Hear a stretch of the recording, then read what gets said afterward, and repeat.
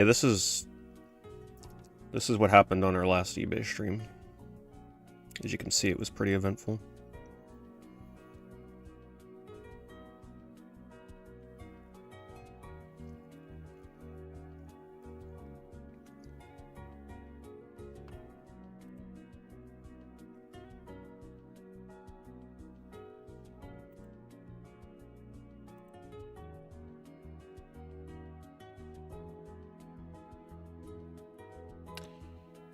Something went wrong.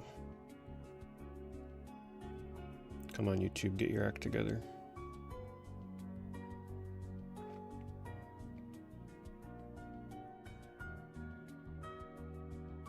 Alright. I think it should be live now.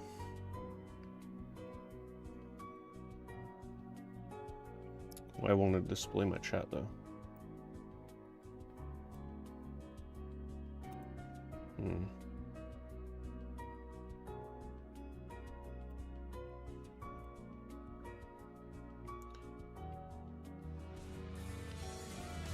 Just give me a second.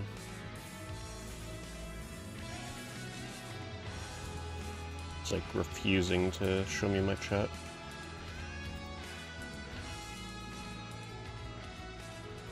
What's up, Asios? A nice Christmas. How was your Christmas? Fortunately, I wasn't able to stream on Christmas. I usually do. Thank you for the resub, by the way. Just give me a moment here. YouTube is being weird.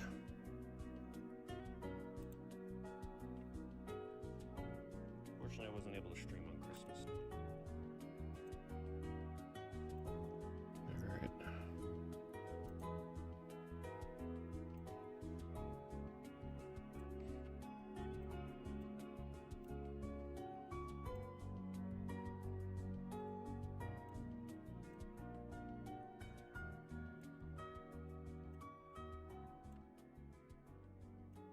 Alright, I should have it up now.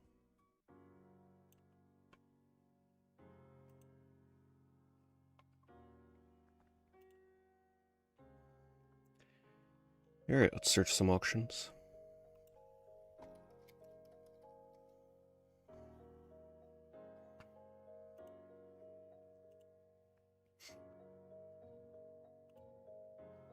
Oh shoot, I gotta get rid of that stream starting soon. Give me a moment.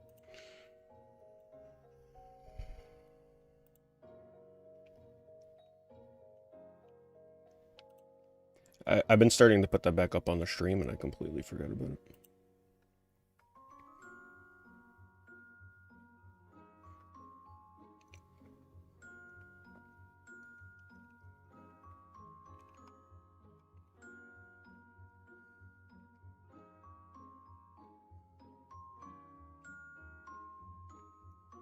You get a cheap copy of LOTRG, Lord of the Rings. Yeah, I have no idea what one that is.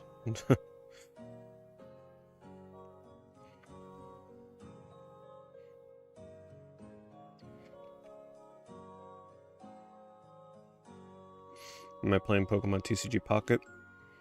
Not only am I playing Pokemon TCG Pocket, but I'm making YouTube videos for the game. If you're interested in seeing my decks, you can check out my TCG channel.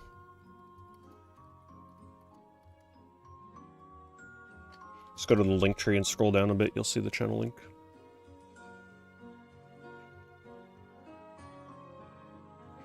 It's pretty crazy to run into me randomly, though, considering that game has millions of players.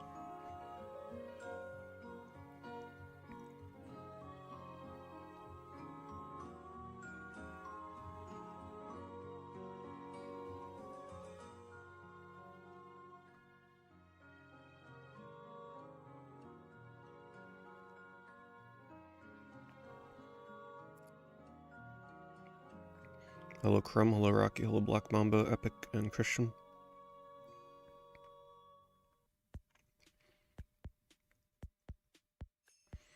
Oh, Lord of the Rings Gollum. Well, I hope you enjoy it.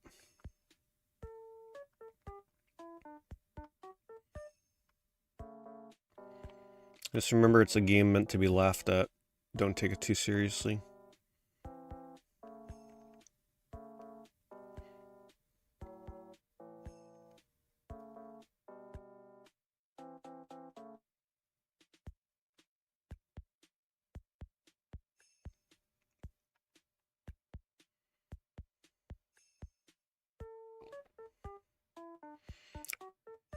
No, but if they matched you into me randomly while you were queuing for a game, like that's still pretty crazy. Because think about it. When the game came out, there were millions of people playing the game, so to actually be matched against me was really lucky. Wonder what deck I was playing.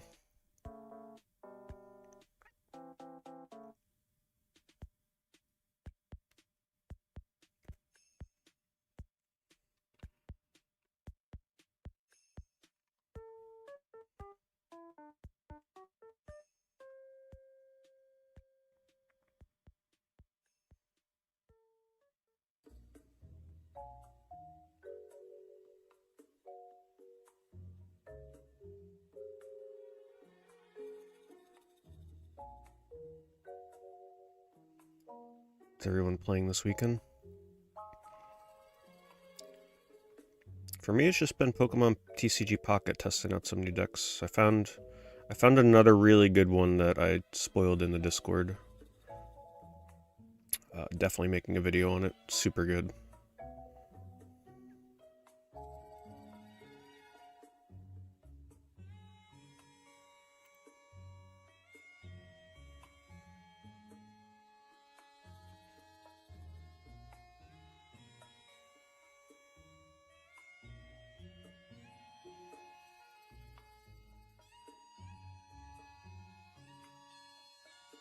Sorry to hear, Milkwad.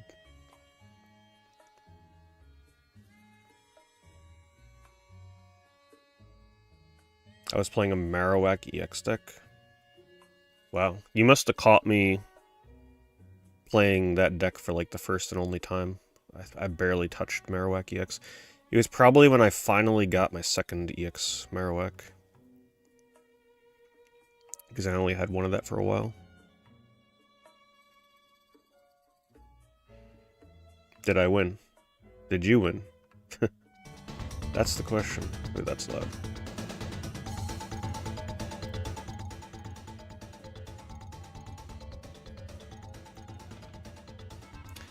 Mudu-sama, 99-month resub.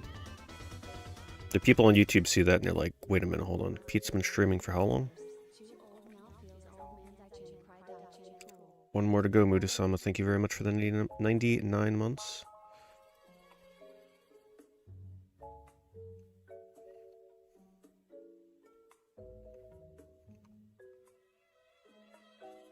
I've been wanting to revisit Time and Eternity at some point. I don't know what it is about that game. It's like I love it and kind of hate some things about it at the same time. But I really like the visuals. I like the music. I like the voice acting. And I don't mind the combat, even though it's super, super repetitive. I conceded. Yeah, I probably played Marowak EX, said, nah, I don't like this deck, and then never touched it again. Because I honestly don't even remember playing a Marowak EX deck.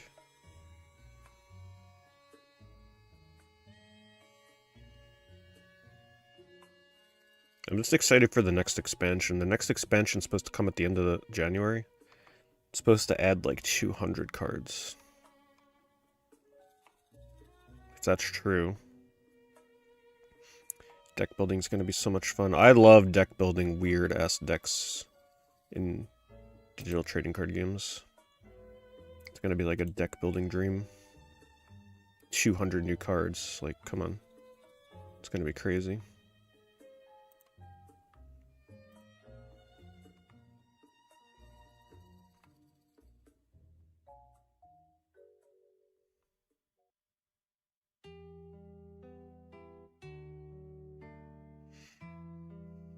Evo original book, no NES cartridge. It's a really weird title for...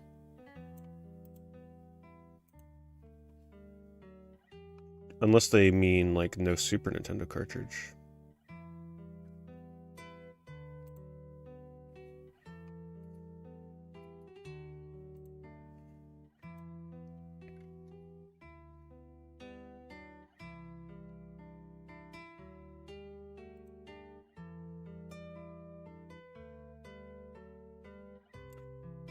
No cartridge. So usually with something like this, the seller will get hit up by like a dozen people begging them to sell it to them for like more money. So I wouldn't feel too bad, unless you were literally the only person that saw it. But yeah, you can probably count on the seller receiving a lot of messages.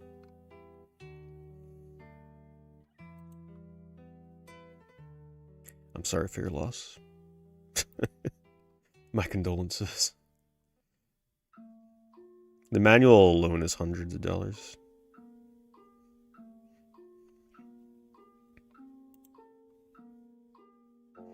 Hello, David. You have almost every card, yeah. You should check out my channel. I come up with some pretty different decks that kind of keep the game fun while we wait for the next expansion. The new expansion's cool and all, but the game still needs more new cards. Like, the next expansion should help a lot.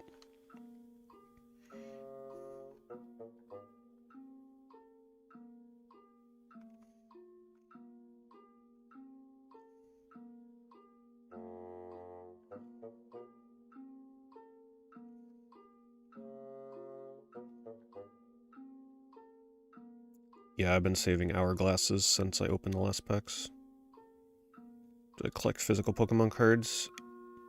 I don't do modern Pokemon anymore. I stopped like a year ago. Modern Pokemon is just first of all, too pricey for what you get.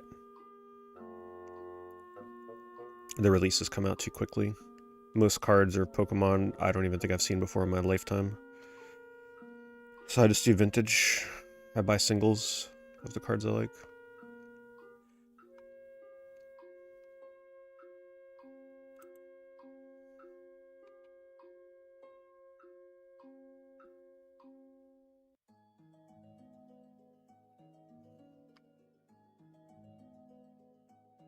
Tell of Eloquence.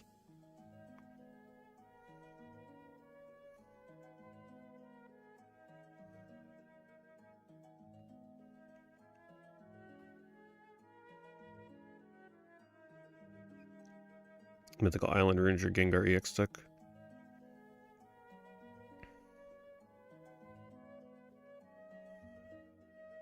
$100 damage, unfortunately, is just not enough damage for a stage 2 Pokemon.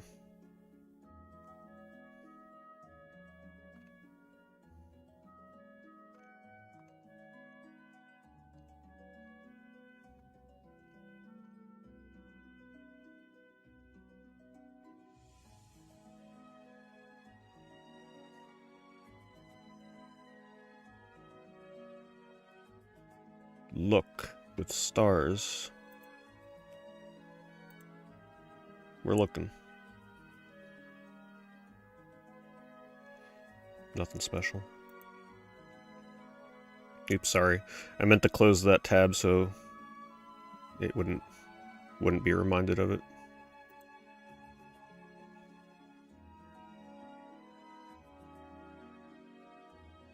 Celebi deck is super fun, but I don't like playing decks that everybody else is playing. Rain had a physical copy. Yeah, outside of the US it did. It's one of those, like, Asian copies that had a physical print run. I think the game is still in English, too.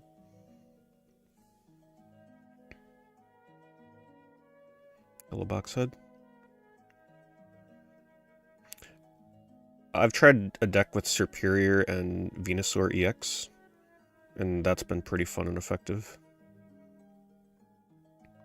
Needing only 2 energy to attack with Venusaur is pretty good.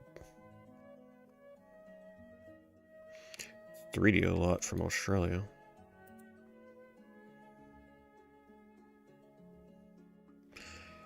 Wow. People are not really expecting that much money for this, right? Jeez. Oh, okay, there's some... It's more than just those long box games, apparently. Oh, this is a good 3D game. One of the imports you can play.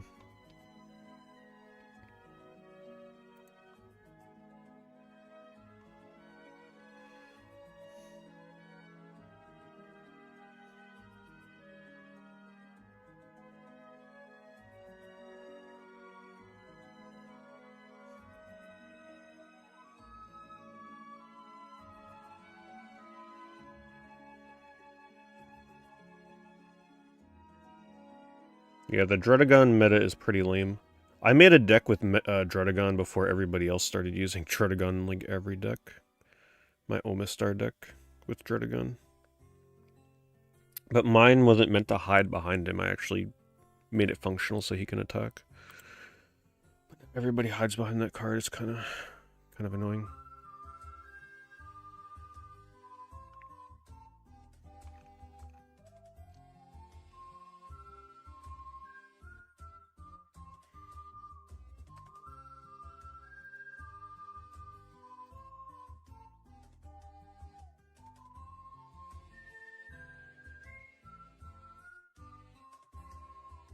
Wait, did I buy that Samba de Amigo game? Man, I can swear I did. Oh wait, I think I did. I gotta find the package it's in. Finally got that game. Super cheap too.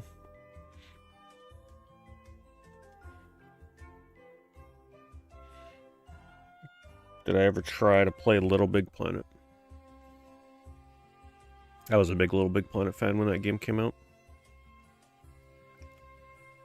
I spent a couple dozen hours making a level too. You can still find it on YouTube. Put a lot of work into that level.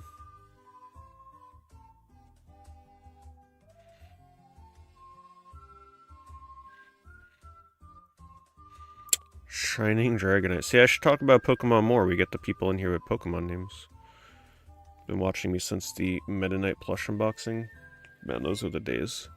Back when you used to be able to do a video just like opening a box with a plush inside of it, and people were very content with that. I'm not sure people would have the attention span for videos like that these days. But I appreciate it. Thank you, Dragonite. Is Shadowverse Champions Battle like a port of the... I know Shadowverse came out as a physical... No, Shadowverse came out as a digital card game years ago as a competitor to Hearthstone. And then I think eventually they came out with a physical version. And then that's probably a port of the physical version. I'm assuming, like to consoles.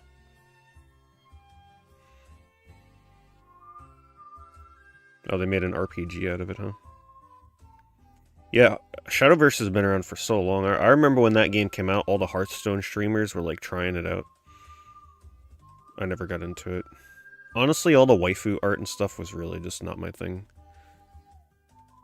in a card game at the time.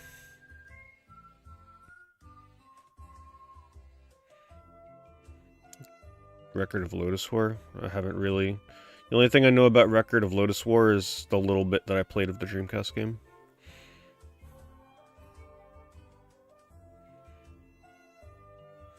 You still have it? I think I still have mine.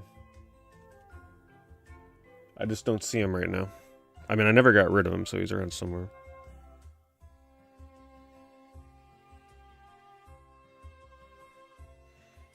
Do I like Elden Ring? I enjoyed Elden Ring, but I don't like it enough to play the new expansion.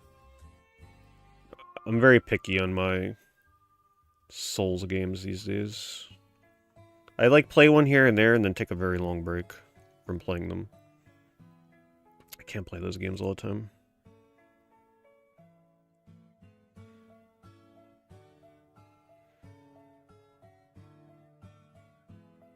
No, I didn't beat Elden Ring. I pretty much got obsessed with, like, trying to kill other players that I got so sidetracked and then I never went back to it. When I got the ability to turn into other items in the game world and, like, camouflage myself, I spent a while doing that and then I never went back. Yeah.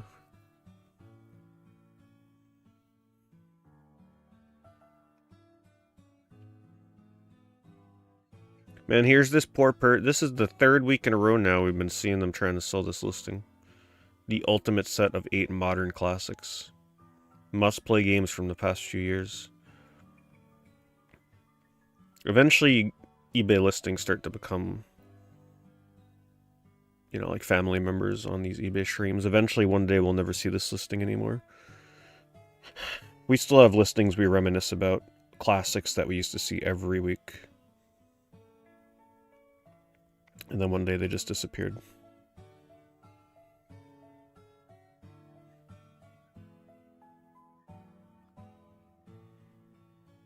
What a lovely picture for the game. Still got bits.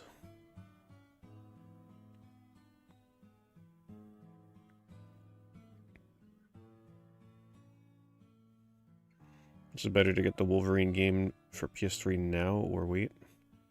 If you had the option, I would get it on 360, but that's just me. I don't know how the PS3 version performs versus 360. I would say get it now, because if they ever show a new trailer for that Insomniac Wolverine game, that will probably make people look into the official movie game for Wolverine. X-Men.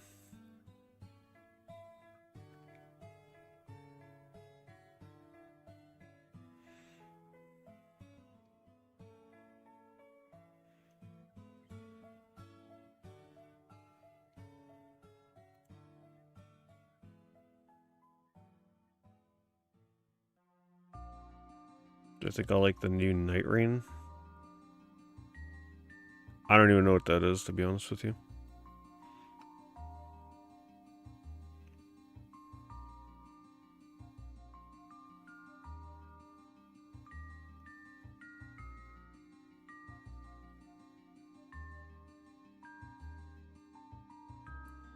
So some people have had shaky results with that stage 1 boss if someone clicks the eBay link and then sends an offer. Some people it works just fine, but for some people it only works if the seller sends them back an offer. Like, you accept a counter offer. The only thing I could say is try it and see if it shows up. Like, just try sending the offer and see if it goes through. Just make sure that you... Because eBay's so weird now with the way it makes you, like, forcefully pay and check out. So, like, if the seller accepts it, it automatically pays. So it's kind of weird. Which is one of the reasons why eBay affiliate has been having a harder and harder time tracking stuff. I'm not even doing it this week because the amount of items on there, it wouldn't even make sense to do it. There's only like 15 things and most of them were trading cards. So I'm going to wait until next week to do a 2-week in one thing kind of affiliate review. But yeah, they keep changing the way that you pay at checkout with eBay. So I think it's screwing with affiliate. Of course, eBay doesn't care. They still get the traffic and the sales, and they have to pay out less.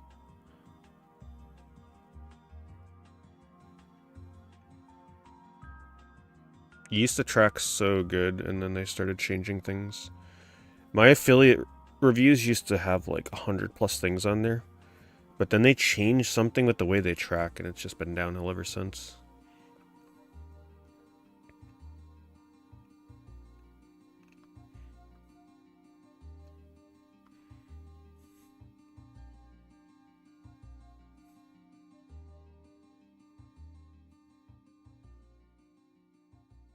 Hello, James.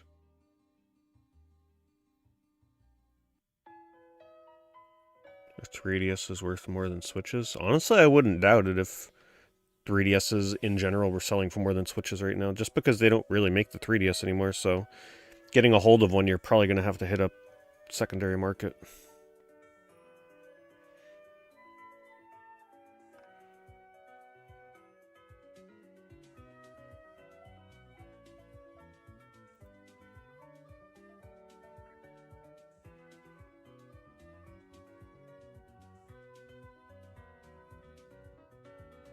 Well, the only thing that makes it a pain in the ass is, like, not all sellers set up combined shipping correctly. So a lot of times now it's forcing you to pay for stuff individually and then have to bug the seller to combine the shipping afterwards or refund it. It's really a pain, because a lot of eBay sellers don't know what they're doing when it comes to combined shipping. So if you want to buy a few things and like get the discount, it's usually a huge pain.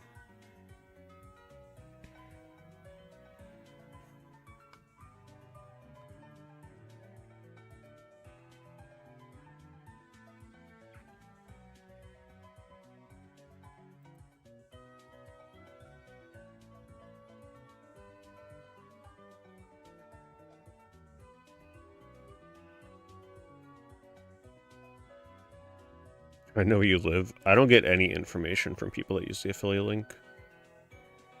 It just shows me what's been bought, and that's it.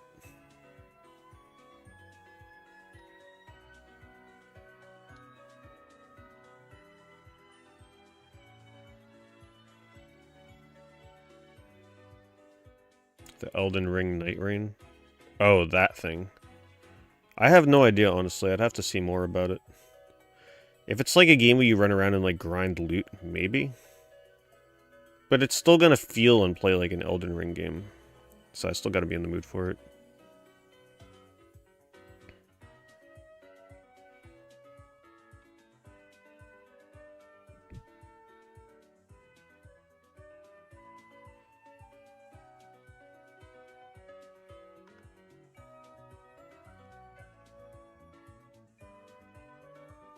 Somebody telling me what planet this person's living on where it costs $12.50 to ship one 360 game.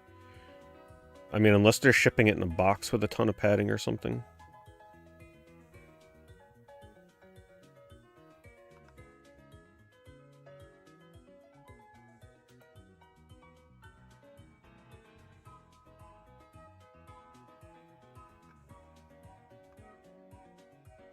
Here, oh no! Everybody say goodbye to this listing. We've seen this one for the past several weeks. In an hour, it'll be no more. Someone put a bid. But to be fair, I really don't think they were always starting this at $2. I think they got impatient. I think it was $9.99. Or something like that. $12 starting bid. So I'll link this. It's actually got a few decent games in here. It's alright. It's not terrible.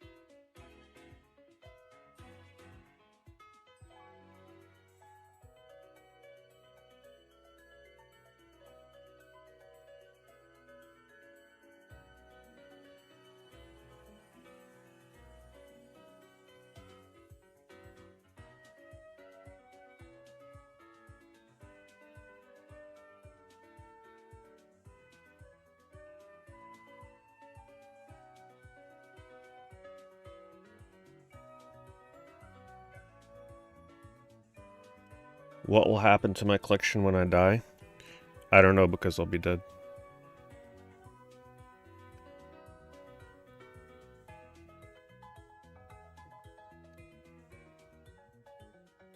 Damn, Laura's looking extra. Oh, okay. It looked weird from being zoomed out. It looked like she had like mean eyes.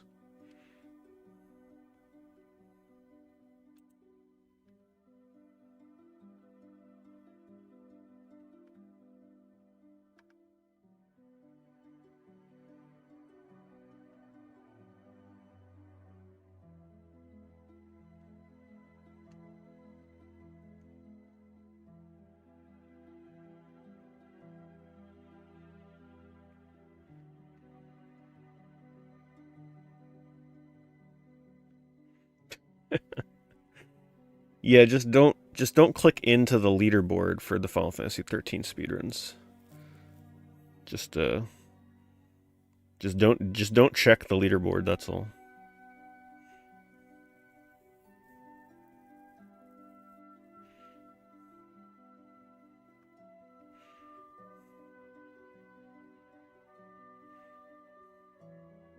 See that? You mentioned Final Fantasy 13 and there it is. I do, like, that is one of my goals is one day finally sitting down and committing to like really learning the Final Fantasy 13 speedrun. No bullshitting, like, because the problem is I sit down, I learn the speedrun, which can usually take a few dozen hours. And then I'm like, alright, let's do the speedrun, and then something goes wrong, and it's like, alright, time to study again. The preparation for that speedrun is just so astronomical.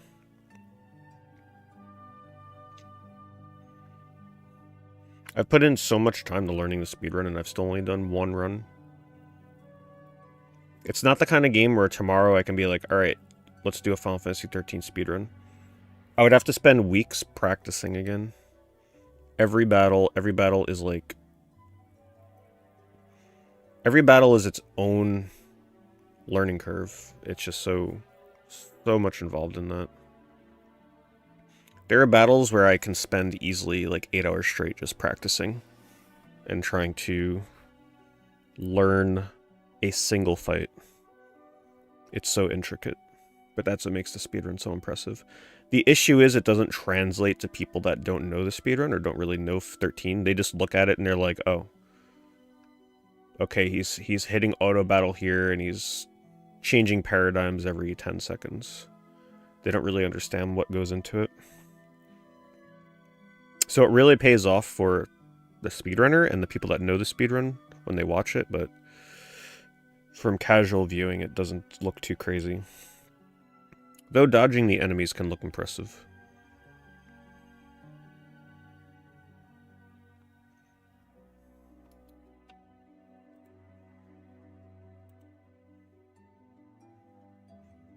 Yeah, I probably put in close to 80 to 100 hours trying to learn the 13 speedrun on and off over the years. Like, I would try and learn it, and then I would stop, and then I'd go back to it like a year later and have to start all over again because you just can't retain what you learned from a year ago. But all that time learning the 13 speedrun has made me... That is now by far the best combat system in any RPG for me. It's just a shame that in order to realize that, you have to learn the speedrun. There's so many things that you don't realize. Even if you're using a strategy guide, the strategy guide does not explain it. So many things.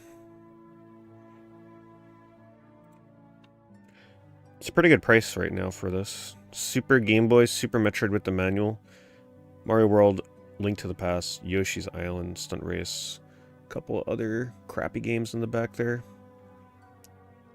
For 90 bucks, that's currently definitely worth it if you need these Super Nintendo games.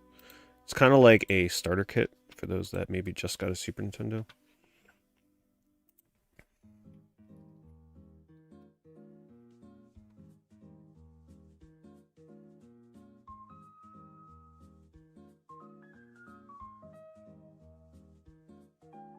Is Final Fantasy XI playable offline? No.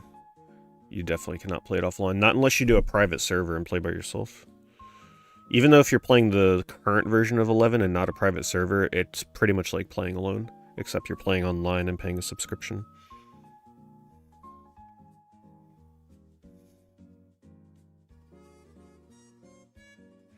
Hello, Trekkie.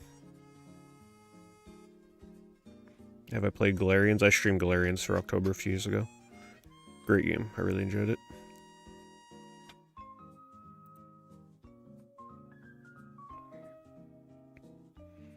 Do I like Parasite Eve? I definitely do. Yeah, when I finally sat down and played that game in full for the first time years ago, definitely became like one of my new favorite RPGs on the console.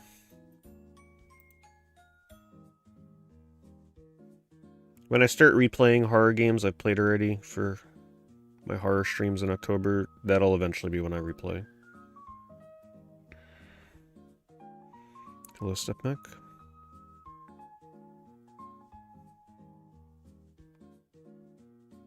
How do you make links clickable?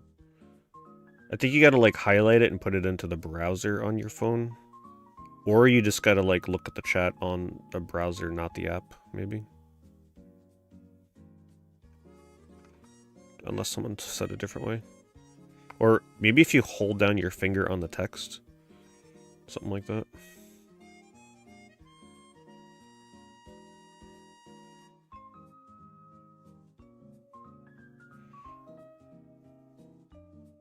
That I have no idea, Super Ray.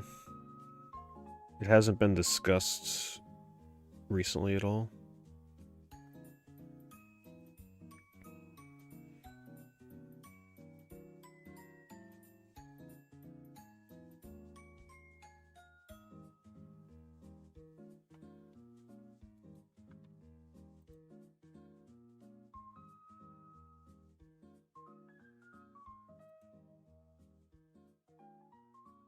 It used to be clickable straight on Twitch chat through the phone app. Is that true for all of you too? You can't click on links in the app anymore? God, it's becoming so hard for people to use affiliate now.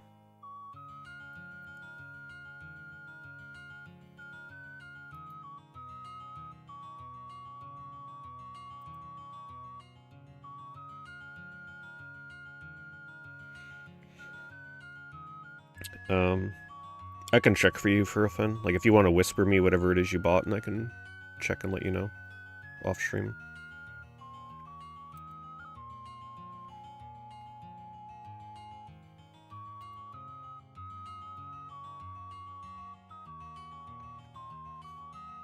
Of the Dragon Quests I played, it's Dragon Quest 8.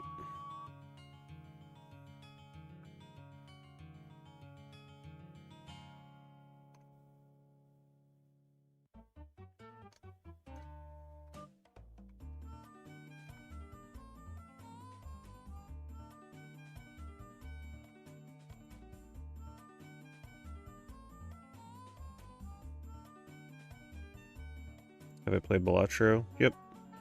I was super into it last month. I'm not playing it anymore right now because I'm playing Pokemon Pocket, but I was definitely super into it for a while. Eventually, you stop getting addicted to it once you've seen most of the Joker cards, and you've beat, you know, at least the first couple challenges with each deck type. At least for me. I just got tired of getting to Ante 12 and then finding that, like, actually impossible to beat. I wish the Ante progressed more progressively. You go from Ante 11 to Ante 12 and it's just like, okay, this is where the game ends every time. It's way too difficult at that point. I'm not exactly sure how they expect you to beat Ante 12.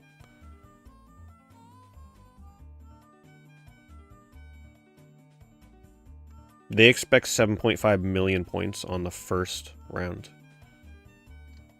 Closest I've come to that was like 7.4 million.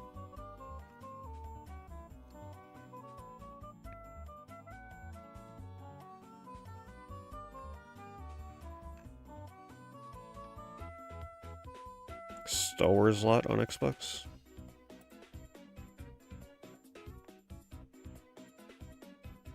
It's missing KOTOR 1.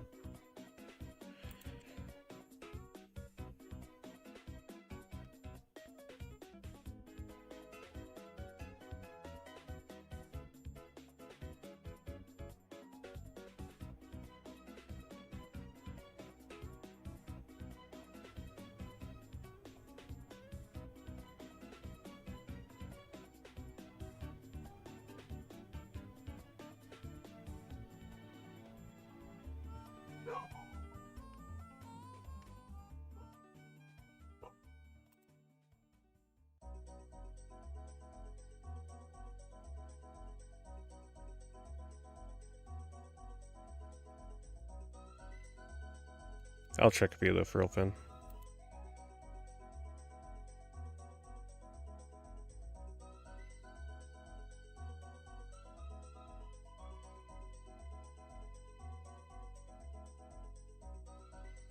Just when you think you've seen every title for a game. The Factionless Noob.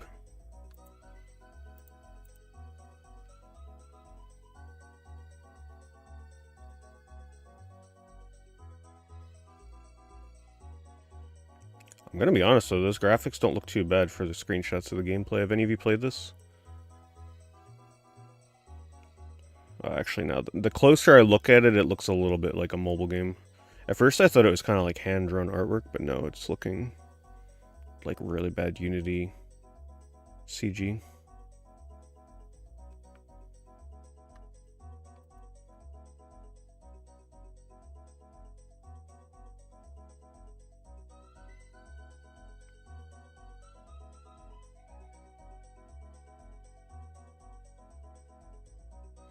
Did you see that Battlefront 3 on Wii got released recently? I saw the leaked footage of it. I was not as into the Battlefront games as other people were. The main reason was those came out while I was like really in the SOCOM. So to go from a game like SOCOM, where the controls were as tight as can be, like, okay, you're aiming here, that's where your bullet's going. And that's where somebody's dying in like 5 bullets. To go from that to Battlefront, where the aiming was like really loose and took like 100 shots to kill somebody, it didn't feel good. Unfortunately, that game just came out at the worst possible time, when I was really in the SOCOM. So I never really got into the series too much. I didn't like how it felt to play. I tried to get into it because it was, you know, a PvP Star Wars game. But I just couldn't. I don't even think I really even bothered with the second game.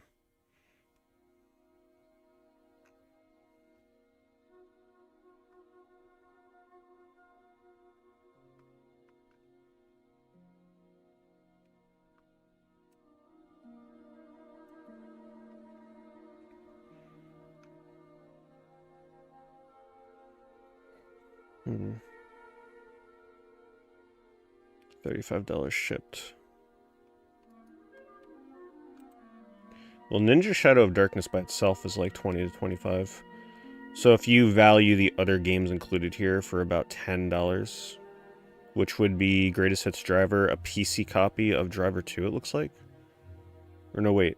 Okay, that's a copy of the game, but it's in a different jewel case with just the manual and not the actual original cover. 2 Extreme Greatest Hits in C12. I'm pretty sure C12 is like a $10 to $15 game. So this here actually is not. See, here's people asking $30 shipped for Ninja. So if you need Ninja, it's kind of like getting a bunch of other stuff for free. It's not bad.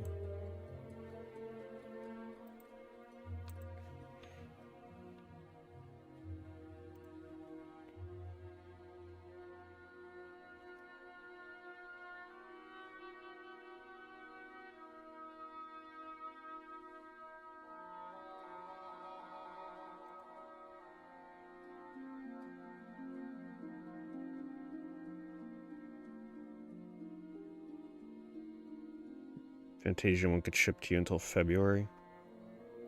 Must be a pretty low print run.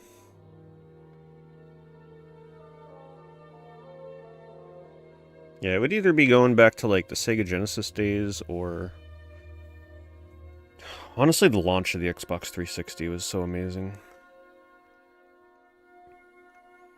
Being able to get into those Xbox Live Arcade games again with everybody. Actually caring about achievements.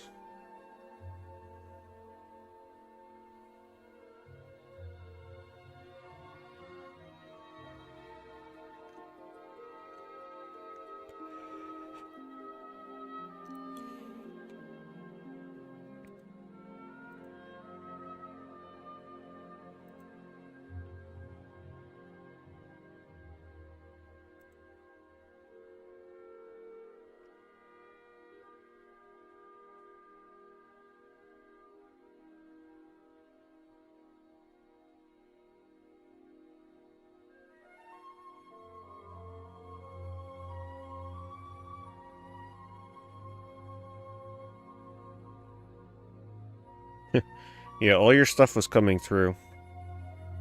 Sound of typing now. Yeah, we were trying to figure out who bought the... Pretty much every time you bought Taco Bell sauce or sourdough or anything like that, it was usually our purchase of the week.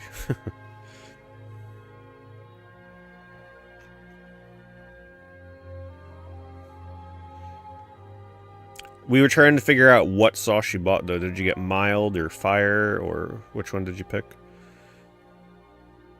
300 of them. Do you have a Taco Bell around you? Like, are you able to go in there and just snag a few sauces, or not really?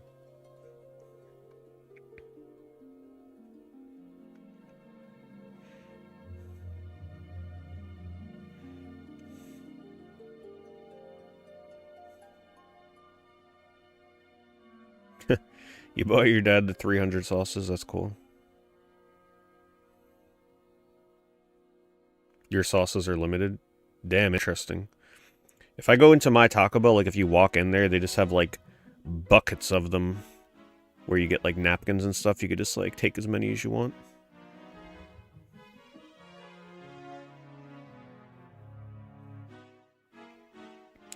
I think this is the game that Ostia highly recommends. Loop 8. Game of the year for 2023. This is an interesting game, but oof. The idea of having a turn-based game with turn-based combat with a visual novel with a time loop was a novel idea. With pretty cool graphics at times, but the first time that you loop and have to do everything all over again, just it goes so downhill. Yeah, let's replay a visual novel over and over and over. No, thank you.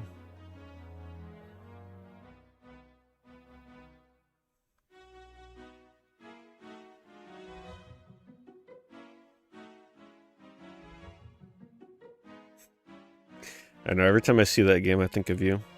Because I know how much you hate it.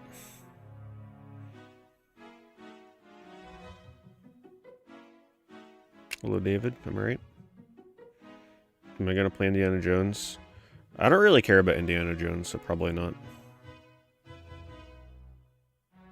It looks like the kind of game that would really only be appreciated by someone that cares a lot about Indiana Jones. I'm pretty much done with modern games for a bit. Once we hit next year, I'm going back on the PS2 stuff. Gotta move on from these modern games at some point.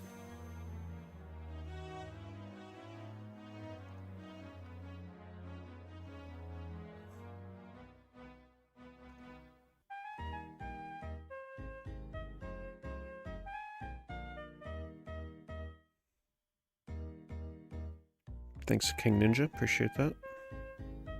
I kind of not like Indiana Jones. I mean, I have them on DVD and I watched them like 20 years ago and haven't since. So, that's that, pretty much.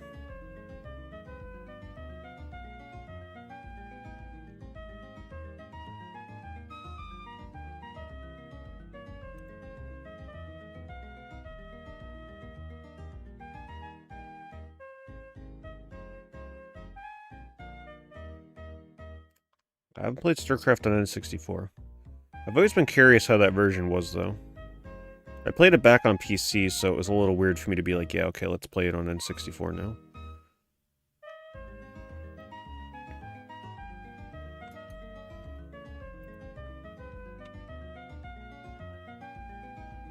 This feels like a good price for a complete in-box copy of Illusion of Gaia, right?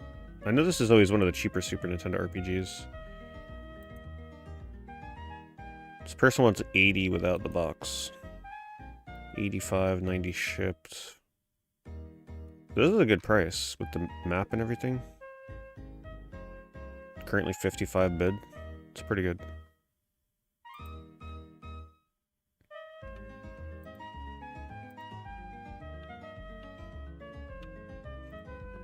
I have not played Diablo on PS1.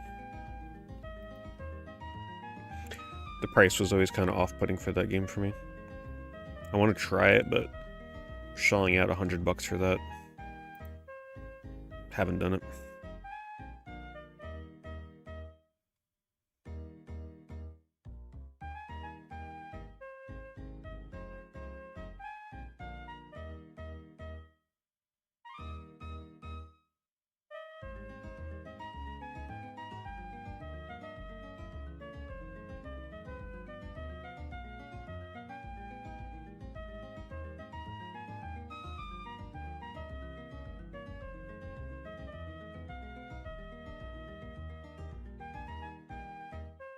Do I want to buy Minty Complete, Huli Rula, and FM Towns Marty?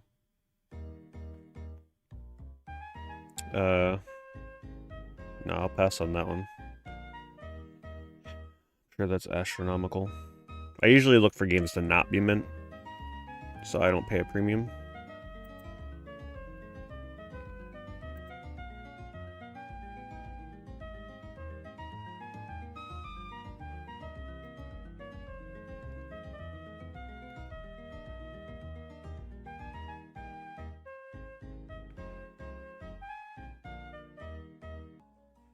So I already have it on, what, the Saturn?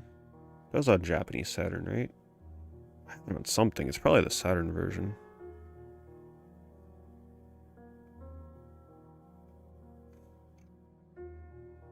Yeah, it's the Saturn version.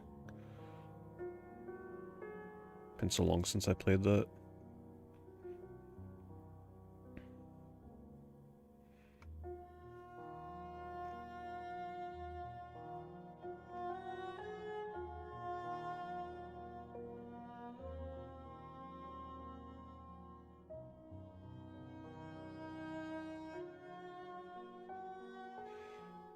Is there a game where the trailer looked good and when you play it, it was mid? That's pretty much most modern game trailers these days.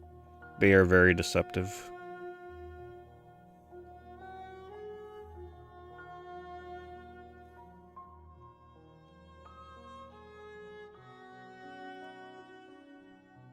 Yeah, Empire of Ants. The trailer makes that game look impeccable. But then when you play it, the RTS gameplay is just like not what you're hoping for.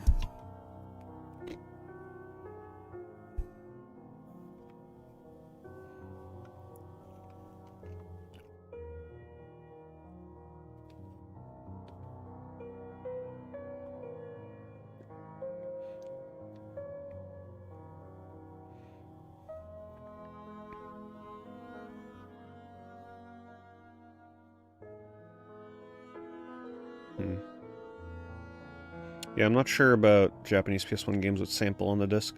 The only thing I can think of, perhaps it was a review copy. Maybe that was their way of giving a review copy so that it had no resale value.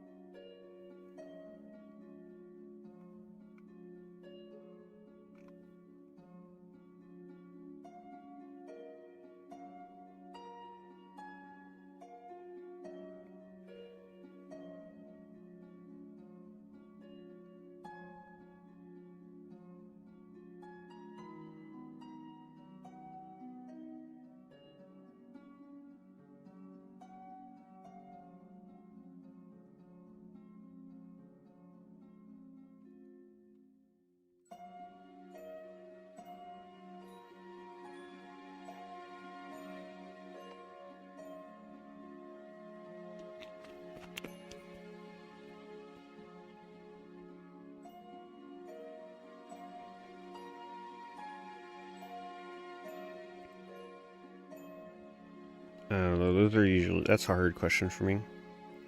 What game release is overhyped? At this point, if I see a game that doesn't interest me, I'm just like, whatever. I don't really think, like, oh, the hype is too real on that. I just think to myself, okay, that's not a game for me.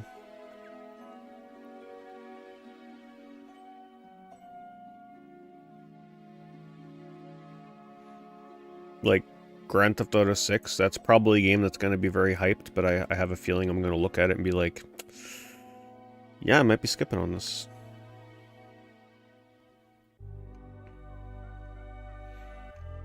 Doesn't mean I think it's, like, getting hype it doesn't deserve, it's just not something I'm interested in.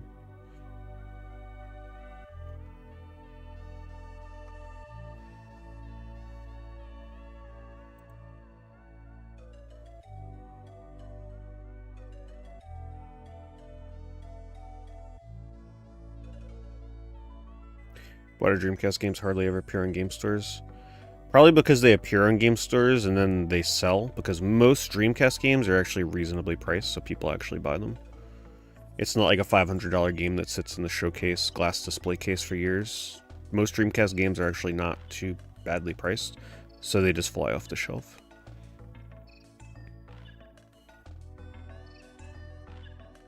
That, and most people probably don't want to give up their Dreamcast games. Because the value's so low, right? It's like, okay, if you need money, alright, I gotta sell some games from my retro game collection. Do you really want to sell your childhood copy of Shenmue for like 30 or 40 bucks? Most people would probably hold on to it and sell something else.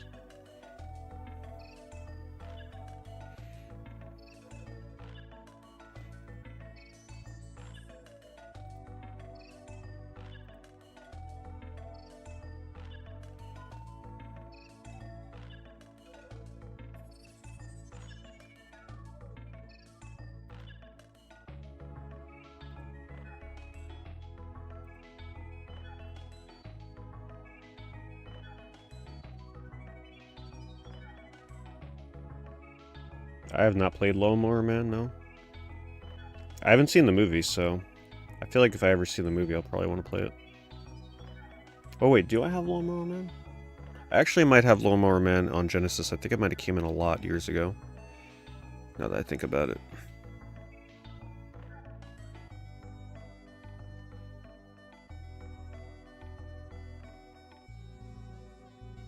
I know I never went specifically out of the way to buy it.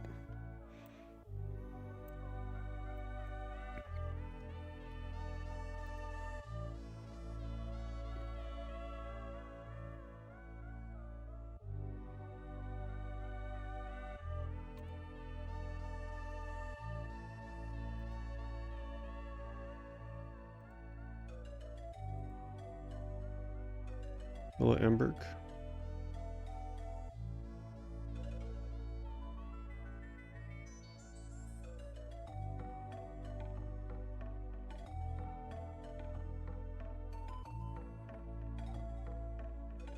Probably not rapid fire, no.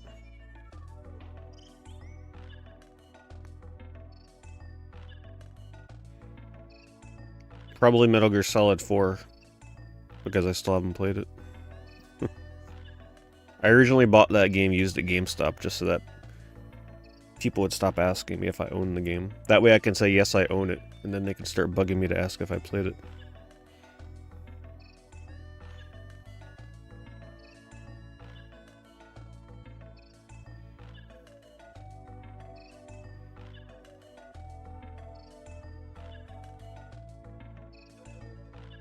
Wait.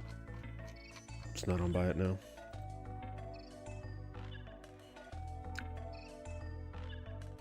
Hello, Noah?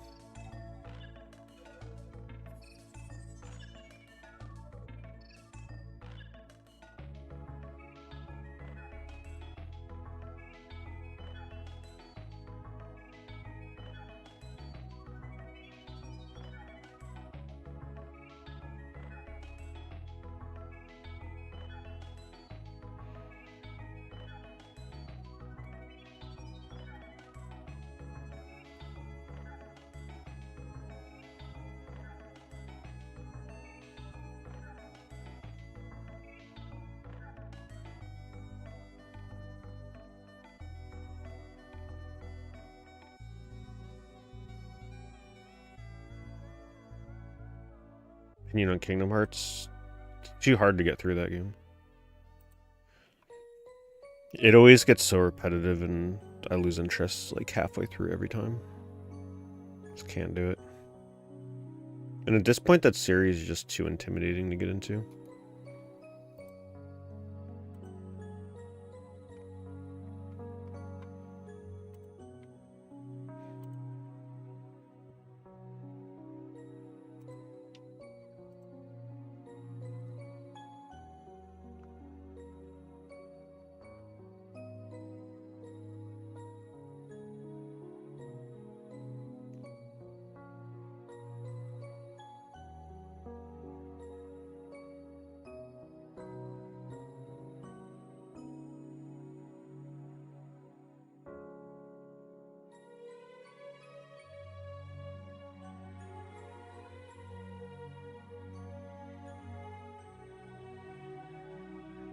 Oh yes, yeah, I thought you were waving as you come in.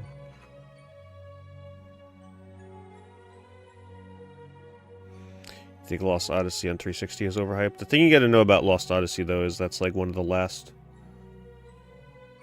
triple A style for its time turn-based RPGs that came out. To a lot of people, that was like the true Final Fantasy game, as opposed to Final Fantasy 13. Lost Odyssey is what people wanted 13 to be.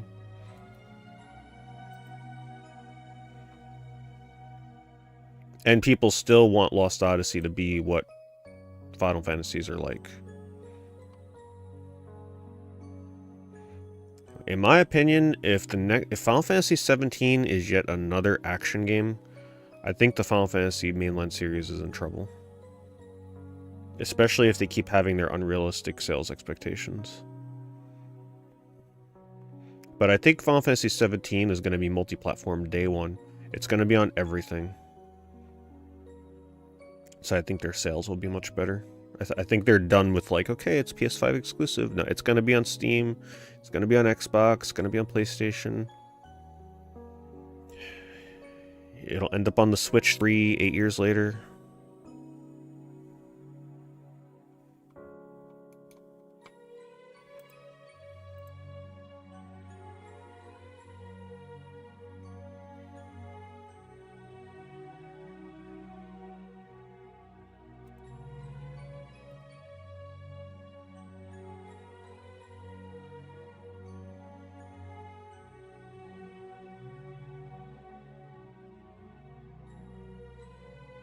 What games do I get asked the most about? Probably the Dark Souls and Elden Ring games.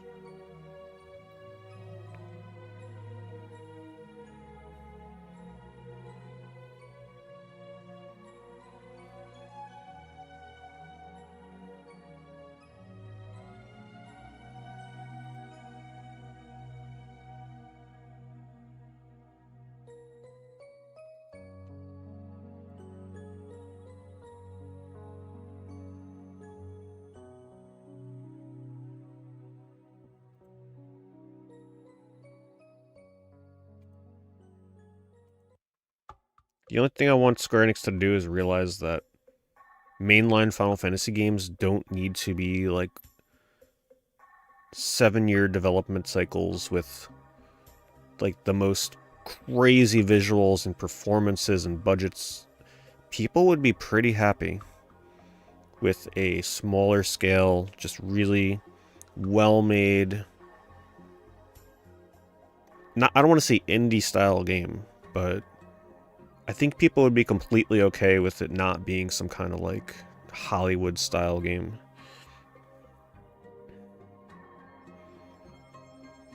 I wish they would realize it.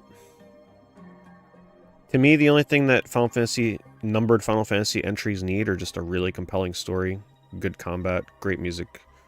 The visuals, I mean, yeah, it's important, but it doesn't need to have all of its money put into the graphics and all the development time. Like, 16 looks great, but it's not the most important thing.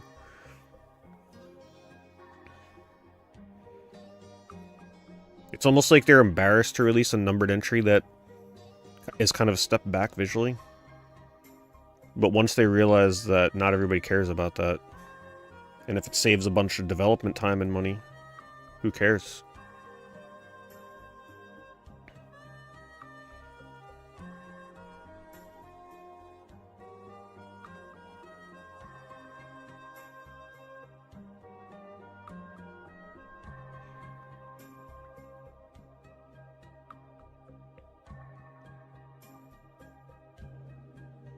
Give us something akin to like Final Fantasy X in terms of like openness and exploration and how linear it is. A combat system like 10, just spruce it up a bit with some, you know, acceptable graphics for the current generation. And there you go, there's Final Fantasy 17.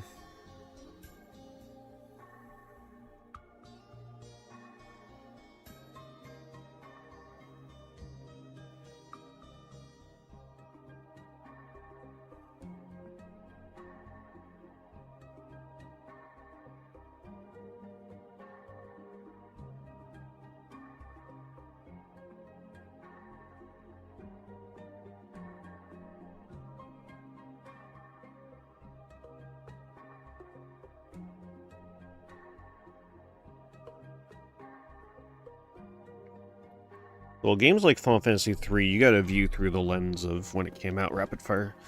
Going back to something like Final Fantasy III on Super Nintendo and expecting it to be some kind of eye-opening experience, it's kind of hard to do that unless you like were there when it came out, because that game was all about the job system, right?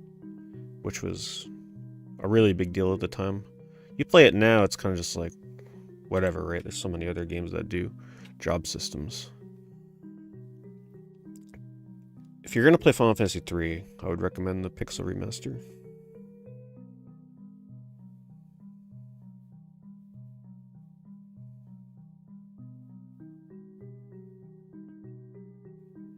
It's an interesting lot. Not a lot for me, that's for sure. But someone here might actually be interested in this. Ton of wrestling games, plus Celebrity Deathmatch, and boxing games. I like the theme behind the lot, it's creative. I like themed lots, I'm a big fan of stuff like that. So I'm gonna link it.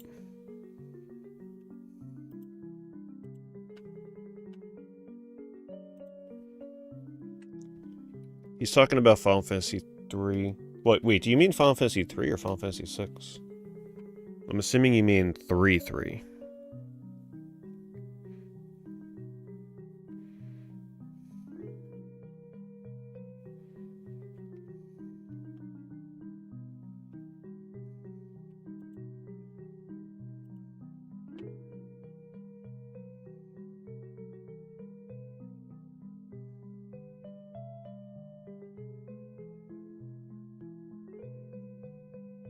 Because I kind of remember Rapid Fire years ago talking about Final Fantasy 3 with the job system. Because he said he played it on DS. So I'm assuming he meant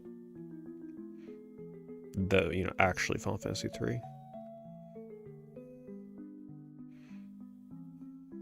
Okay, so you mean Final Fantasy 6? For the US?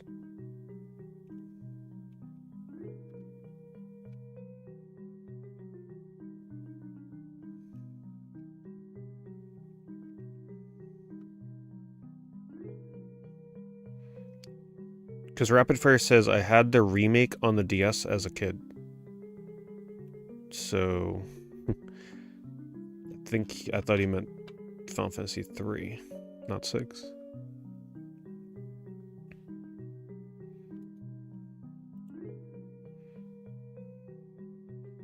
Another themed lot. The seller likes making themed lots, I like that. It's a cute lot, I like it. I'm gonna link this one too. It's got Extreme G3. They win me over with that.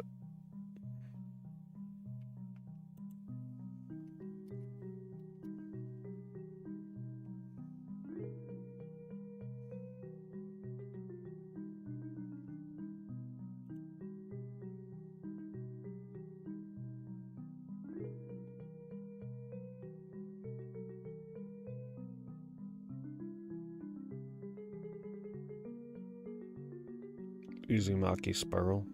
I'm not too familiar with the Uzumaki stuff.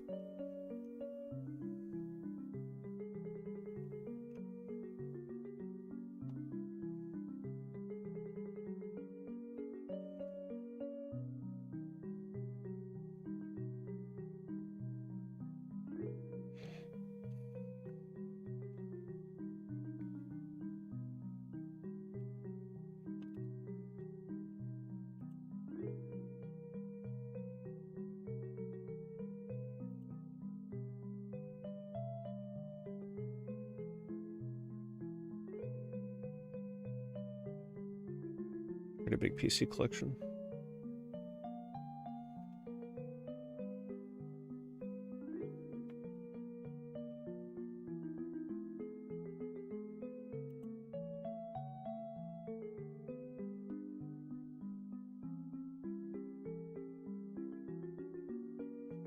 All the Switch 2 leaks. I think Nintendo just needs to come out and announce the damn thing already. They've waited too long. But, of course, they probably gotta stick to their schedule. But, maybe in a way Nintendo deserves it, because we all know what they were doing. They were not. They could have announced the Switch 2 easily in like October or November, but they didn't want to because they wanted to squeak out every last penny they could from parents buying Switches for their kids, unsuspecting about the second one about to come out. So you know what? Good on them. They should take the punches of the leaks. Should have announced it a couple months ago. But if they announced it a couple of months ago, their sales for the Switch the end of this year would have been way worse. Who's going to buy a Switch when Switch 2 is right around the corner? They wanted to prey upon the people that don't pay attention to gaming news.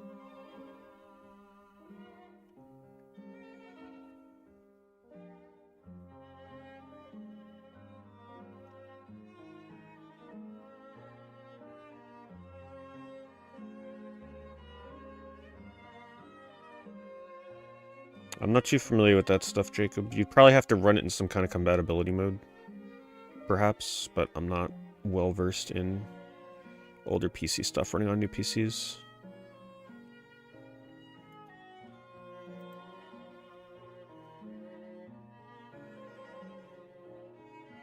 Well, I think the reveal was always scheduled for January. I don't think the leaks are going to force a January reveal. I think that's when it was supposed to be revealed regardless. But I'm sure they're regretting not revealing it sooner. But I'm sure the last sales they're getting on the Switch are probably worth it for them.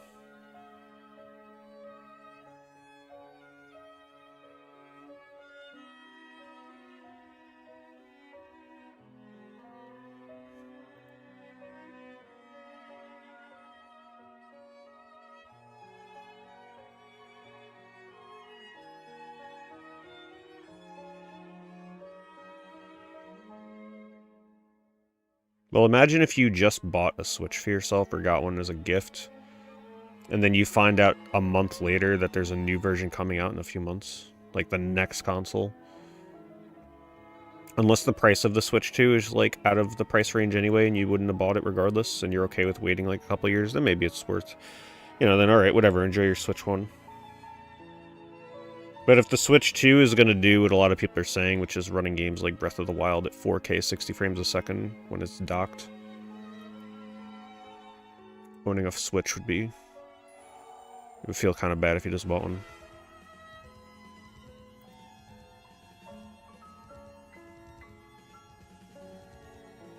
Whatever, at this point, I just need that damn Switch 2. I've barely been buying and touching Switch games because I'm just waiting for the Switch 2 at this point. Especially if it's going to run games better.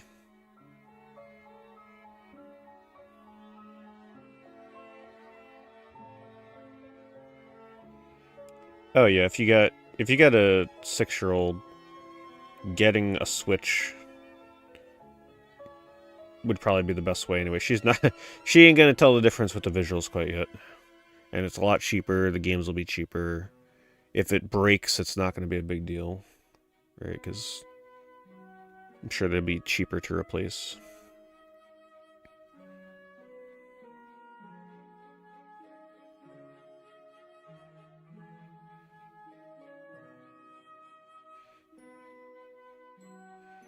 I think the Switch 2 is delayed. I have no idea, but I feel like if they delayed it, it was probably to try and stockpile as much stock as they can to deal with scalping and stock issues. Which I still think there's going to be plenty of stock issues for that thing when it comes out. I'm pretty confident that the Switch 2 is going to be one of the biggest console releases ever if it's launching with Mario Kart 9. Nintendo will have to advertise it correctly, though. You gotta hit that casual gamer market for Mario Kart. Like, they will have to have plenty of Switch 2 commercials.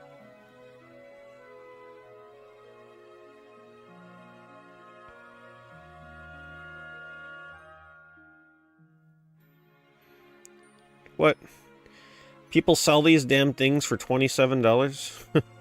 2 of the N64 player guide offer inserts? That's so crazy.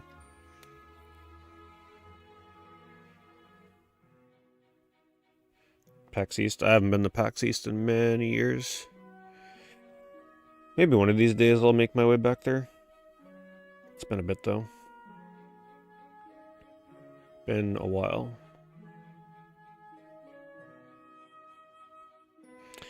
If Switch 2 launched, I don't think they would be that. Nintendo would not be that crazy. There's no way it would launch with Mario Kart 9, Prime 4, and Pokemon. That would be too good to be true. They would never give us that much. They'd kind of trickle it out. But my god, if it launched with those 3 games, whew, that console would set records.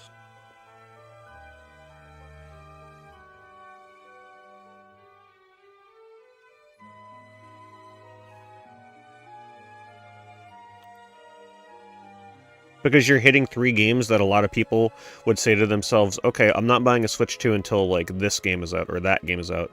And for a lot of people, those are 3 games that a lot of people would wait for before they buy it.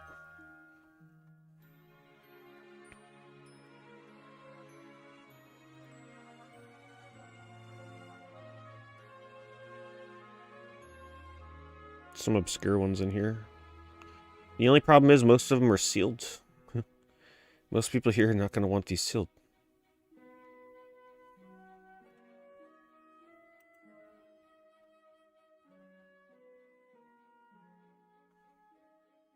I do not, Jacob.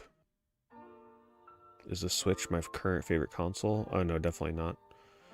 My current favorite console is the Atari VCS, followed up by the PS5.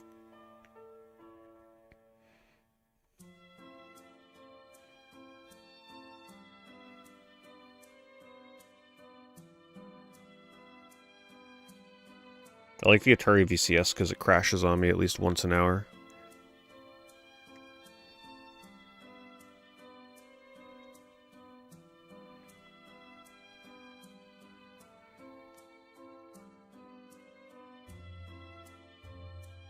PS2 Mix-a-Lot. Graffiti Kingdom. It's not a game you see in a lot often.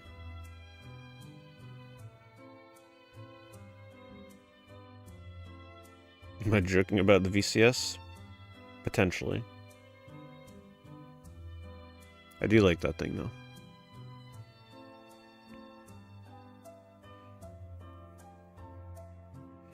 Case is in acceptable condition. Manual's excellent. Disc 1 has moderate wear.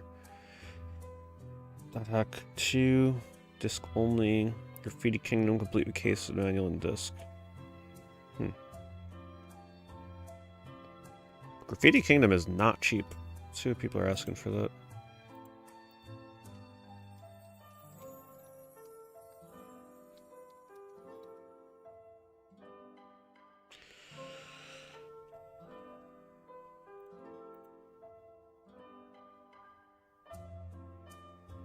$95, $100 shipped.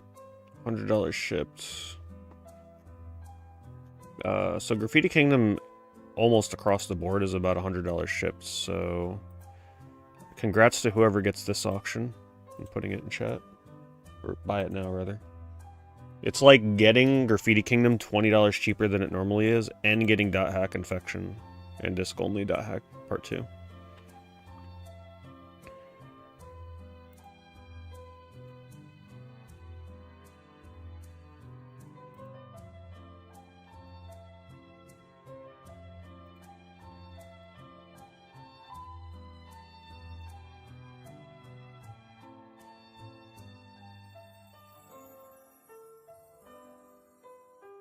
Well, .hack Infection is like $25, $30.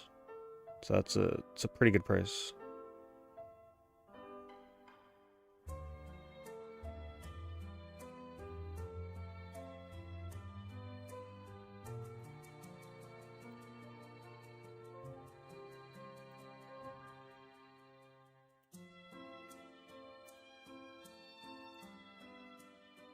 Looks like it's in the process. Yeah, it's sold.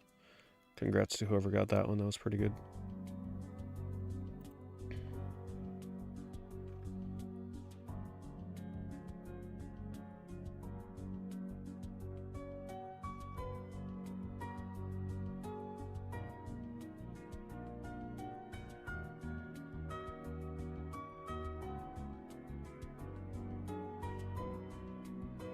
Black Mamba got it. Nice.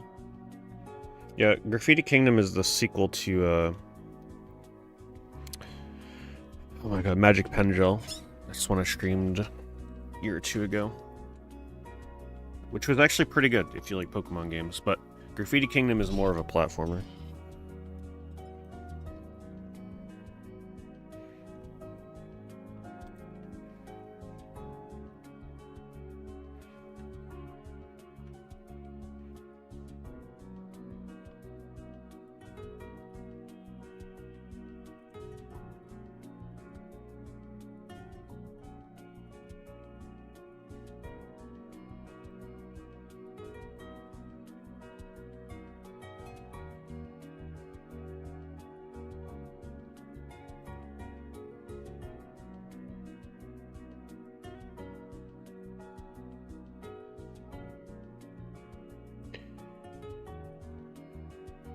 Do I think Nintendo would ever release a disc-based console again or go all digital? Considering Nintendo is still releasing games on cartridges, I don't think you have anything to worry about with them going digital quite yet.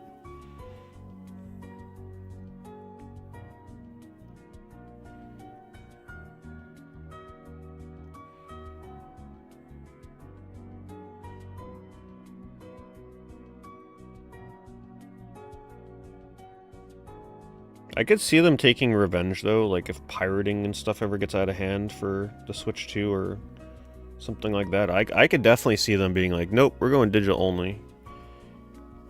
You want our games? You gotta pay what we want you to pay from our official store.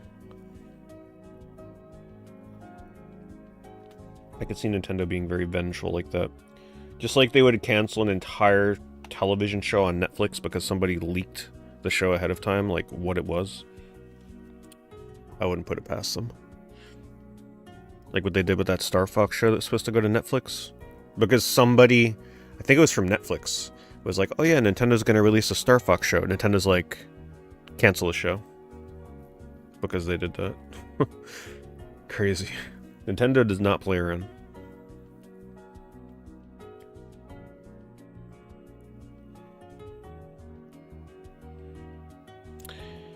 Thank you, Samuel, for the super chat. Is Eco and Shadow of the Colossus still my favorite games, or have any other games replaced them?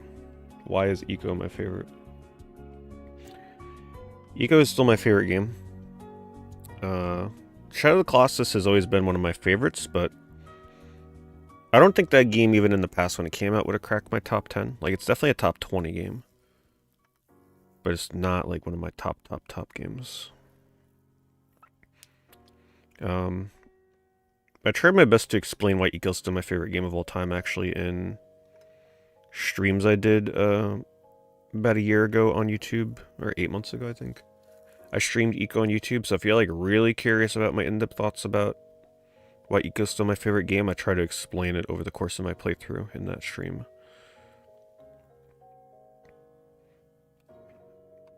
But it was mostly just because there was no game like Eco at the time when that came out. It was a trendsetter for the sort of like no UI, artsy-fartsy exploration game. Just the concept of the game is so simple, stands the test of time. Short, beatable in 1 or 2 sittings. Beautiful setting, beautiful idea.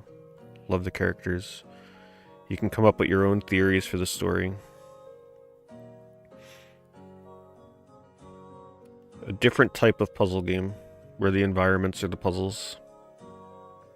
Prior to Eco, a lot of games were all about, like, nothing but pulling levers and block pushing, and while that is in Eco,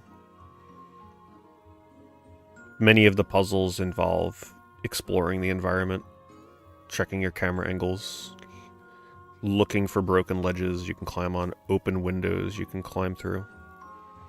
The idea of climbing through an open window was so foreign at the time in a game. I was just like blown away by stuff like that.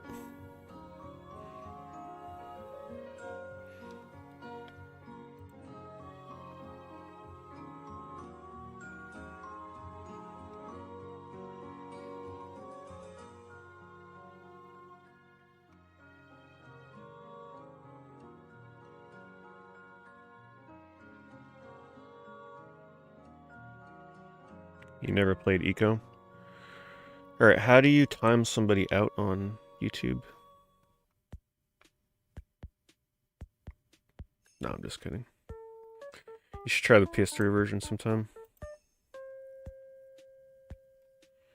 What did I originally collect?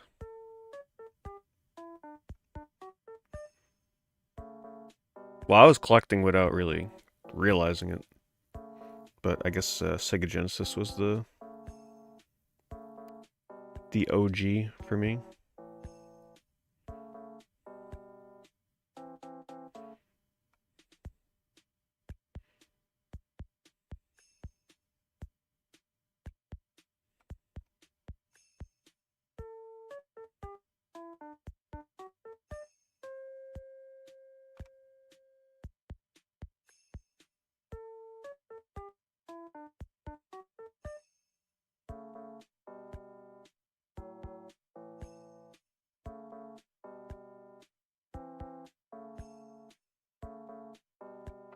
Favorite publisher? I've always really liked games put up by Psygnosis. I wouldn't say they're like my favorite, but I feel like they deserve more attention. Anytime I see a game that has Psygnosis on it with that cool little owl moon logo, I'm like, okay, gotta buy this one if I don't have it already. They tend to come out with some like really good, like 7 out of 10, 8 out of 10 kind of games, especially on PS1. Really weird stuff too.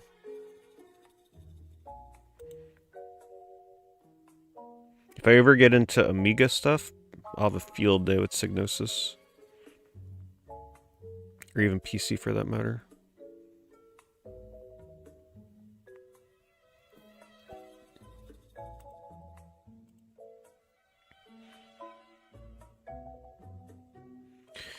You played Eco about 10 years ago because of me. Alright, how do you mod somebody on YouTube? I'm glad you enjoyed it.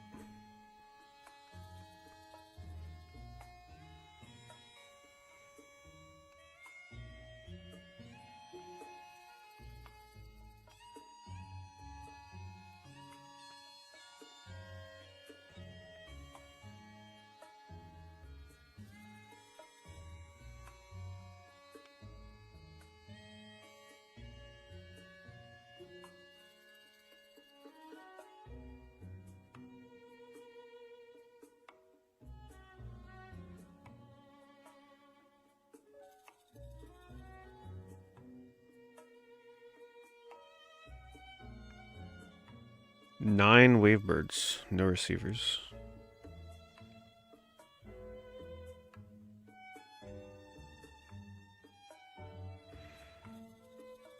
Nintendo is always way behind with the times when it comes to the hardware side, but they're never behind the times when it comes to innovating. Let's see what they got in store with this Switch 2.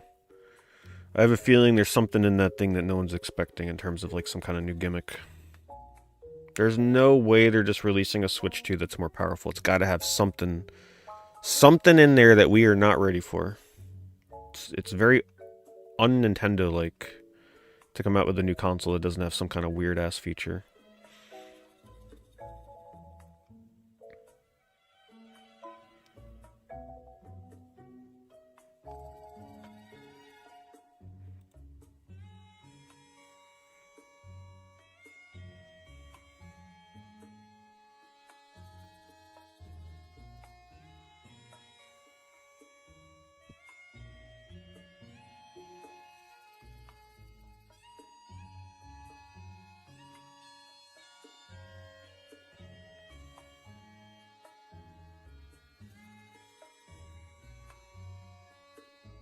Oh, I love shoot 'em ups. The problem is I don't stream them and play them as much because shoot 'em ups are really hard to stream. Can't read chat, require all your focus. I love them a lot though.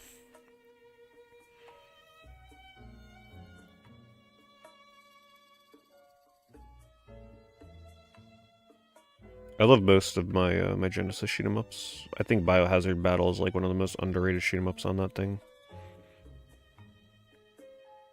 Just give me a shoot 'em up but really good music. Like Lords of Thunder or something. That's all I need. It could have mediocre gameplay, but if it's got really good music, that's all I need.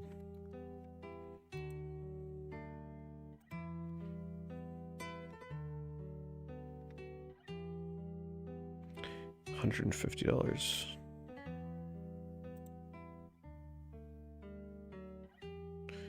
I don't think this person realized their reflections in the photo. Yeah, it's too much for this. Free shipping. If you break it down by individual cost on a game-by-game basis, yeah, of course, 150 would make sense. Because there's a lot of $10 to $20 games in here. Now, maybe it's not as bad as we think. Rocky Legends is a $20 game. Scooby-Doo is like 20 to 30. Most of the Lord of the Rings games are 10 to 15 these days.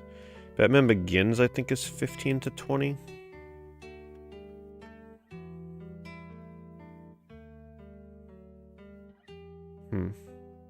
Path of Neo is also like 20 to 30. Legends 2 is like a 15-ish dollar game too. Maybe it's really not as bad as I thought, looking at everything here. If you actually need all these games, free shipping might actually be worth it. A lot of movie license games. Actually, practically everything here is a licensed game, right? Let me see. Yeah, it's a licensed game lot, which it's a cool theme. Yeah, the best time I ever had with a Cave shooter was when Cave was still putting out and still allowing me to play my Cave shooters on my iPad. But Mushihime Sama Futari on iPad was probably the best time I ever had playing a shoot 'em up. I know it sounds crazy, but playing a Cave shooter on a tablet with touch controls, there's no going back to a regular controller or joystick afterwards. Anybody that's played it, you know what I'm talking about. The precision is next level.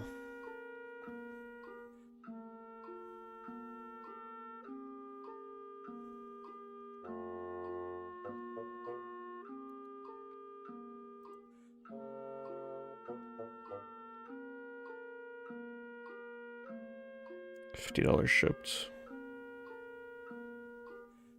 Not bad. Some alright stuff in here, actually. For 50 shipped, for 17 games.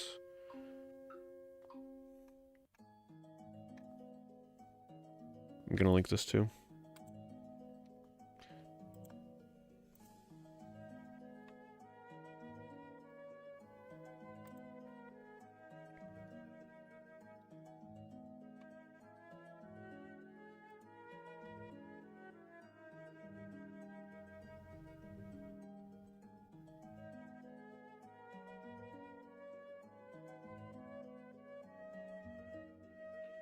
Yeah, I used to have Mushihime Sama Futari, and that's why mobile gaming is so fragile. It's like I love it, but I hate it at the same time. I've had so many games on my iPad that like I go to play it one day, years later, and it's like, oh, the developer hasn't updated their game. You can't play this anymore. I'm like, what? It's so lame.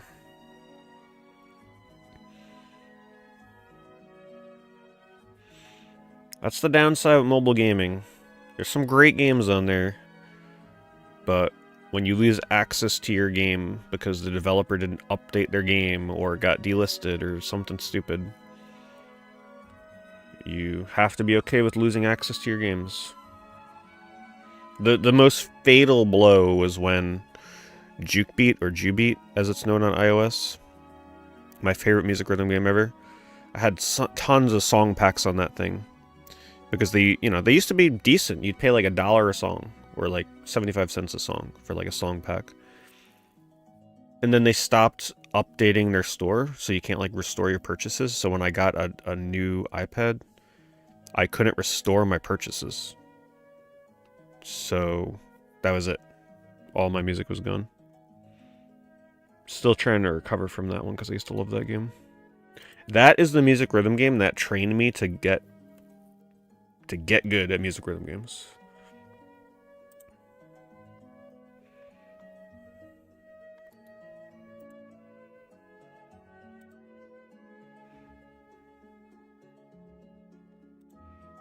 This is a lot from the same seller, I believe.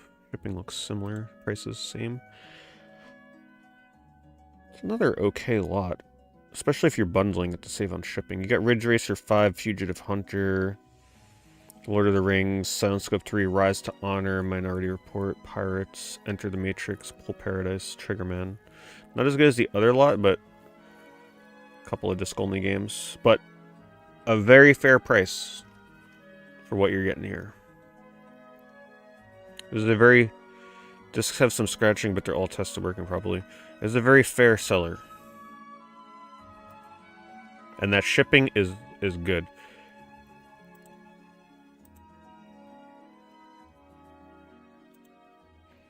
My mic, this is a Rode. Rode is the company.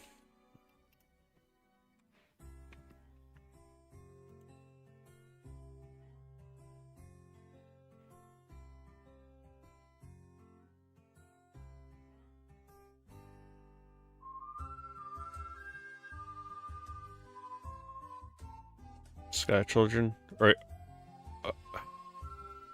Oh, Sky Children of Light or whatever they called it. Yeah, I remember I played that when it first came out. It was really cool. It was a good way to play like a journey type game on mobile. I haven't kept up with it over the years though. I know they've kept updating it.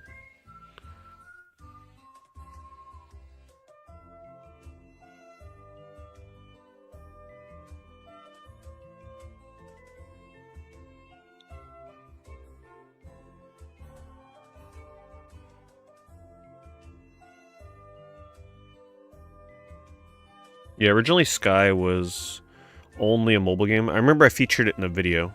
Whatever year that game originally came out, I think I made a video that was like the best games you missed from this year, and that was one of the games I featured. But, you know, a lot of people still, at the time, wanted nothing to do with mobile games, understandably. But I think people need to... You just got to do a lot of research on mobile games, because not all of them are what you think they are. A lot of them are very competent video games. Look at Fantasian. People are gushing over that game right now. Well, guess what? It originated as a mobile game. So if you give mobile a chance, there's like some really good exclusives on there.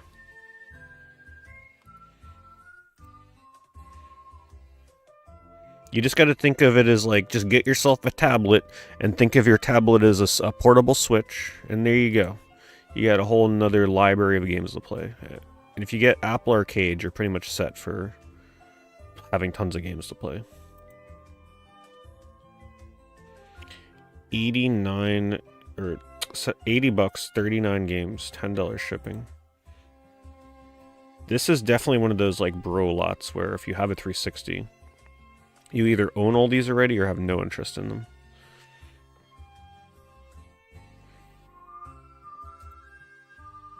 It's a fair price, though, for all those games.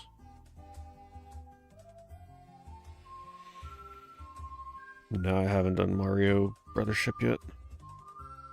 It's a little too long for me to want to jump into this year. Pretty lengthy game. We're definitely not getting a new Jak and Daxter. I think the only way we'll get one is if Sony somehow... like passes it off to another development team to work on that isn't Naughty Dog. We are 1000% not getting Jak and Daxter from Naughty Dog unless they get desperate.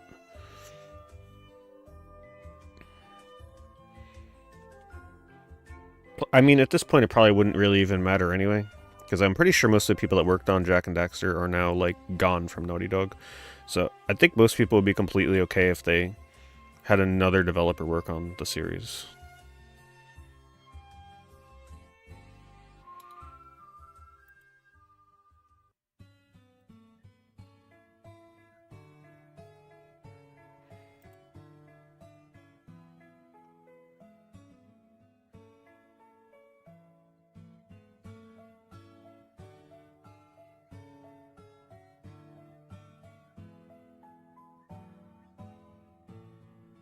Yeah, there is apparently a new Hello Kitty game coming to Switch that is a port of the mobile version. So my guess would be the Switch version is probably going to do away with microtransactions. If they're charging you full price for it, I would hope.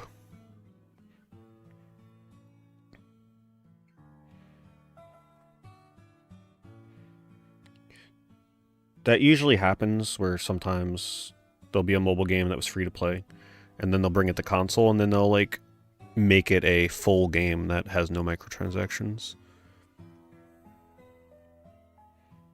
So the stuff that people on mobile paid like hundreds of dollars to get, people on console just pay one price and get everything.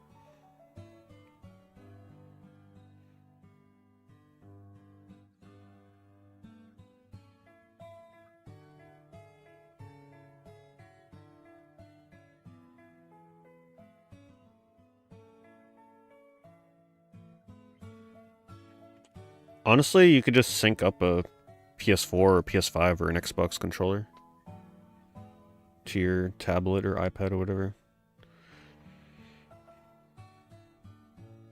Just be careful though, because not all mobile games are made to be played with controllers. They'll control very poorly, depending on the game. $200. Yeah, it's definitely... that's overpriced.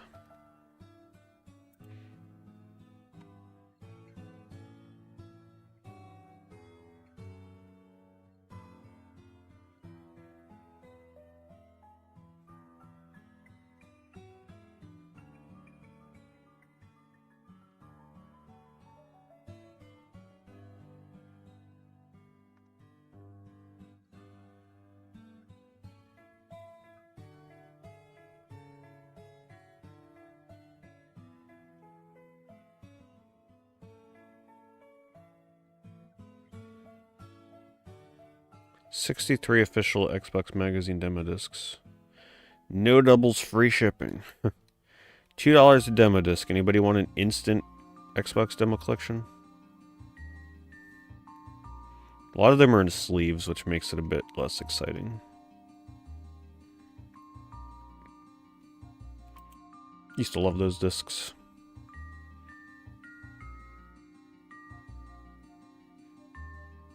I never went back to No Man's Sky, no. I'm sure it's a great game now, but for me it's too far gone. I was very excited for that game when it came out. Waiting years later for it to be the game it should have been, at this point I'd rather play an MMORPG instead of No Man's Sky.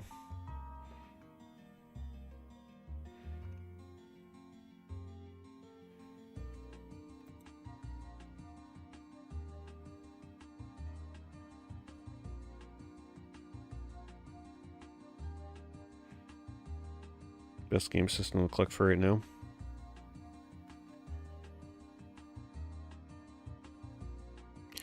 Honestly, like if you're into the more modern stuff, probably the Xbox One and the PS4.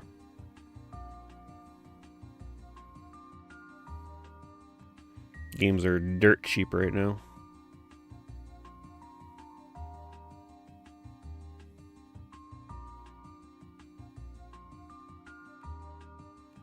Yeah, the jam-pack discs were awesome.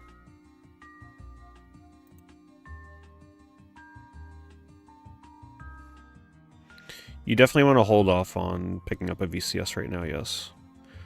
It's cool for $80, but I would not recommend buying that thing for $200. Just wait for somebody to sell it on eBay cheaper, or wait for another sale. I think they restocked them on the Atari website, so... keep an eye on Atari's website, keep an eye on Walmart, keep an eye on eBay. I got mine from Walmart. 80 shipped. Couldn't pass that up.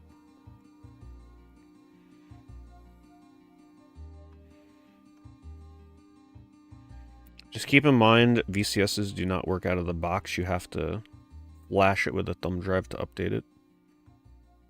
So just be aware of that.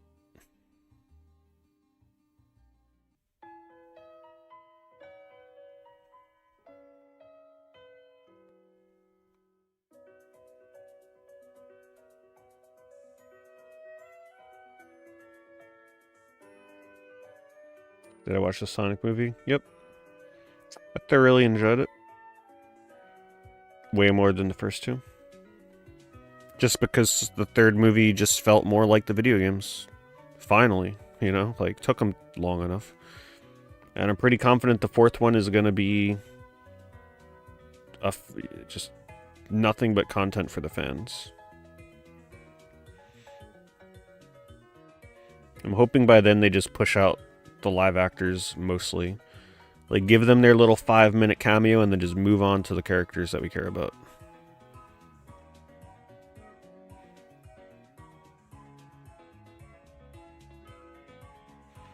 See, this is why it's important to read titles. Because if you were just looking at the pictures, you would scroll by this. But notice how it says a lot of 3DS cases and manuals. No games. But what if one of those cases is a rare RPG or something? You never know. You always gotta look. Obviously, it was gonna be Chicken Shoot. I mean, who didn't see that one coming? But you still gotta look.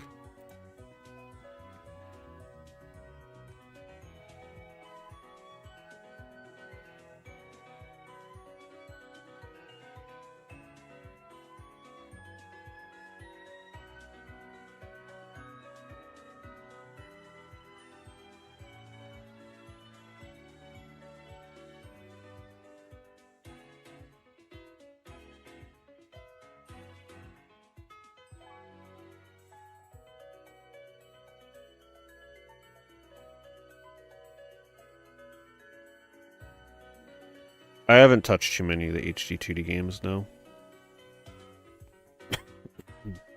Mostly because all those games are like 50 hours long.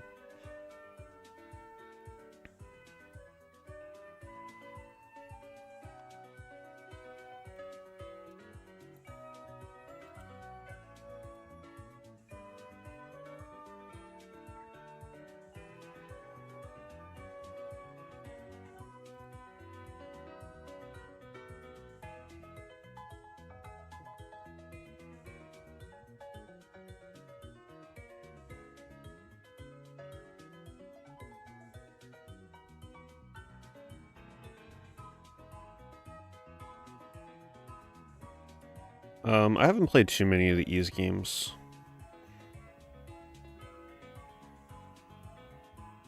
It's been years. I've been wanting to get back into the series by playing Ys 8. I want to play Ys 8 before I even attempt 8. I mean, 9 or 10. I'll just say though, when I checked gameplay for Ys 10, I was clicking around the long play. Every single time I stopped somewhere in the video, it was either characters talking in a cutscene or sailing in a ship. It was very hard to find combat in that game.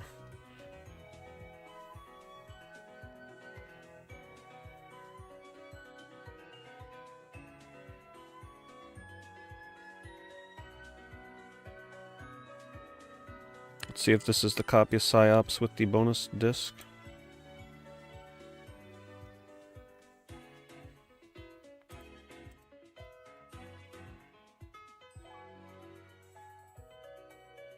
Doesn't look like it.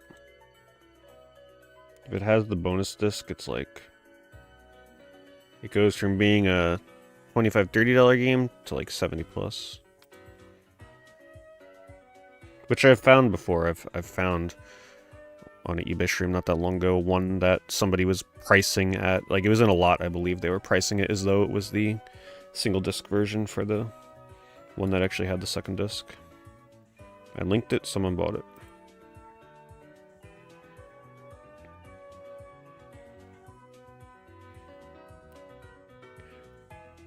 Good selection of games.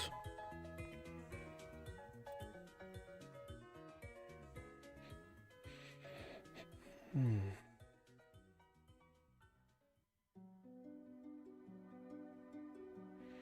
started your first playthrough of Eco last night? Nice. Yeah, the save music is classic. There's not a lot of music in Eco, but what's in that game is very memorable. Are you playing the PS2 or the PS3 version?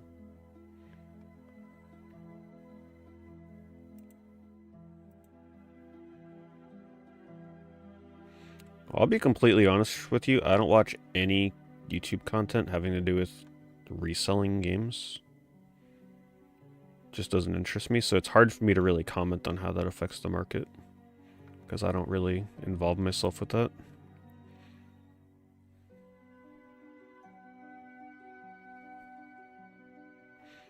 I think at the end of the day, though, reselling content, videos like that are probably mostly only being pushed to hobby enthusiasts that are probably already pretty familiar with the price of games. So it's probably this secular effect where it's just being digested by people that just enjoy watching others buy and sell games.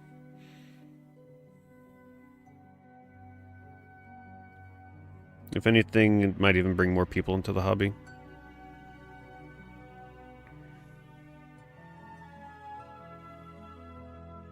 Kessen lot, wow.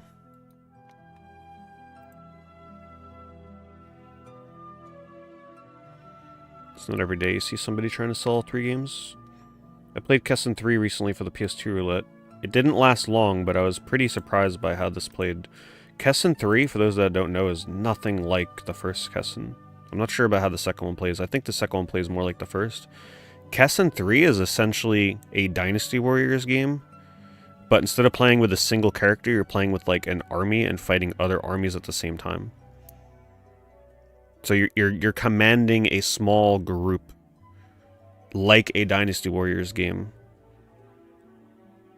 and fighting other small groups, if that makes sense. So it's actually kind of cool if you haven't looked into Kessen 3. It's not what you think it is. Also, Kessen 3 is like a $20 to $30 game these days.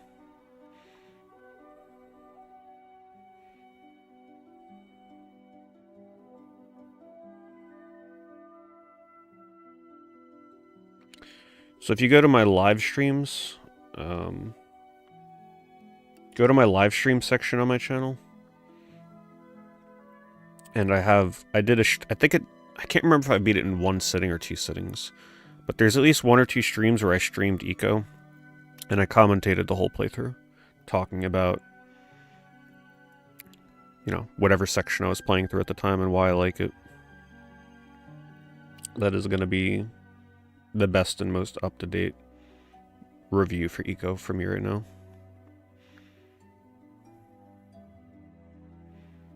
So as I play through the game, I commentate like why certain sections of the game were so cutting edge and important at the time.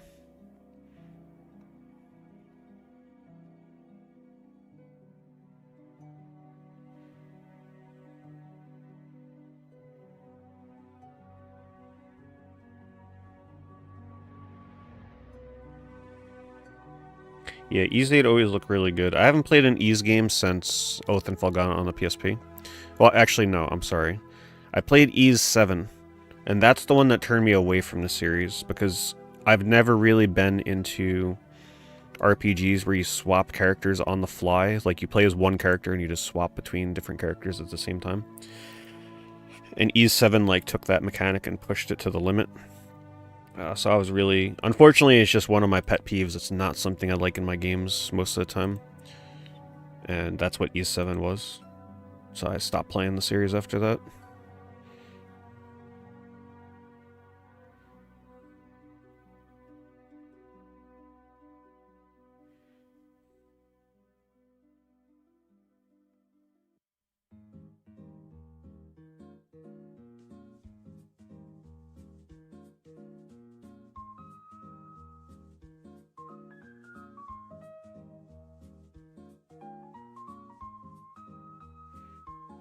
What you can do with my Eco playthrough, honestly, is watch up until where you got to in the game. And then pause the video and then keep playing. Because Eco, you can't really spoil it because it's so linear. Like, I will never be in a spot before you should be there. If you get what I'm saying. So, like, as you progress through the game, it's going to be the same progression for you.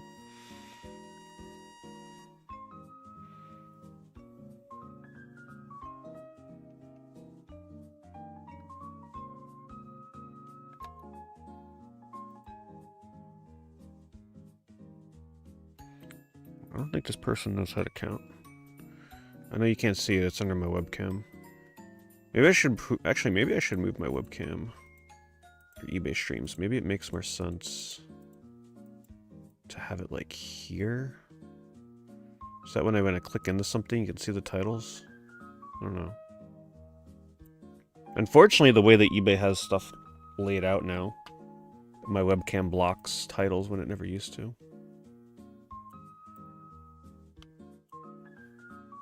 I just don't want it to block the price either. It should be good.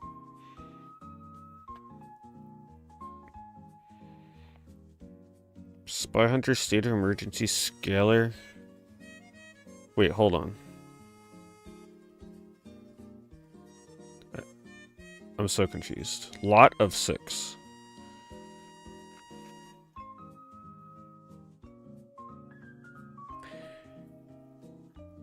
There's 2 lots of 6.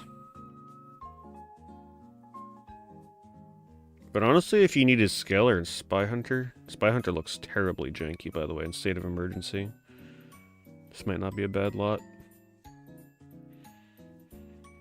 I'll link it and let you figure that out.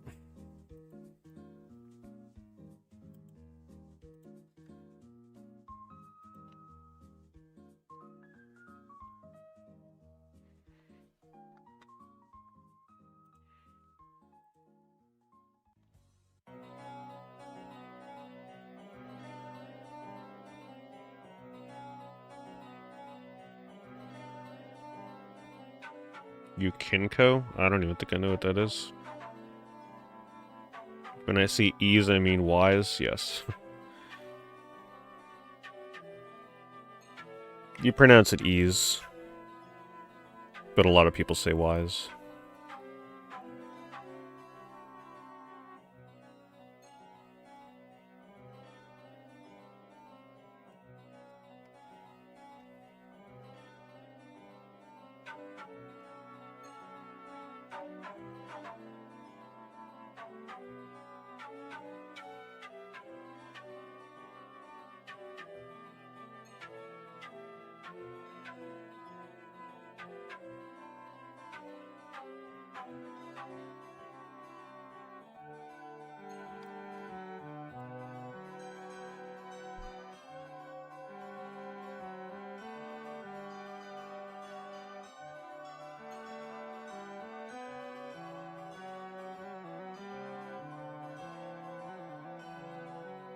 Can I explain the lore from Yahoo Japan auctions?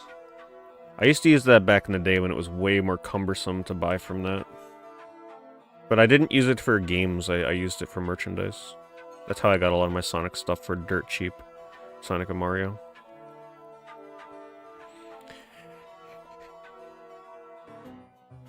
Back in the day, I had to use, oh, what was it called? Shopping Mall Japan, I think was the name of the site. It was so cumbersome. So if you wanted to buy something from Japan, we're talking like 10 to 13 plus years ago, you'd have to use a proxy site, and there was only like 1 or 2 that you can use. So the one that I used, you would have to send them money ahead of time. So that was either through like PayPal or I forget, there were other methods to get the money, but it was very... They would essentially, you'd have a little bank on their website you would send them money to, and then you would tell them what you wanted them to bid on. And then you would have to tell them what you wanted to bid ahead of time for it. And then they would place the bid either, like, you would have to hope that they got the request in time. You couldn't do it like 5 minutes before it's over, because I'm pretty sure it was manually placed by a person. And then they would bid. You couldn't ask any questions about the item. You just had to like bid. And the funny thing is, back then a lot of times things would get canceled because a lot of sellers on Yahoo Japan auctions didn't want to deal with proxy websites because they knew that it was being shipped to the proxy place, and then from there it was getting shipped like overseas or something. So a lot of them would like refuse to take bids from proxy sellers or buyers. And then they would buy the thing, and then it would get shipped to their warehouse. And then you were able to store stuff in their warehouse for like, I think it was 1 or 2 months or something like that. And then eventually you would have to like pay the shipping fee, which was usually, for the time, pretty expensive. Now I'm sure it's astronomical. And then you'd have everything shipped to you at once. I have a video of one of those boxes opened on my YouTube channel. I don't remember what the hell the video is called, but it's like I open a box from Japan that's just filled with rare merchandise from probably like somewhere between 12 to 14 years ago.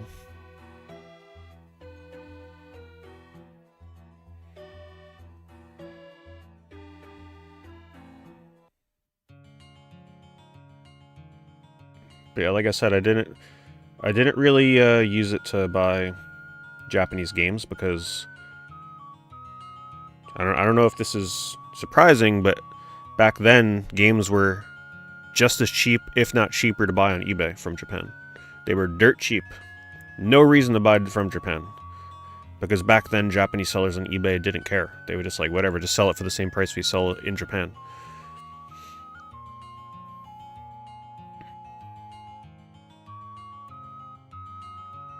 I bought a rare Banjo-Kazooie plush from Japan.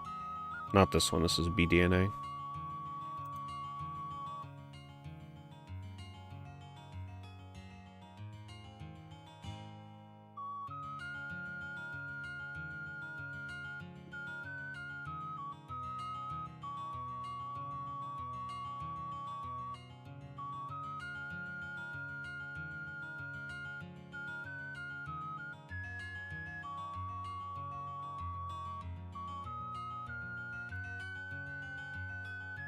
Japanese Wii game. Let me see, what was the name of this again?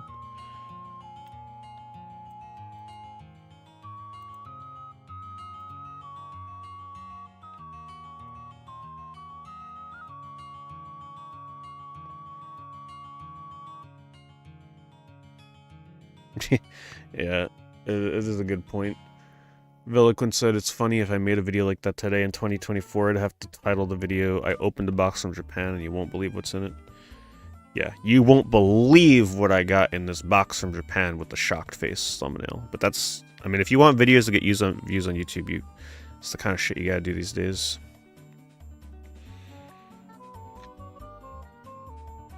Back then, it's just like, mystery unboxing from Japan, 100,000 views. just a thumbnail straight from the video. But that's because back then, too, there was a very long time where you couldn't make thumbnails. I don't know if anybody remembers this, but back in the old school YouTube days, you couldn't make thumbnails. You literally were given like a single thumbnail. It was taken from the video. There's a reason why, if you look back on my old videos on YouTube, a lot of them are just like screenshots of my mouth open talking, or like the ugliest screenshot from the video, because guess what? There was no other choice. You had to accept whatever YouTube was like, okay, this is the screen grab we're taking for the video. That's it. And then eventually they started giving you choices where they'd give you like 3 different screenshots and you just had to choose between those 3. So if all 3 were bad, oh well. That's what you were stuck with.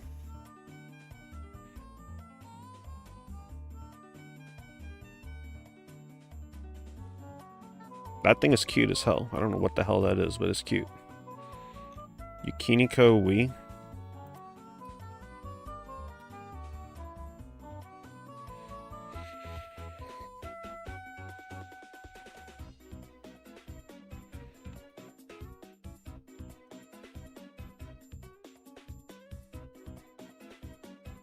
Yeah, that's what people used to do. They would usually grab the screenshot from the beginning of the video, usually within like the first 10 to 30 seconds.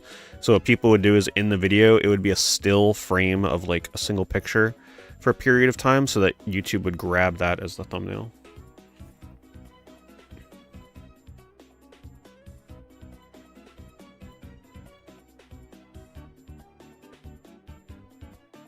So is this like a Hockey and Rocky game or something? Some kind of shoot 'em up looking game, looks like.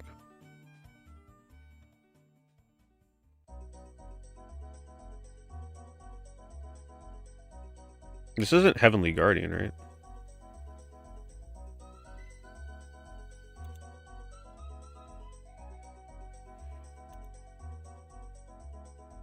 Yeah, it's Heavenly Guardian. I thought it looked familiar. Yeah, okay, so that game is, I mean, it's like dirt cheap on the US Wii. Doesn't have as cool of a cover.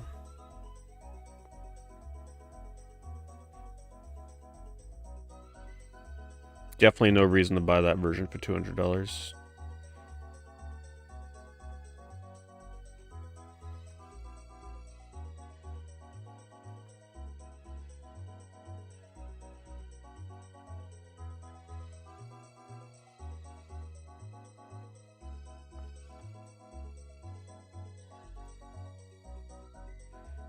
Cool cover. Old school watercolor. Radio Shack color computer. I love that it's Radio Shack branded. Move over, Link. We got a guy in his Lee jeans with his wooden sword. I love so many things about this cover. It's so old looking, but I love it.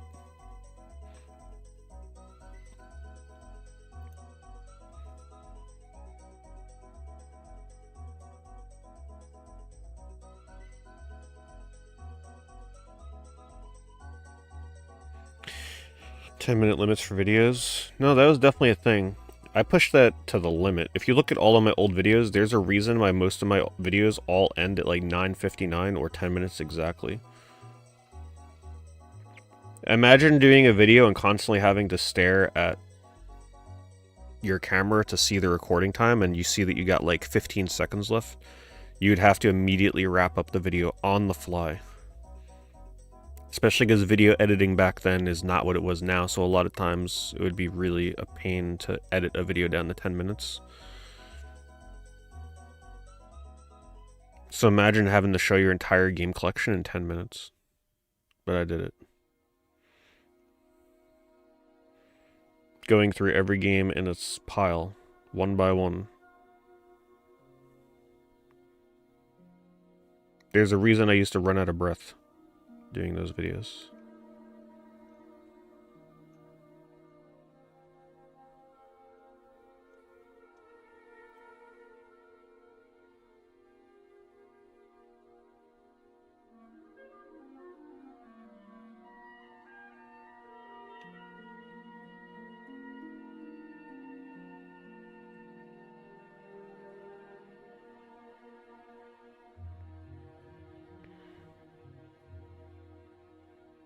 I used to have this thing. One of the few consoles I've sold.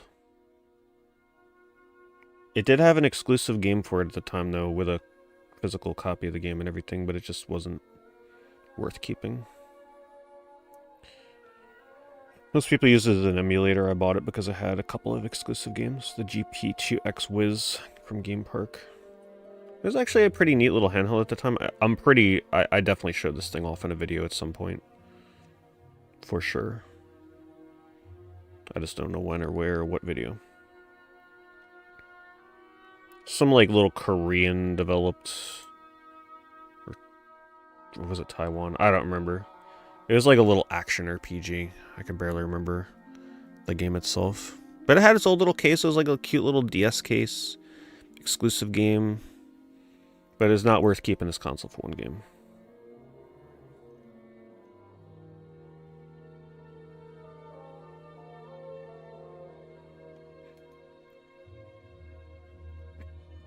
Cool cover. Homebrew. It actually really looks like a cover that you would find on PC Engine too.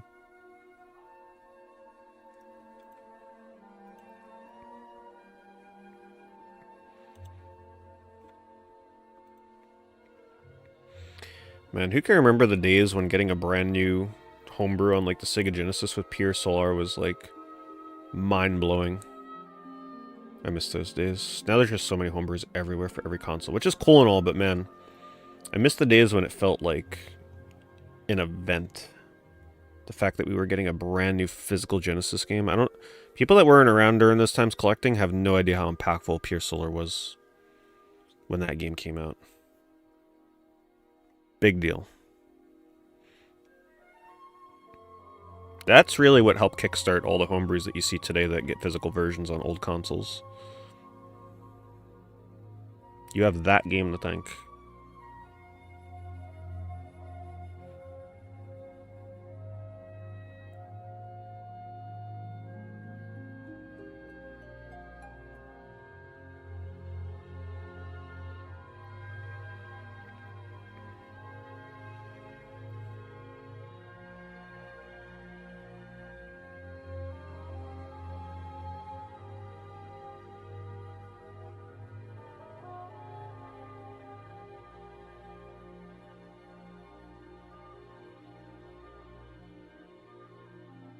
To sub N-Gage?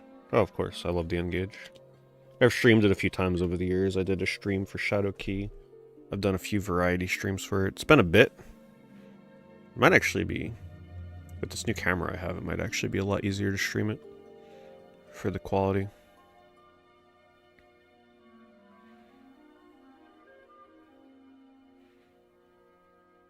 I love N-Gage games. A lot of those things really pushed handheld gaming to the limit at the time, visually. Like Tomb Raider on the N-Gage, people might laugh at stuff like that now, but Tomb Raider on the N-Gage, when you saw a handheld running Tomb Raider, You never saw anything like that before. It was very impressive for the time. I remember there was this kid in high school. I don't know who he was, but he used to walk around with an N-Gage, like, playing it as he went through the hallways. Like, between classes. He probably thought he was, like, the coolest kid around. In my mind, he was, because I'm like, damn, look at that guy playing it. N-Gage. Shit was like $400 at the time. And that's the only person I've ever seen playing an N-Gage in public. Never since. Still one of the creepiest boxes out there. Yeah, cryogenic nightmare, right? You pick this thing up, you put it next to someone sleeping in the middle of the night, and you put a like little soft light on this thing, and they wake up in the middle of the night and see that. My goodness. Oh my god, the eyes follow you. Look at that. Wait, the eyes really do follow you. Okay, that's creepy. If you look at it head on, the eyes are looking straight at you. But look. When you're off to the left, it's still looking at you. And when you're off to the right, it's still looking at you. It's an optical illusion.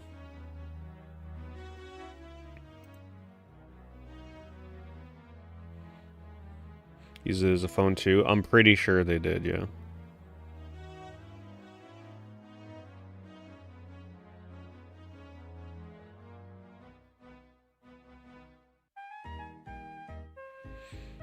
Favorite Castlevania?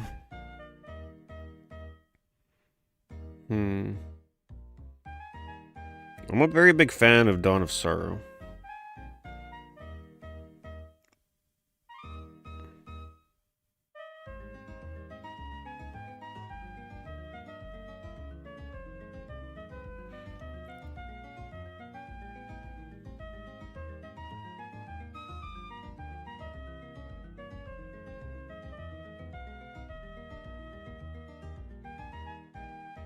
This unfaded copy of Half-Life.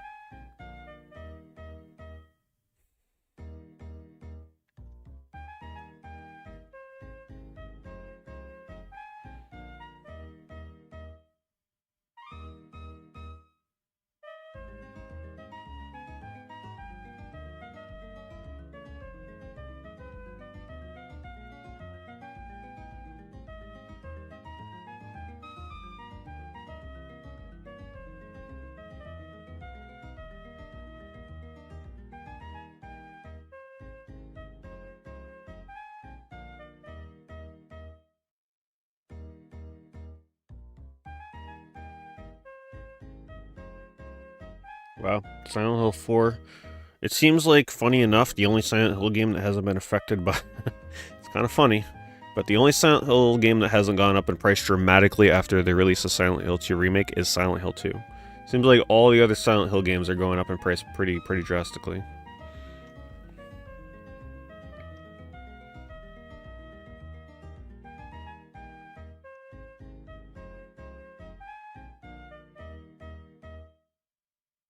Controller pouch? Oh, I thought this was like a little mini TV at first. Nope.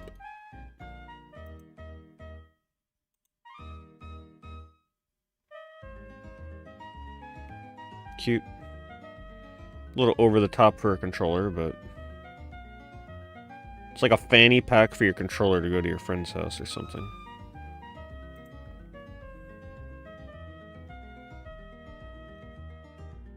Speaking of Silent Hill 2, this isn't selling for $250 though. I think this person's just asking a lot. It did go up, but not as much as the other Silent Hills. Silent Hill 3 went crazy. Understandably, because people that played Remake are probably like, alright, let's move on to Silent Hill 3 now.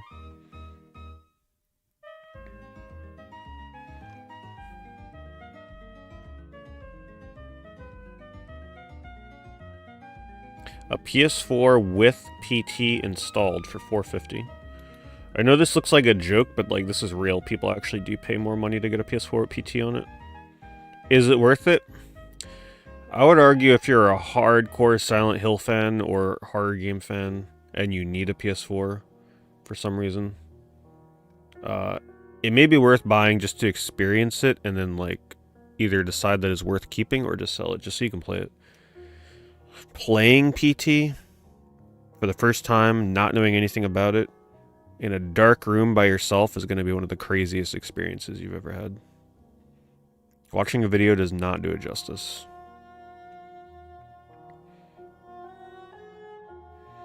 Still one of, if not the scariest thing I've ever played. Only rivaled by like Visage.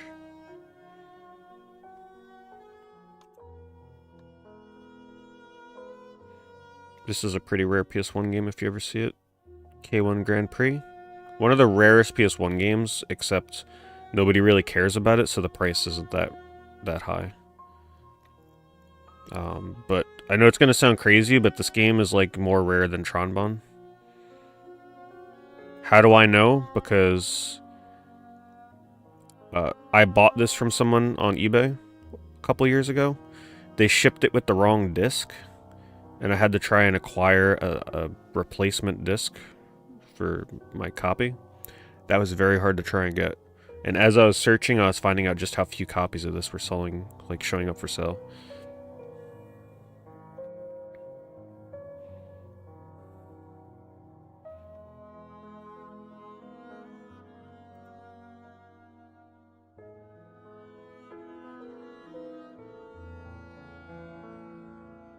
Yeah, but nobody wants to play a clone of PT.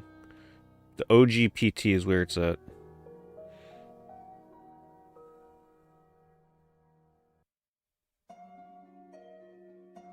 You got a copy of Roller Rose for $5, nice.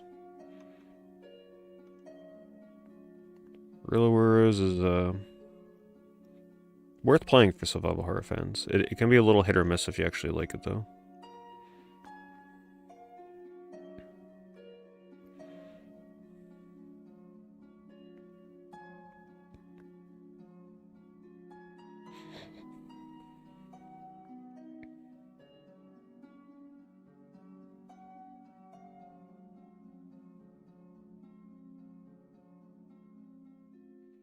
GameStop is doing buy two get one free on all pre-owned games right now. I think my pro membership just ran out with them too. Trekkie 313 Holy crap, that wants is to loud. search for rental copy.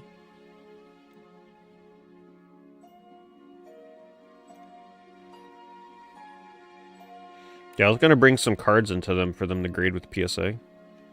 Because they actually offer like a really affordable grading service for grading with PSA. If you're only doing a few cards. I'll have to check out their game sale though. My GameStop tends to not have many good used games though. Not a lot.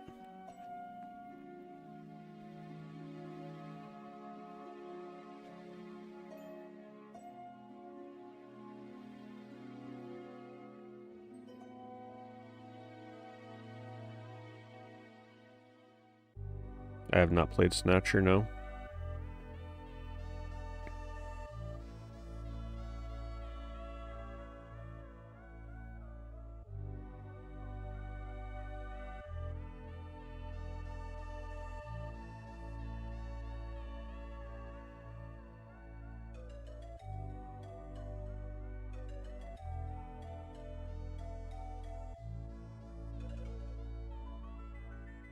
Here at Trekkie requests rental copy. It's better to just search rental.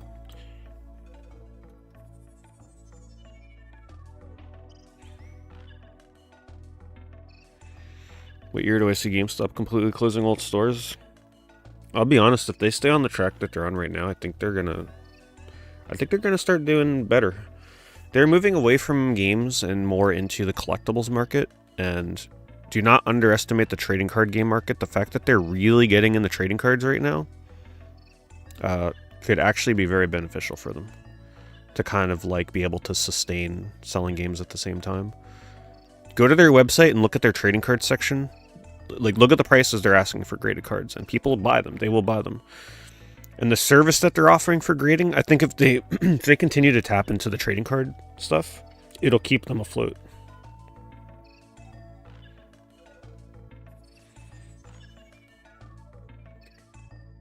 Just that GameStop won't be the GameStop that you always remember it. It's going to be more of a collectible store.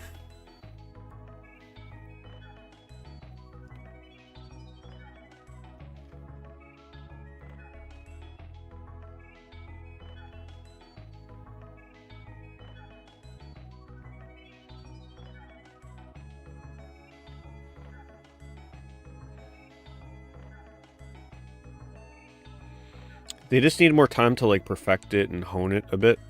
But just being able to take graded cards into GameStop and have them instantly offer you store credit or cash, and in some instances like a fair value, that's pretty crazy. There's really no retail stores doing anything like that.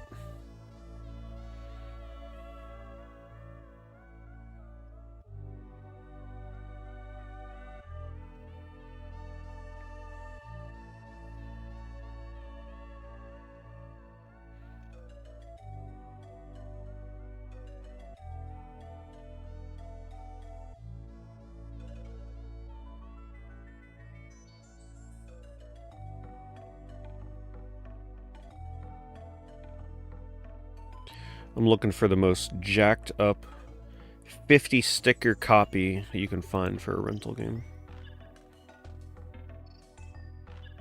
The more stickers, the better.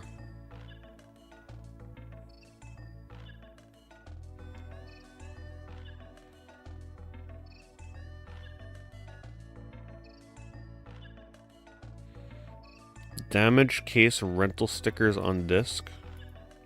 Well, now you got my attention. A damage missing manual copy of D. How bad we talking?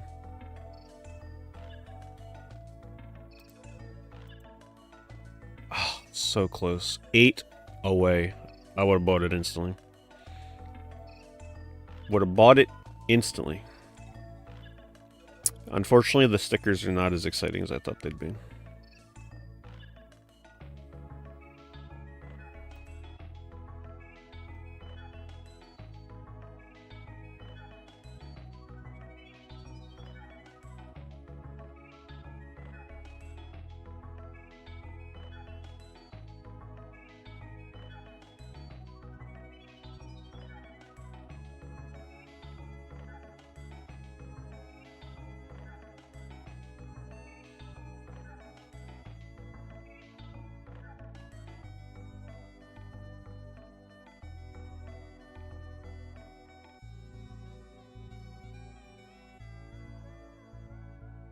Blockbuster case for Transformers. I would love to have a case like that for Eco.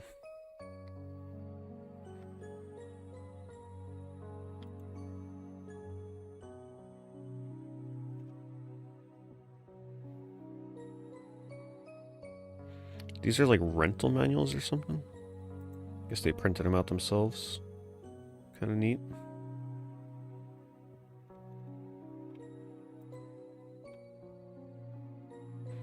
Blockbuster rental video game lot.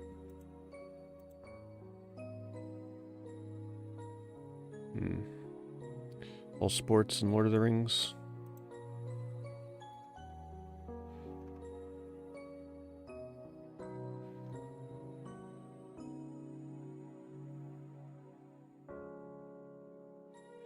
Jaguar rental hardshell case. Damn, that thing looks pretty clean. I'm not into rental cases or anything, but man, if you ever had to like store your console away and keep it safe, not a bad option. Man, the days of renting a game console. I never rented a game console. I don't know if any of you ever did. That must have been so exciting, but sad at the same time. You rent a console for like, what, 5 days, a week, 3 days, and then it's like, alright, time to return it. It's like, ah. That must have been hard to deal with as a kid. You get a taste of the future, and then you gotta give it away.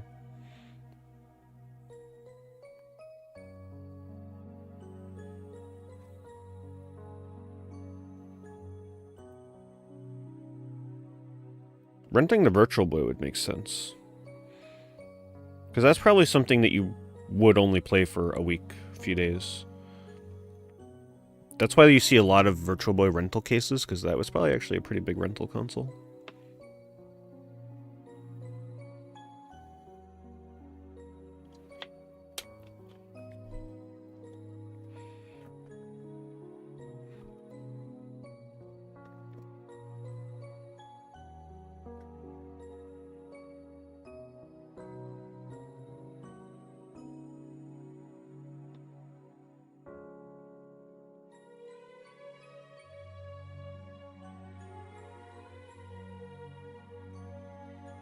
It's like a phone number on here or something. Looks like it. Maybe where they file it away.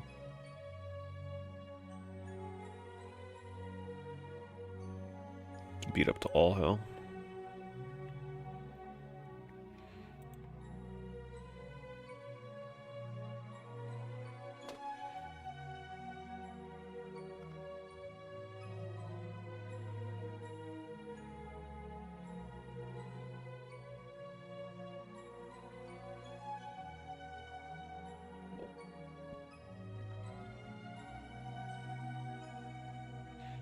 Yeah, buying a Virtual Boy when they gave up renting out the consoles is probably a super good deal.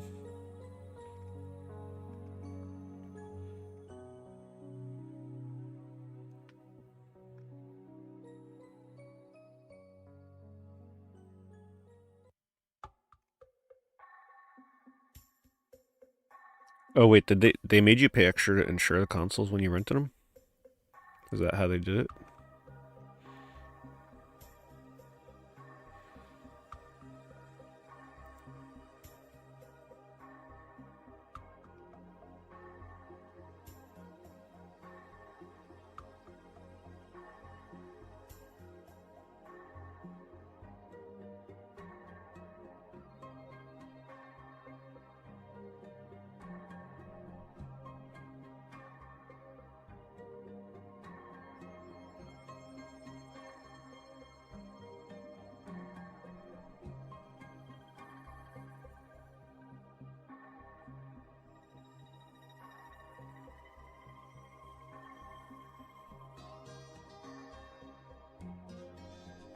Nice remix. If you ever want to buy some cheap games though, rentals. A lot of times people just gloss right over these copies.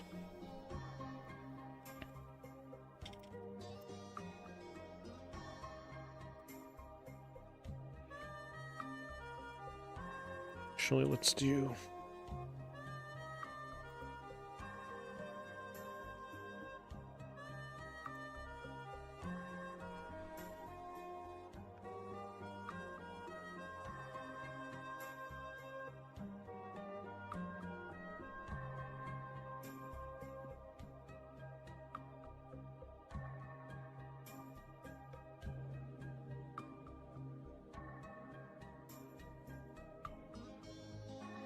I didn't search rare already, did I?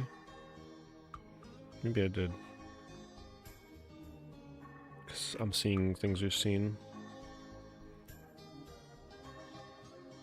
Yeah.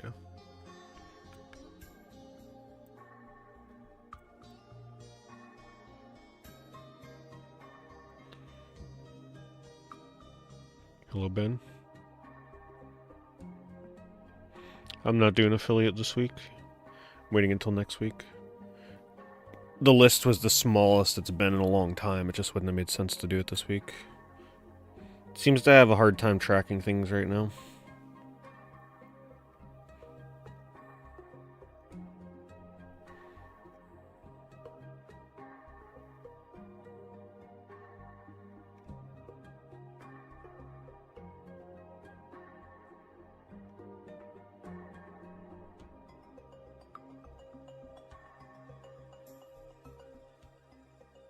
Well, no, that's not it, because this one was before Christmas. It's just that the affiliate is like, for some people, because the way that eBay is processing payments lately, I think it's making it hard to track some things.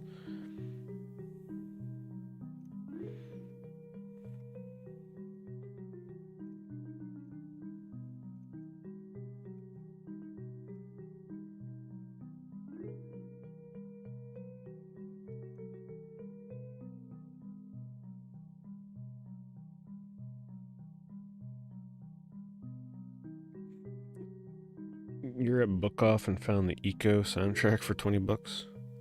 Well, what a coincidence that is, huh? And what a coincidence it is that we just come across a copy of Eco on here as we talk about it. I tell you, eBay is really strange lately with... It's actually happened a few times tonight. I haven't pointed it out every time. It's just so weird sometimes how, like, we'll be talking about a game and then 2 seconds later it comes up on the listings.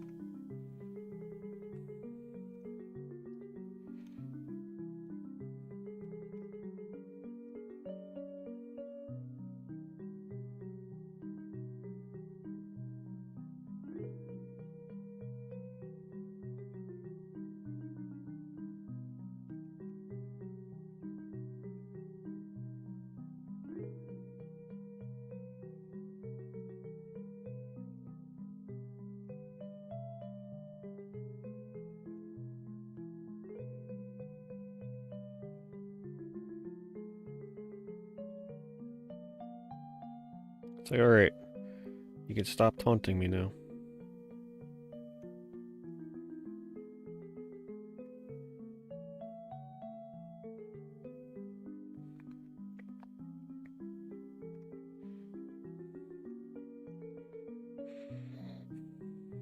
Thanks, Jacob.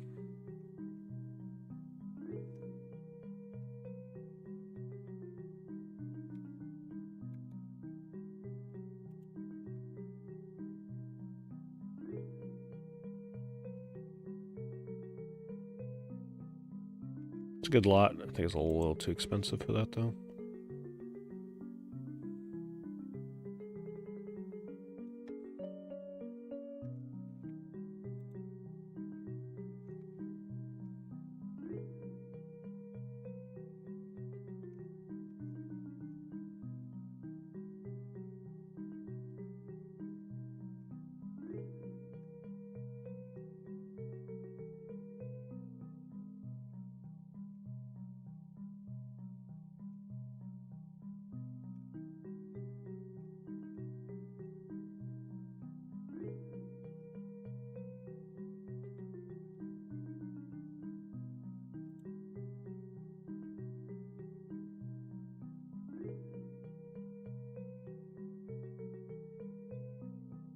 Being shown so many games from Australia.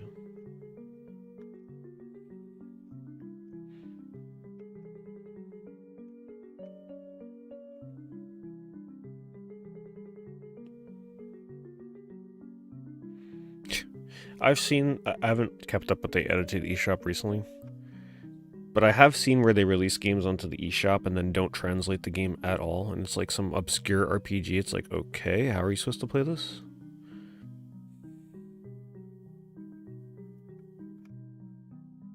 But honestly, having the menus, do they translate items and stuff and abilities? If they don't translate the story, it's like whatever, you might be able to fumble your way through the game.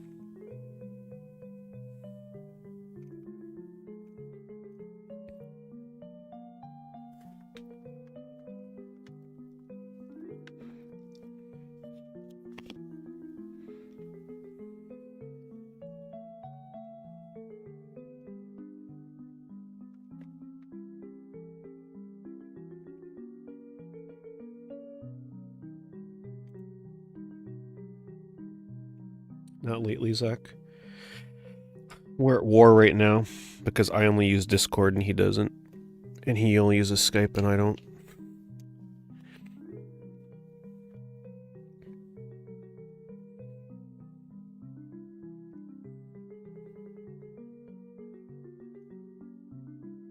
I mean, let's be real. Who's still using Skype in 2024?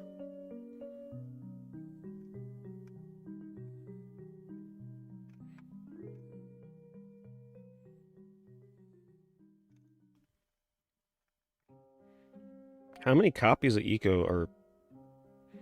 There was the same seller.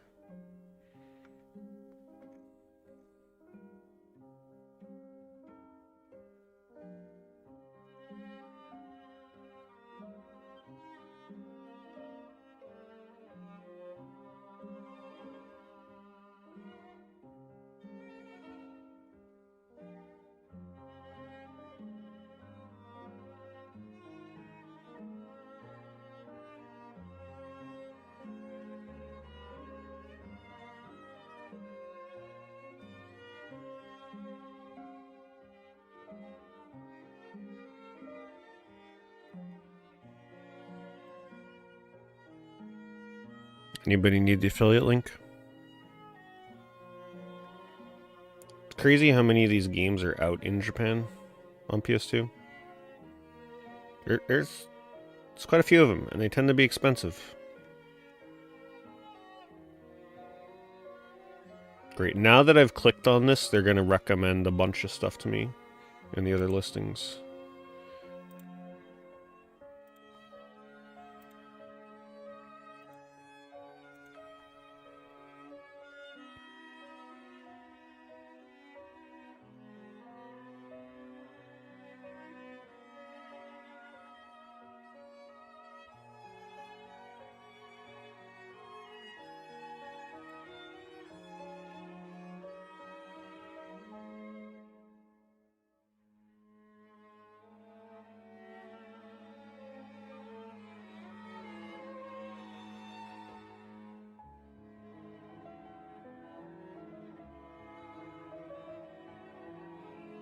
Very sad song. This game is awful, by the way. The legends are true. The saddest part is the environments and everything are actually really awesome looking. It looks like it's straight out of the show. But oh my goodness, the controls are... They're just so awful. It's a shame.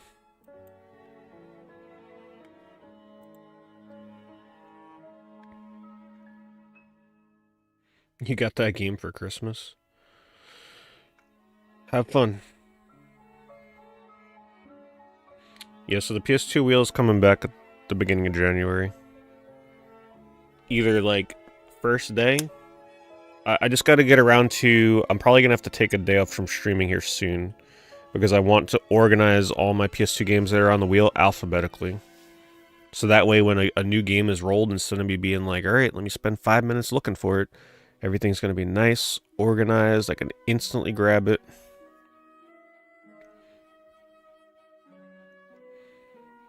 I'm excited to get back to some PS2. We're resuming with Evergrace is the game that's next.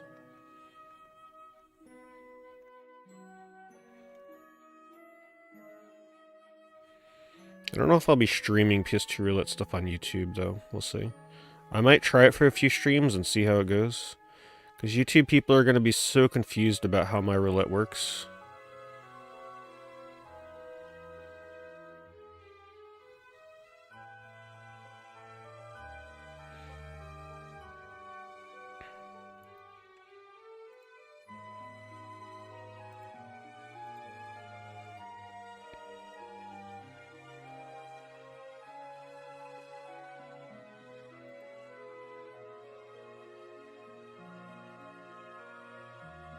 I've already streamed and beat Leisure Suit Larry. Yeah, that's definitely one of the craziest games I've ever played on PS2. Okay, that game was something else.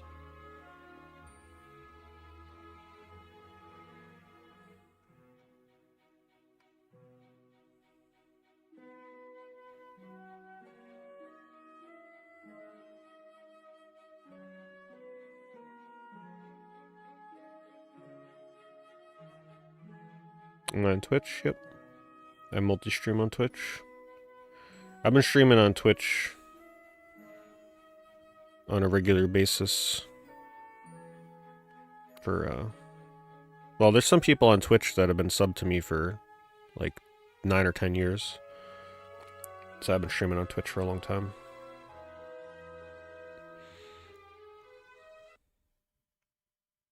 Hello.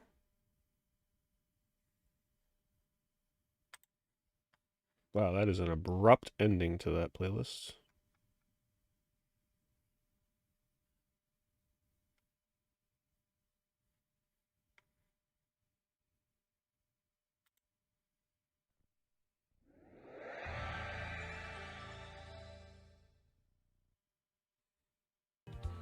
Sonic Generations in the movie, of course. I guess people found out that, gee, Sonic 06 actually has a lot of story that's relevant to what they're doing with Sonic right now.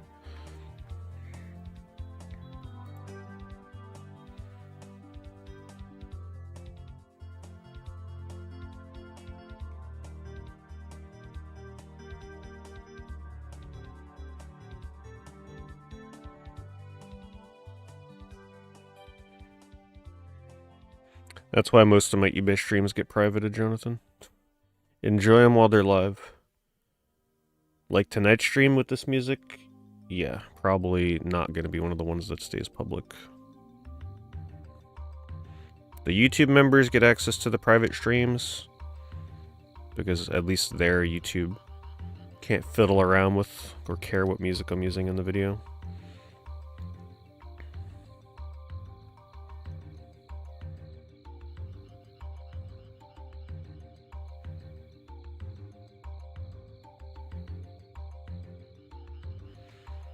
It's our first crotch shot of the night, because of course the most flattering way to take a picture of your SpongeBob game is directly on the crotch of your pants.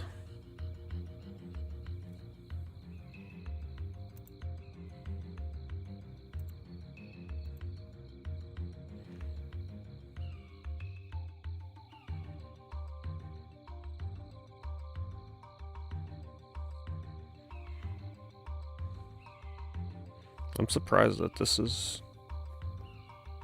50. It's coming down a little bit. It was going for like 70, 80 at one point. Kind of settled around 60.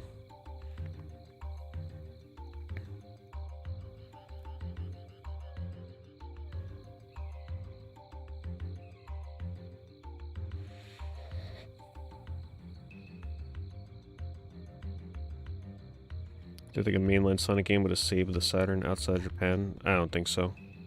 I think the problem with the Saturn was more than just lacking a main Sonic game.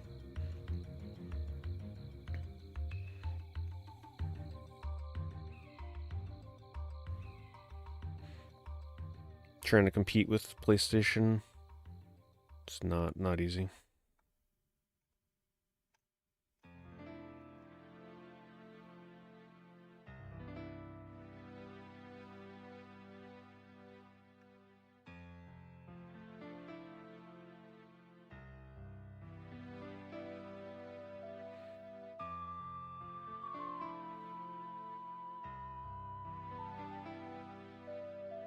Worst Pixar? Oh man, there's been so many bad ones over the years.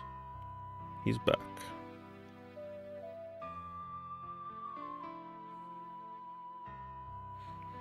A few months ago we saw someone had a photo like next to their bare foot and their feet had like fungus on them. That one kind of comes to mind. It's always an adventure on eBay sometimes.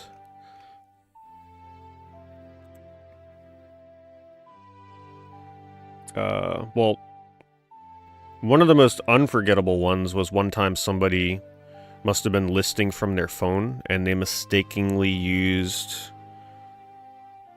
a picture of themselves from their phone where they were naked. So that was interesting.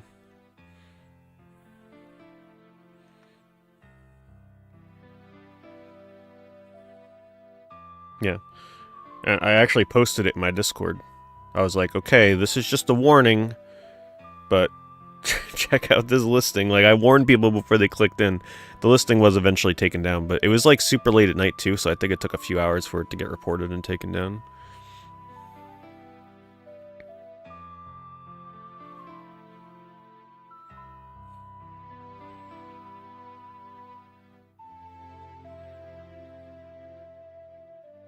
The reseller hoarder bed. Kind of. Yeah, I kind of do. I mean, there's been so many terrible pictures.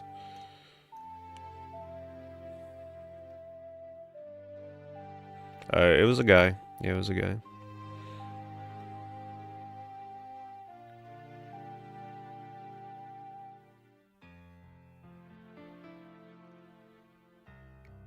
I don't really remember specifics of the photo. I just remember thinking, oh, okay, that's not what I expected to see on here tonight.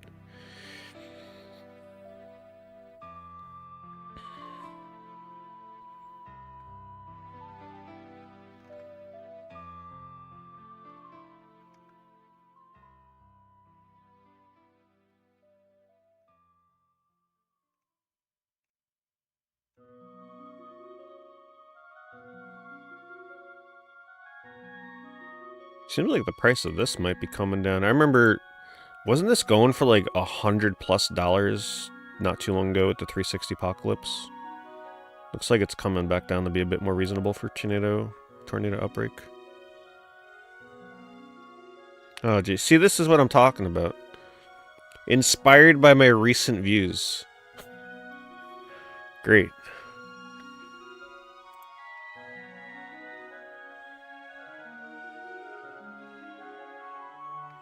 So here we go, like, yes, okay. I'm gonna have to click on, like, 100 items so that they can stop recommending this. People coming in the stream are gonna be like, what is Pete looking at on eBay?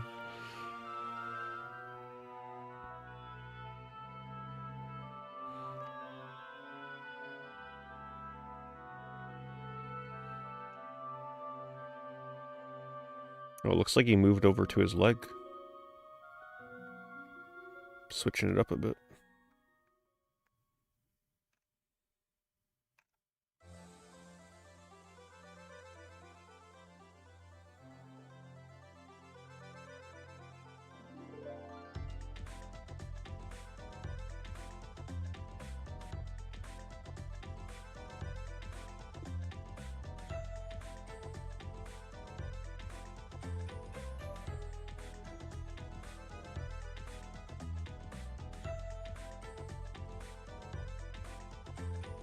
Ooh, man, Tony Hawk American Wasteland's getting pricey. I've still been wanting to pick a copy of that up because it's the last Tony Hawk game I played. And I really liked that Tony Hawk during the 360 launch. Great game.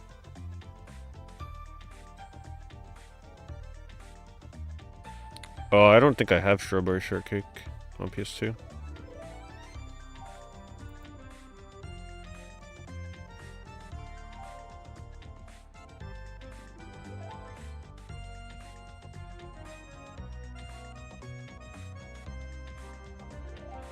Man, I wish I would have bought these Pokemon minigames and the little console to play it on before they got ridiculous.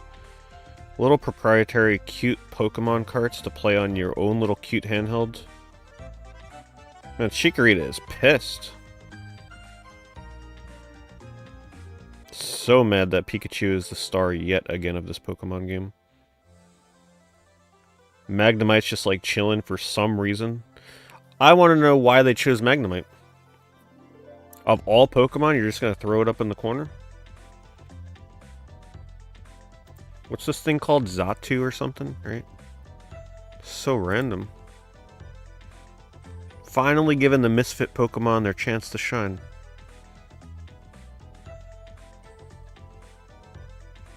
Some pretty good sprite work on this thing. Look at that. Impressive.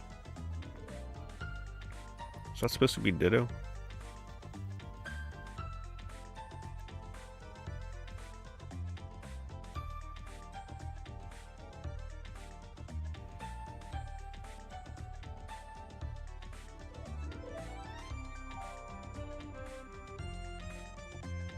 Who's this one have? I feel like Pokemon Pocket, though, is gonna, like... That app is gonna be what teaches me the names of all these weird-ass Pokemon over the years. Especially, like, the newer games.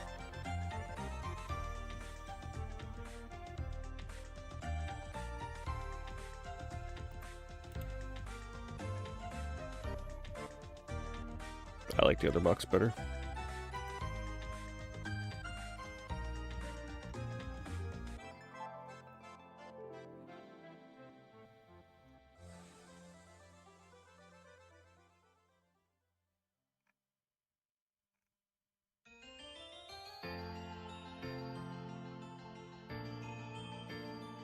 Pretty much anything after Gen 3 is when I have trouble remembering a name or, like, even remembering the Pokemon.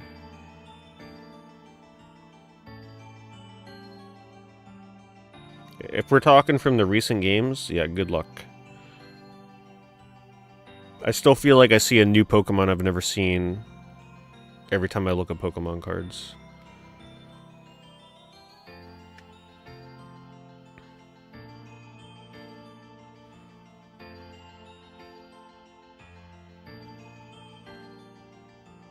A game genre that rarely gets made now that I want to see. More 3D beat-em-ups. Enough of these sprite-based 2D beat-em-ups. I want more 3D engine beat-em-ups. More games like God Hand. I also want to see more 3D platformers that are not made by Nintendo and indie developers. I want to see more AAA developers stepping up and making some good collectathon 3D platformers, like Astrobot. We need more Astrobots. Stuff not made not by Nintendo.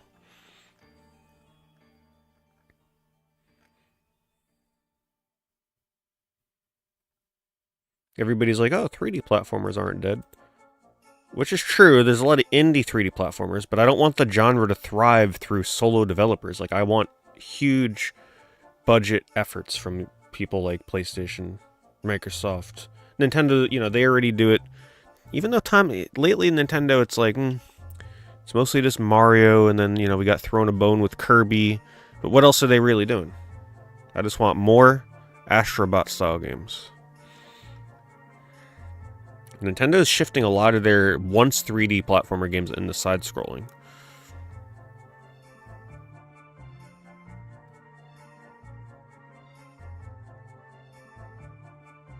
Why? It's cheaper to develop. It's probably way easier to make a side-scrolling game than open 3D. But that's why I'm excited for the Switch too. Because my god, if they're going to release some 3D platformers, it's going to look amazing in 4K. I want to see 4K 60 frame rate, beautiful looking PS4 Pro graphics style not N64, but Nintendo platformers. Just imagine a new Donkey Kong 3D platformer in lush 4K jungles, bananas hidden all over the place. Like, imagine Donkey Kong 64, but in the setting of Uncharted. Come on now. That's what I'm waiting for.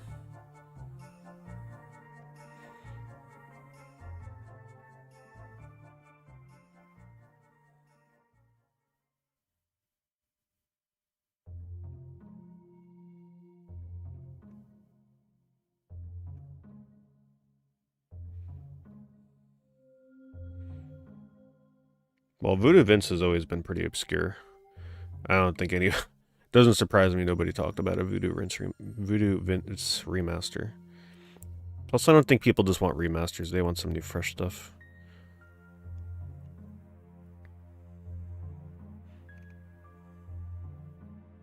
Actually, Epic Mickey, right? That's a good example. Let's get some more platformers like Epic Mickey that aren't just remasters. I'd be happy with that.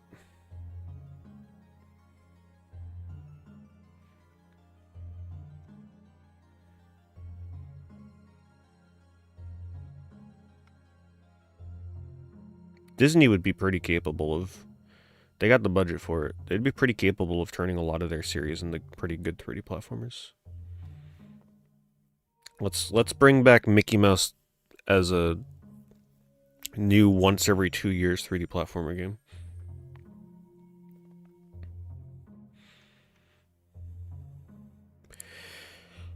I'm honestly still shocked that this game is affordable. It's like, wow. The game is not common. There's almost no... I don't even want to say almost. There is no other game like it in the US on the PS2. For Wizardry Tale of the Forsaken Land. It's Atlas. I'm always just so shocked that this is still not over the $100 mark. Maybe there's just not enough Wizardry fans out there? Because it is pretty hardcore. It's not for everybody. I'll link this. It's a decent price for this. It's about what it's normally going for. It goes anywhere between like 50 and 70.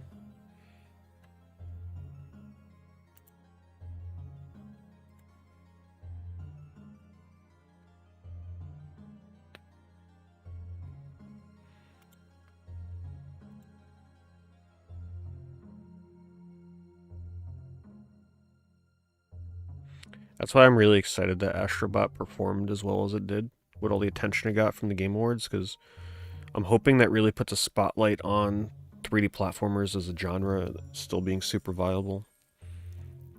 Single player 3D platformers with a decent budget and development time.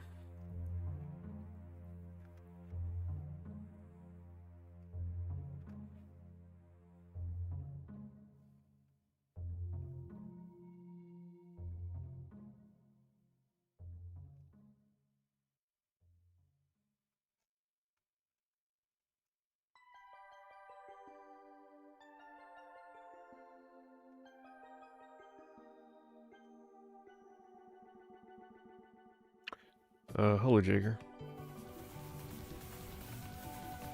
Yeah, you're in the right stream then. We do eBay streams every Saturday.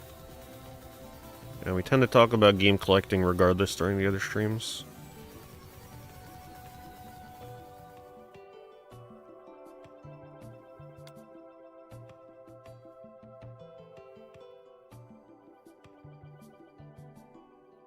Super Lucky's Tale is a great game.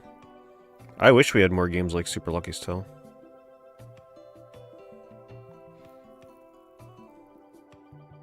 Hey, welcome back, Stealth Shot. Thank you for the 38 months. We've missed your eBay affiliates.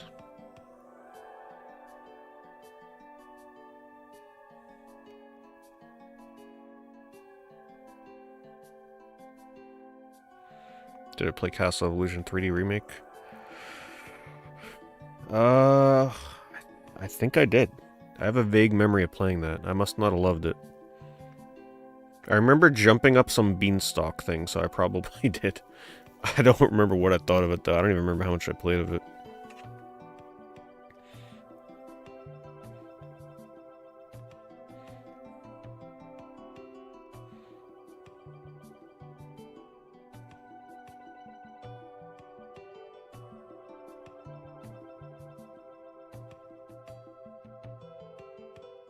Yeah, finishing a Mega Man X collection is not easy. Are you going for all versions of Mega Man X games, or are you just going for like one copy of each no matter what console it's on? Because if you're doing the Saturn Mega Man X's, that's pretty rough. Do I expect any Switch games to increase in value if they release right before the Switch 2? If they are compatible with the Switch 2 and get a performance boost, I can see a lot of attention being drawn to those Switch games. Increasing in price? If they release right before it, that's kind of rough to do, because most Switch games, if they're releasing, the print run's got to be pretty available. I wouldn't really count on games getting too crazy right before the Switch 2. Plus, I think the majority of people are going to be very caught up in Switch 2 games and not really looking to go back and buy a regular Switch game when the Switch 2 first comes out. They'll be saving for a Switch 2 in the Switch 2 games.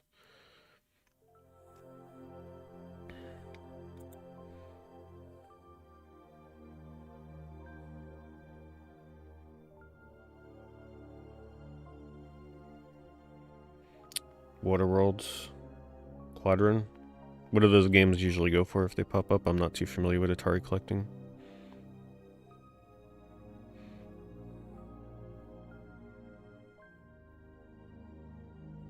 P from DePab. Appreciate it. Yeah, I think everybody misses that podcast. Us included, but, you know, maybe one day the stars will align.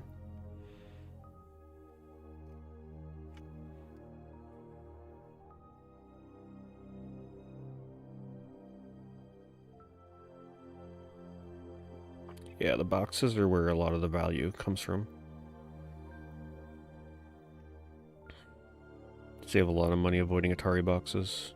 Oh look, we're talking about Atari 2600? Sure, eBay, let's see a homebrew. Oh wait, this isn't a homebrew. Love the art on this. Deadly ducks, a duck with a shotgun in its mouth. Crabs with bricks? I mean, sure, why not, right?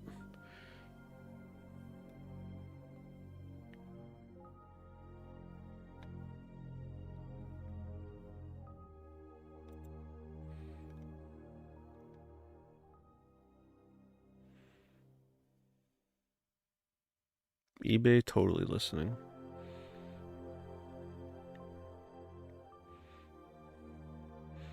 You have to get your hands on Earthbound. Yeah, it's gonna be a rough one. But boy, if you ever get your hands on it with the guide, it's so worth it. The guide is like the best strategy guide ever. $182 for Player's Choice Shadow the Hedgehog. I mean, I warned you guys. I warned you guys so much over the years. Well, more so the past couple years since we knew about Sonic 3. Hope you picked your copy of that game up. Man. Oh no, it's real. Because Sonic 06 is now $50, $60, something like that. People are going crazy for the relevant Sonic games that attach to the movie story right now.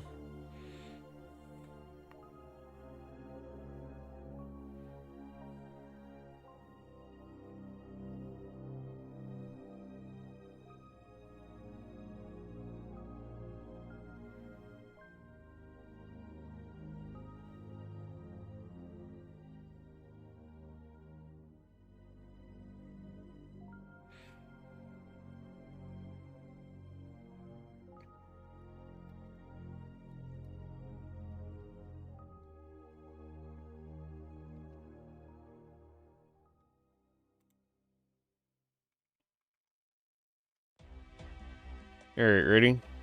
What games am I looking forward to in 2025? I'm assuming this list is probably one of the more up-to-date ones.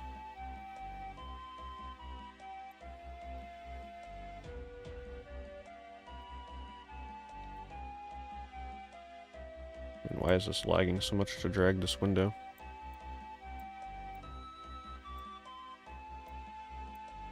The hell? I try to drag a tab into my eBay tab and it's like locked up. Yes. Alright. Alright, let me go through and I'll tell you what ones I care about.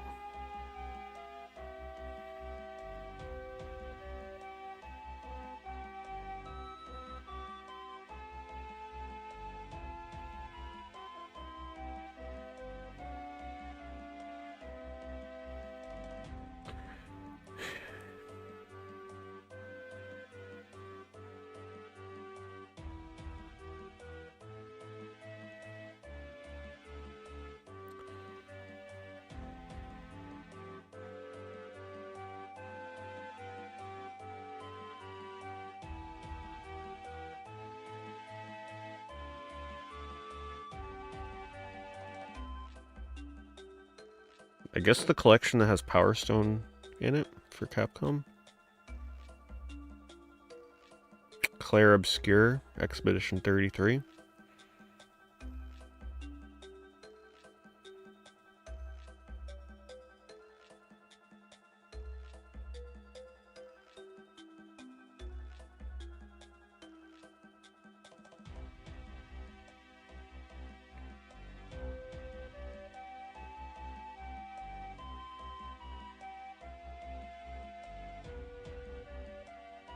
Like, I'm looking at games where I'm like, okay, yeah, I definitely want to play that day one, or like, not long after it comes out.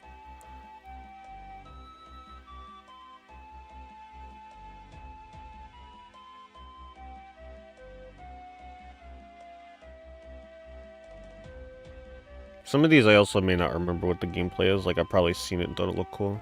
Some of these indie games.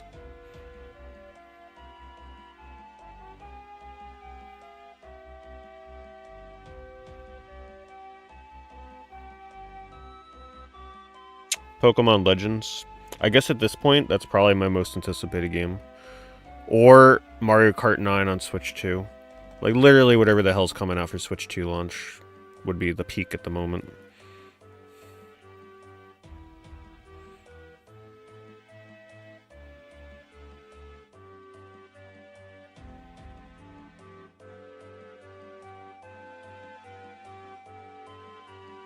It's hurting my eyes scrolling this list. Well, I guess out of the games that we have seen here that are coming supposedly in 2025, that's it. There's my 3 games I'm looking forward to.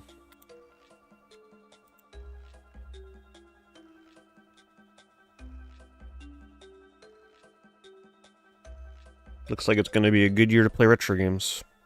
And Switch 2.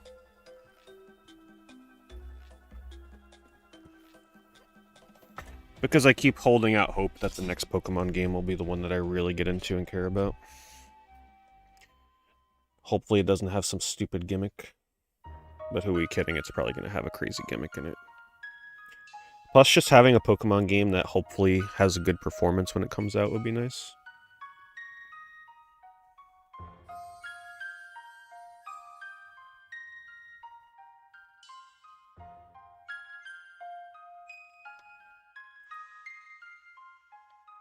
The thing is, too, we don't know anything about the new one. So it's kind of exciting to see what it's finally going to be like. Is it going to be that open world Pokemon, like true open world that we've been dreaming about, that looks beautiful, runs beautifully? No, probably not. But we could still hold out hope. Will it be the game where we can finally like run around and see other players running around in our game world and like challenge them to a battle MMO style? Probably not, but you never know. That's what I hold out hope for.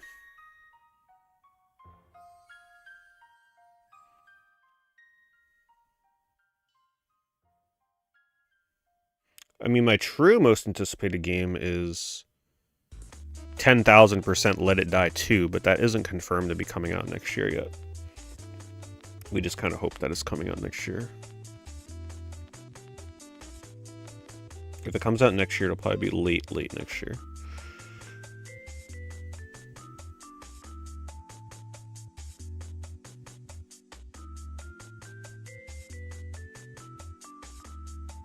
Only complete collection you want to get is a complete Game Boy Color Advance Pinball collection. That's a cute little collection to go for. Oh, yeah, I love when people make collections like that.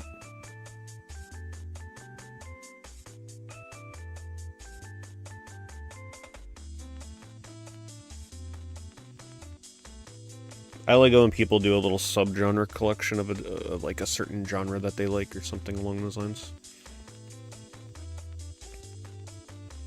Way more achievable than like a full console collection. Really fun journey to try and track everything down.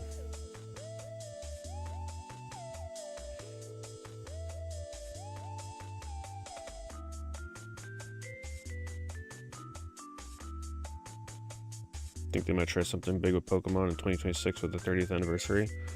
Oh, I'm sure they will. I'm sure they will. They ain't gonna let that one slip through the cracks. They're gonna wring that towel dry for the 30th anniversary. They're gonna do stuff with the cards, the games. Who knows what they got up their sleeves for that.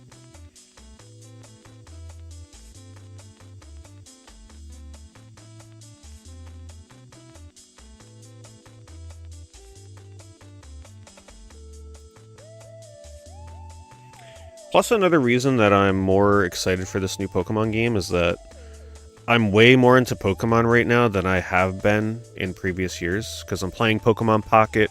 I'm collecting the old cards again from my childhood. Like, I'm in peak Pokemon mode right now that I haven't been in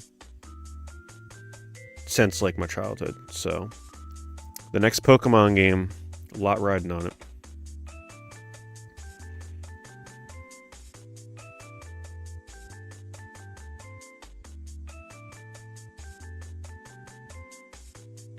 Alright, let's check sold listings, since we're not really finding much interesting here.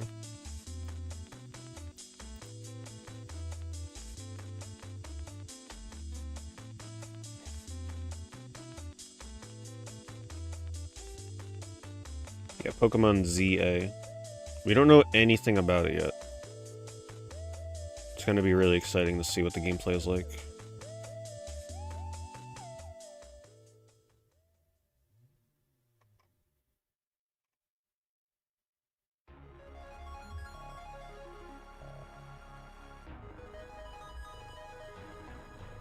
I'm glad you're enjoying bulk. Yeah, my eBay streams are known to help people get to sleep. Oh, somebody bought Wizardry. You're welcome. It's a good price. There it is, the one we saw before. Cool box art for TMNT. Damn, look how different the box art is for Super Famicom. So much more playful and happy looking. Oh wow, Statue of Liberty in the background. I've never seen the box art for this, for Super Famicom. Some people collect the Super Famicom versions just for the art.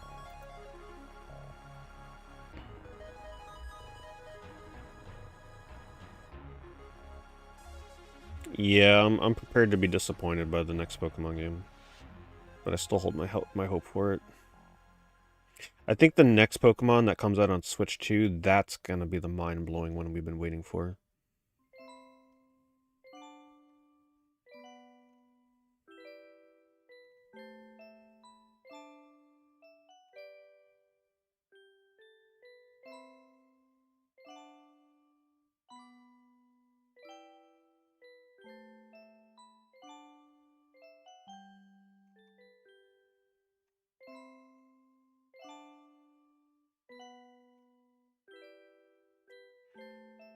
Yeah, they're gonna show me a bunch of Pokemon games, aren't they?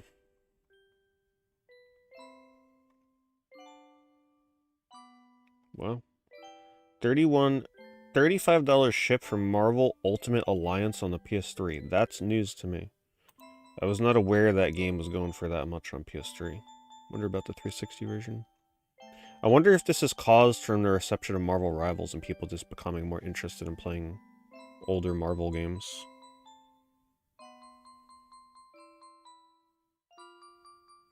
Yeah, usually on RPGs, the manuals are a pretty significant portion of the cost. I always pass on RPGs without the manual.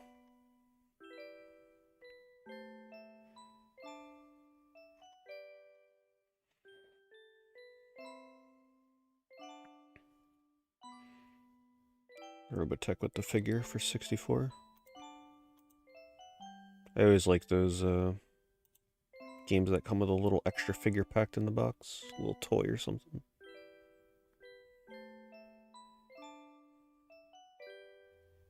Just a friendly reminder, since I always reminded the Twitch people, but I'm not sure if all the YouTube people know this. Sonic Unleashed on the Wii and the PS2 is a completely different game from the one that is on 360 and PS3. Just so you know. Levels are different. It's one of those things where like it's on multiple platforms, but this version is different. It's not a port with waggle controls. If you're not a fan of the Werehog sections, you might actually want to try this one, because not only is it kind of, in my opinion, improved, it just feels way better on the Wii and PS2 versions. But I think there's less gameplay involving Werehog on the PS2 and Wii version compared to the 360 PS3. It's worth it on PS2. Yeah, that's the one I played. It's a good game. It's not a bad Sonic game. The beat 'em up Werehog sections actually feel more like a arcadey beat 'em up. A little faster paced than the other version.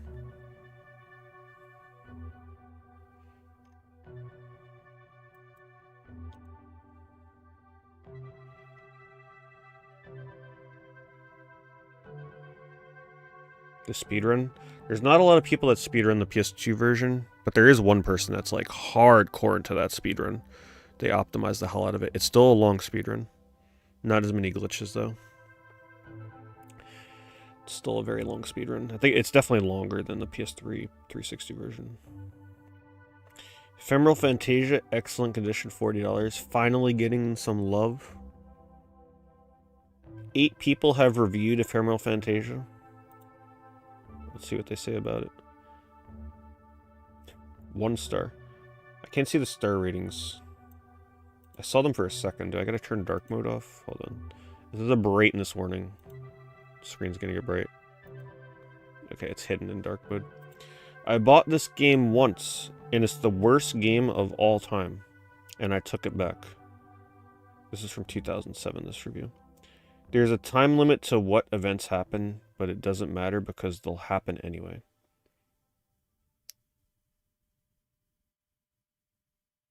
Isn't that the point of a time limit? The guitar playing is hard to figure out. No, it's not. It is absolutely not hard to figure out. Have you ever played Guitar Hero? This is before Guitar Hero, but very easy. It's a disaster. Horrible. The character is on a search for people in and around the cursed city who are strong enough to break free of the Groundhog Day-like scenario. Navigation is impossible. Well, I'll give him that one. Navigation in this game is not the easiest thing, but part of the fun is getting lost in the giant city. It does not make sense. Said by many critics to be one of the worst games of all time, it's misunderstood. It is misunderstood. Way ahead of its time. Ephemeral Fantasia was doing things that no other console RPGs were doing. With the city. And the time loop. And the day-night cycle. Like, oh my god, like, yeah, it's not perfect, but this game was just crazy. This is the first, by the way, this is the first turn-based RPG to release on PS2 in Japan and in the United States. You know, when your party members are lined up, waiting to take their turns with an active time battle system, guess what? This is the first one on PS2. Groundbreaking stuff. Let's see. And I agree, but I'm going to buy this... Hold on. But I'm going to buy this game simply so that the next time anyone complains about how horrible insert game title was, I can say, you think that's bad? Play this. Damn. Do not buy this game for quality. Buy this game so that it could really... Buy this game so that it really could be worse. Who knows? It might become worth a lot of money because everyone has thrown it away. This is one of the most brutal reviews I've ever read. Well, I mean, it's worth $40 now. It's almost back up to what they charged for it when it came out. 4 stars. Many things to do. Love it, but it can get very frustrating. I love this game. I can get frustrating, but that makes it all the more rewarding when you get it. It's true. There's much in the world to explore. Several small side quests. Some mini-games. Basically anything you need to avoid doing the main storyline, which are my favorite things to do in a game. Some of it seems impossible. Also kind of true. I had to use a guide to do some things. Exactly. See, this person gets it. This is an RPG you play with a guide when you need it. Not bad. Verified purchase, yes. Oh, damn. They're probably not going to put my review up because I'm not verified. Not bad, a little difficult. Hard to find, but worth the look. Fairly challenging game, but also quite addictive. I played this when it originally came out and never finished it. It has haunted me ever since. Imagine being haunted by Ephemeral Fantasia for a decade. I will say it will be nearly impossible to complete without referencing a strategy guide at some point to help you out. Exactly. That is definitely one thing you gotta do with this game. 5 stars. Played it when it came out. Nice graphics. Beautiful storyline. Wonderful characters. Memorable experience.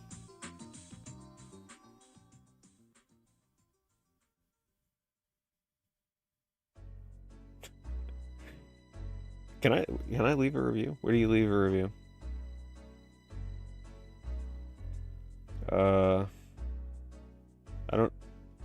I don't see anywhere to submit a review. Is it because because I'm looking at a sold listing? Is that why?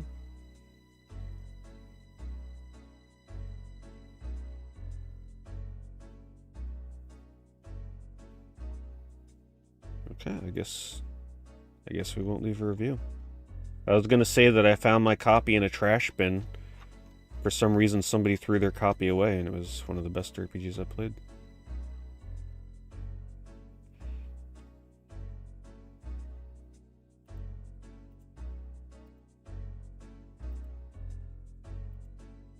Who the hell reads eBay reviews?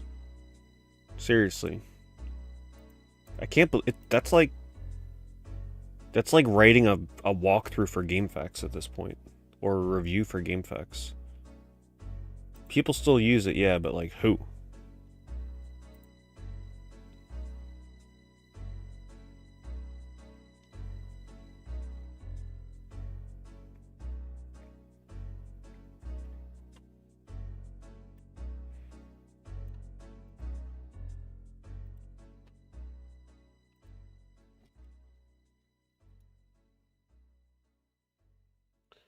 Okay, here we go. Thank you, still shut. Are the graphics good? Yes. Is the gameplay compelling? Yes. Is it good value? Yes. But they really like saying awesome sauce on eBay here, huh? I was lucky enough She find a copy of this game in a trash can. Someone must have hated it enough to throw it away. Ended up being one of the most, what would be the right word?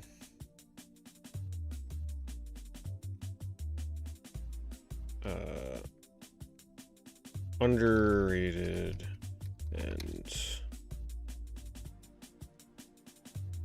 mechanically impressive early PS2 RPGs I've played.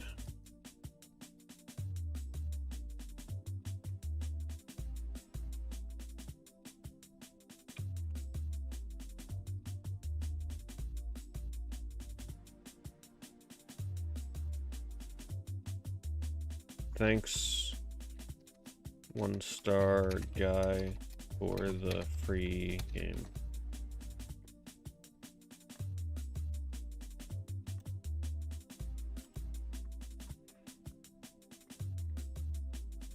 There it is. I mean, it'll take a while to get approved. I was lucky enough to find a copy of this game in a trash can.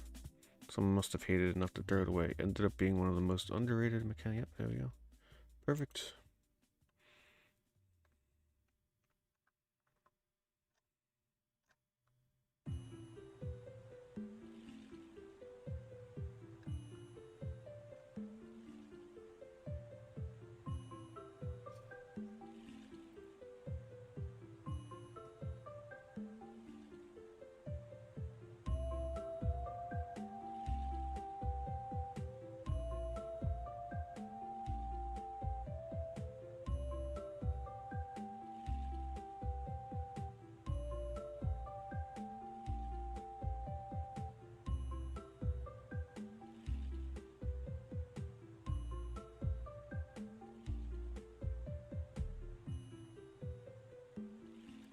$40 for Barnyard on PS2.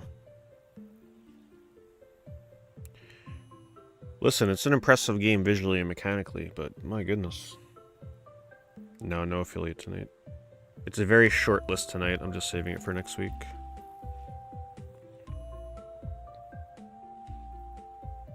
So we can double it up.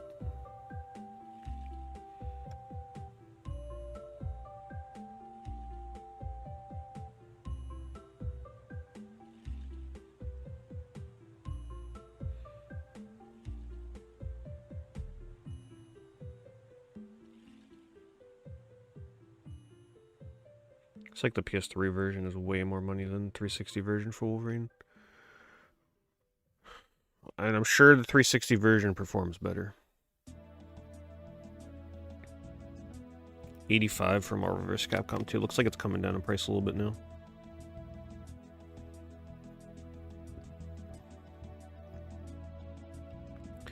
$30 for 13, but that's the GameCube version. That GameCube tax coming into play.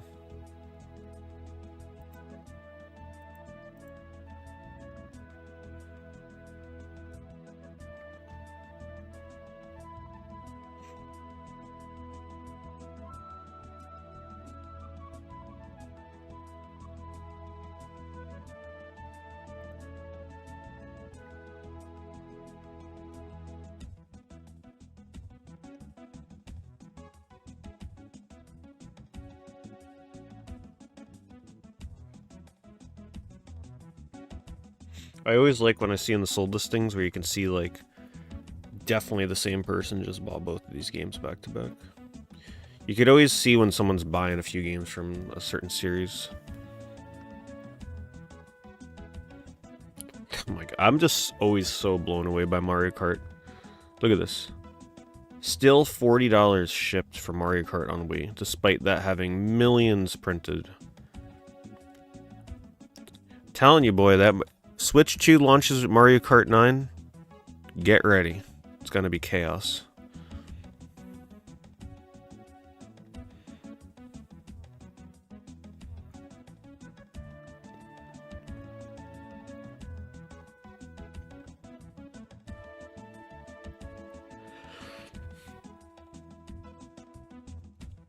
Weird fact about this game, some copies of this don't have the name of the game on the spine. This one does. I don't know, I'm assuming the first print run of this had no name and then they corrected it in the second printing. But if you ever see a PS2 game that's just a black spine with no name on the side, that's this game. City Crisis.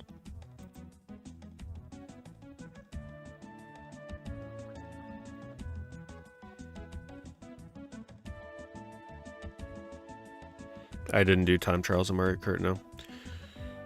No. But if they have time trials with online leaderboards, I might look into it for the next one.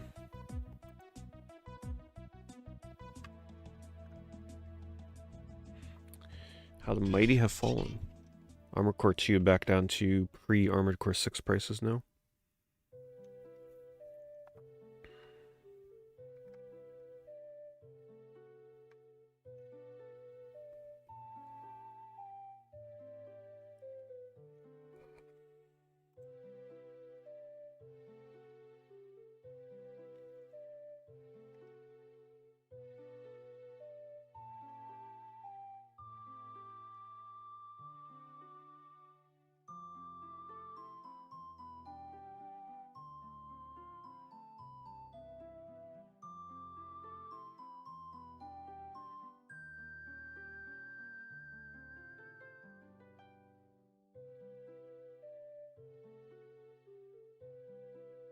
Something's definitely wrong with the exposure on that photo.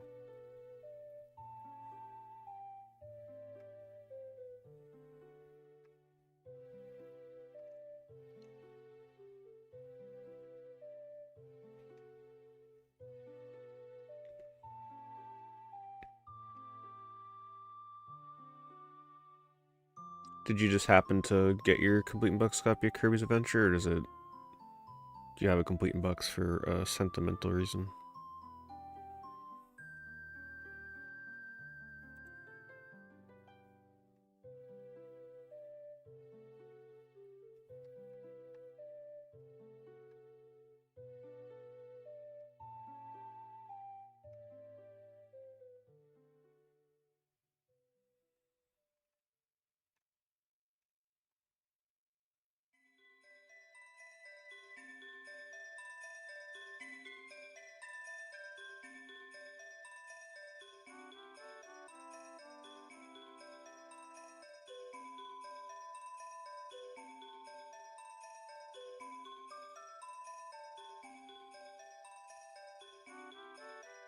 $80 for Greatest Hits Shadow on PS2. I'm pretty sure that's probably the cheapest way to get that game right now. So if you're looking to get Shadow the Hedgehog, you're looking at currently $80 for Greatest Hits PS2.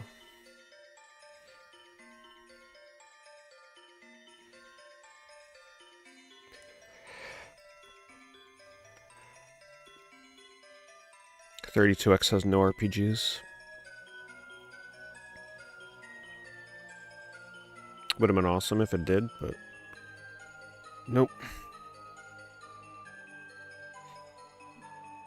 Your Dragon Age Origins. I think I passed it by on the previous page.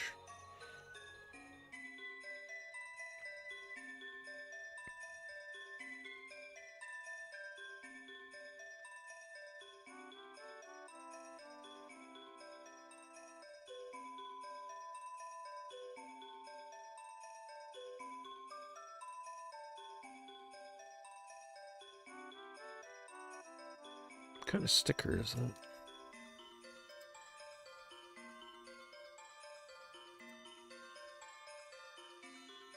Does that say half price books?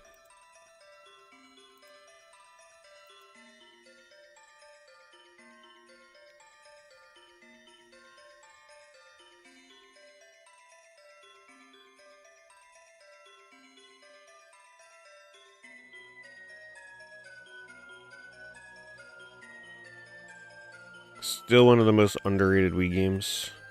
I've done my part over the years to spread the word of Mushroom Man. Many people have bought it because of me.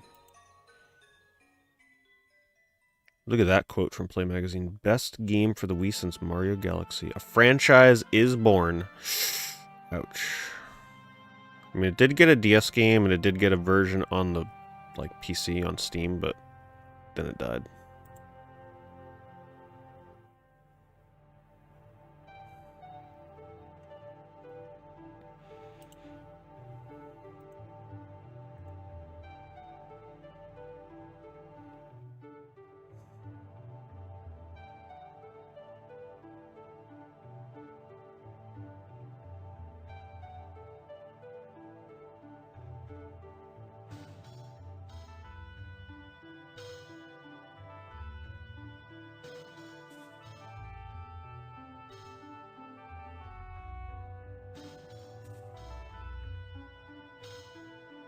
Yeah, the DS game is really weird.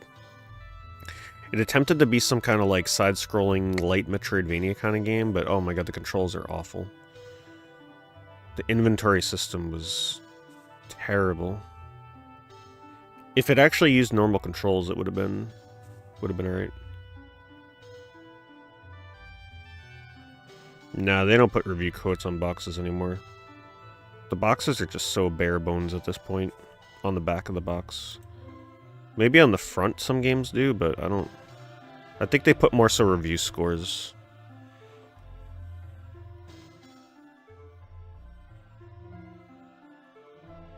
Well, we're still doing eBay every Saturday, and we're about to start back up PS2 games, so... You'll be seeing a lot of PS2 streams.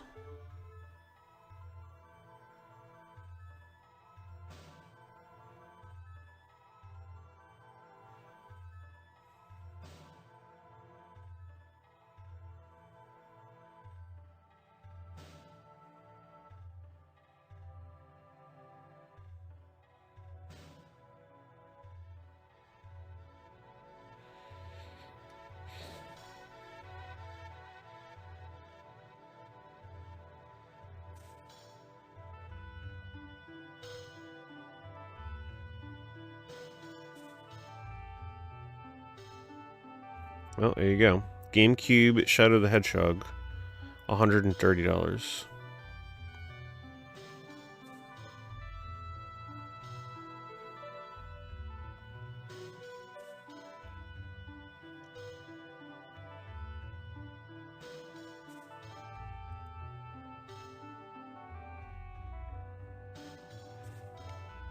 I don't know if it's more Switch 2 details. I think at this point we pretty much know most of the stuff about that thing. It's just a matter of Nintendo officially showing the trailer for it now.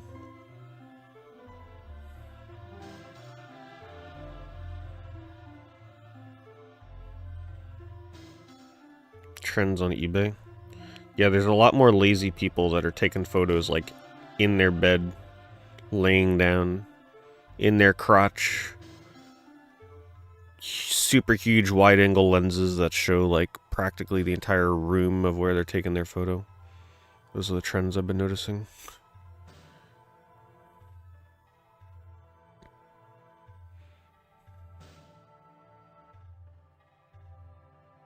$190 for Rhythm Heaven Fever on Wii.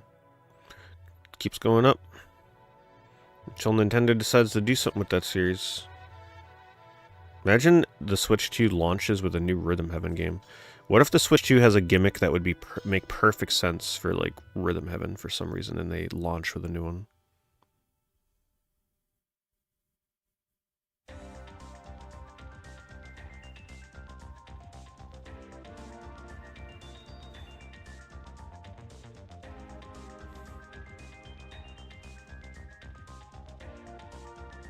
It's true, the bad picture people do accept good offers. They just want to get that stuff out.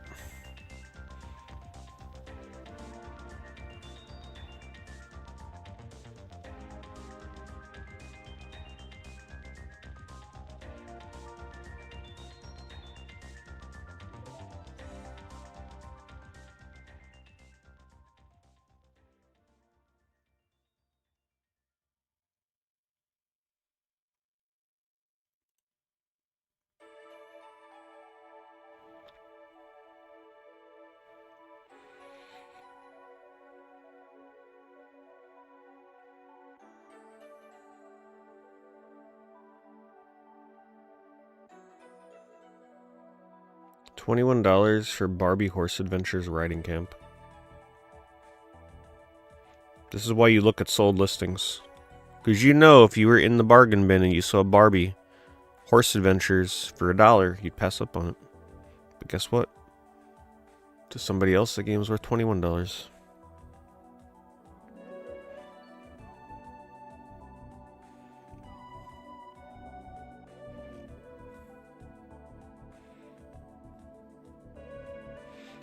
Left 4 Dead 2 still going for over $30. $360. It's impressive. I mean, that game has a lot of copies. Huge print run.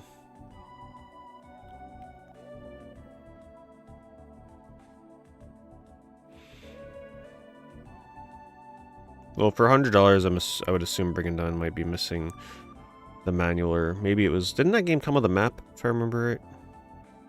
Might be missing the map.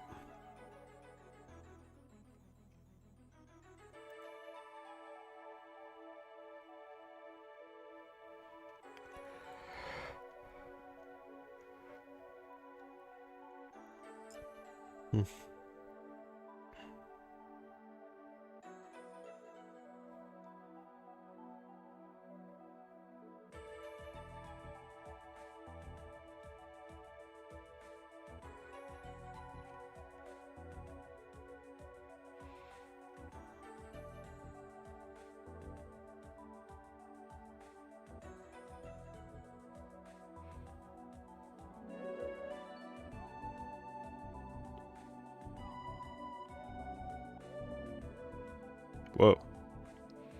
Wii Party 65. Actually, Wii Party's always kind of been $50 or $60, right? I'm just always so surprised when I see Wii games like that for so much money.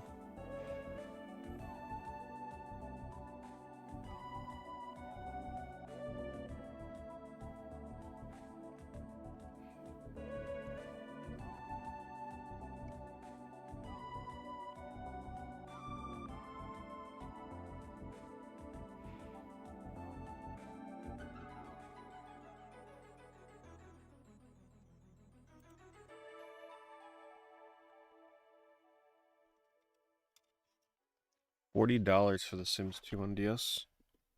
Yet another game that I would never expect to be that much money. Some of the older Sims games are starting to get more expensive on console, though. Like the Herbs, that's another one that's more pricey than you would think.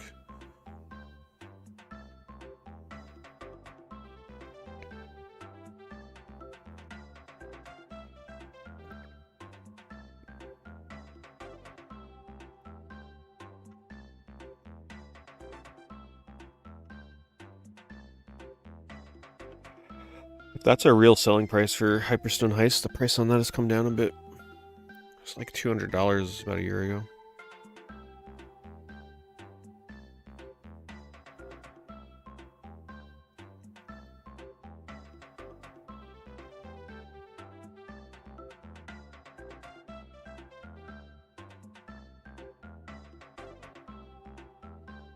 So you're saying you're looking for a Wii game that uses the classic style controller, or are you just saying the Wii Remote without the nunchuck?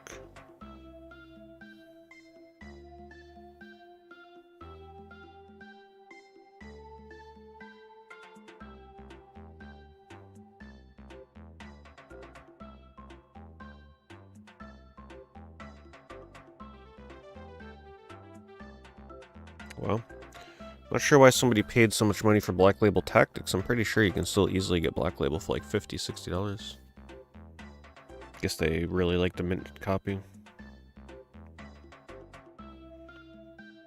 Can you play Okami with the classic controller, or does that have to use the motion?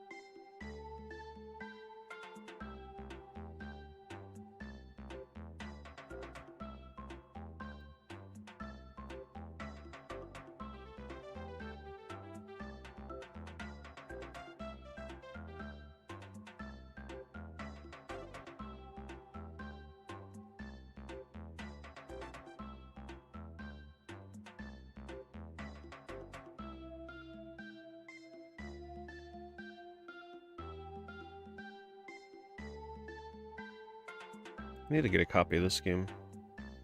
Acme Arsenal Looney Tunes.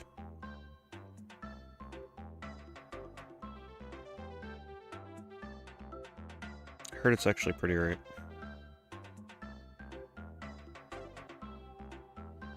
People are paying $40 for the platinum hits of Sonic 06 right now.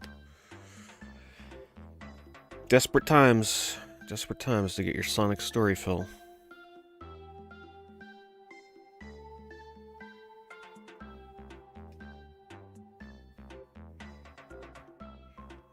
Oh, somebody bought a cassette vision game. You almost never see cassette vision sell on here. Should stream some cassette vision again. This was a good. Oh, this was one of my favorite games. Yeah, this one was fun. Like bounce the ball around and try and roll it into the squares for points or something like that.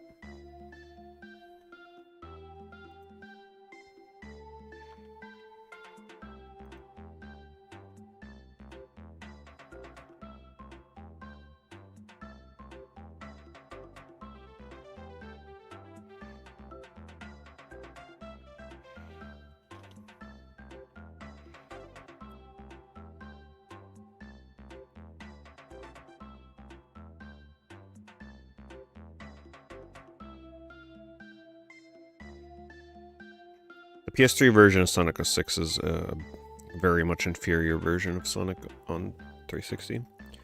Load times are abysmal. I think the performance also takes a hit in certain spots that it doesn't on 360.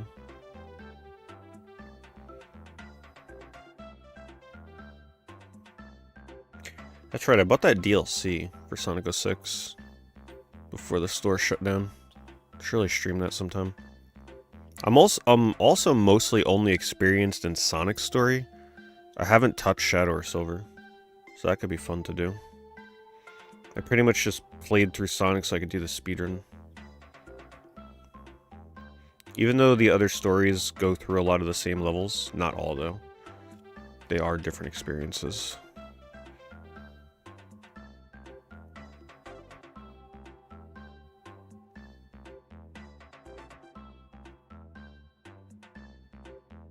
I haven't played Max Payne on Game Boy Advance, no. That's one of the 3D shooters, I'm assuming, right? Is it 3D on that, or is it side-scrolling? I don't remember the gameplay, what it looked like. Well, they would do probably third person with Max Payne. Not sure how they'd pull that off, though. Go to my top 3D Sonic games. Sonic and the Secret Rings, Sonic and the Black Knight, Sonic R, Sonic 06. Yeah, sounds about right.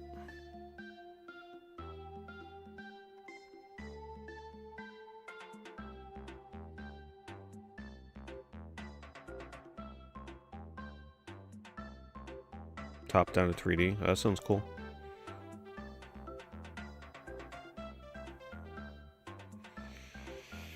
My PS2 wheel includes, like, I'd say 95% of the games on the PS2 wheel are games I've never played before.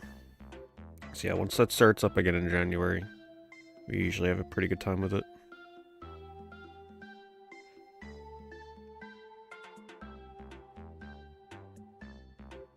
Forces me to play stuff I would normally never play.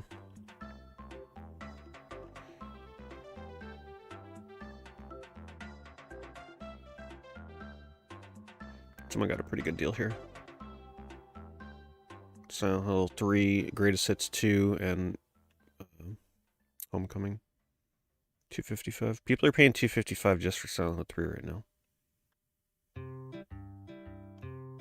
Of course, it's probably with the soundtrack, but still.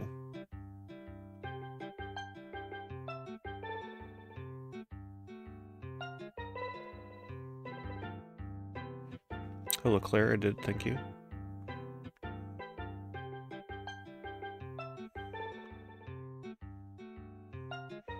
Wow.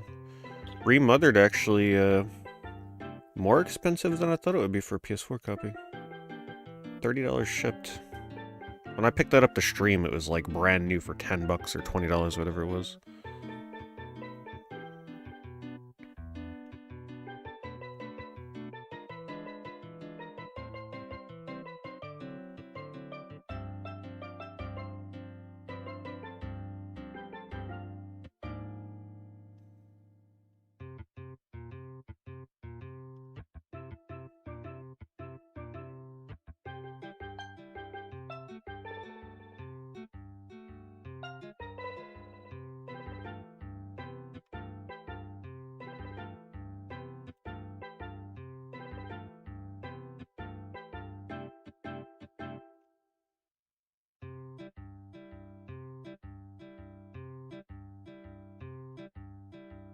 When is that Hello Kitty game coming out on the Switch?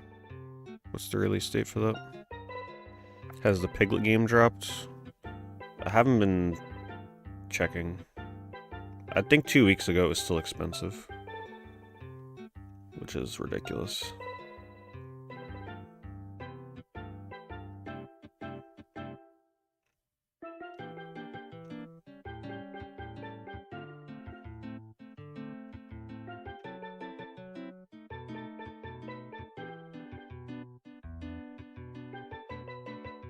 January 30th. Probably the same release date as Pokemon Pocket. I'll check out an Animal Crossing Hello Kitty game. Even if it is a mobile game port. No microtransactions, though.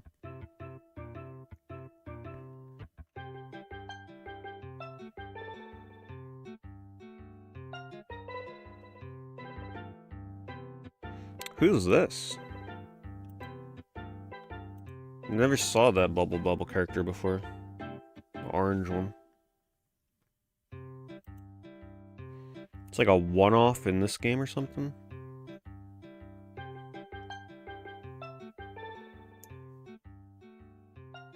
See, I'm trying to read the lore here. Okay, series heroes Bub and Bob along with their cousin Boo Boo. Okay. Who debuts in this game, and it's probably the last time the character was ever around. But I'm not sure. I'm not super familiar with the series. Was that a one-off character, or did Boo Boo return in future games?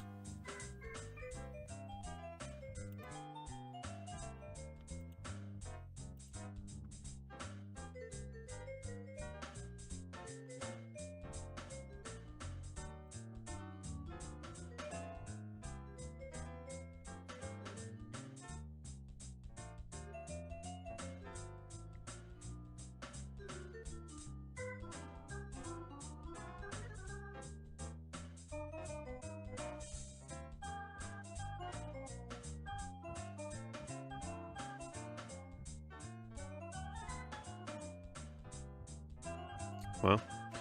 SmackDown vs. Raw 2007 Special Edition, GameStop, $135.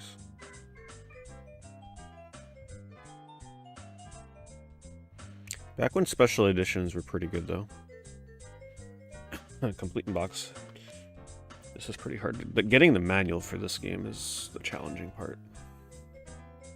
And then if you want this to be fully complete, you got to get the tattoo. The tattoo itself is worth like $100 or $200 or something like that for the Punisher.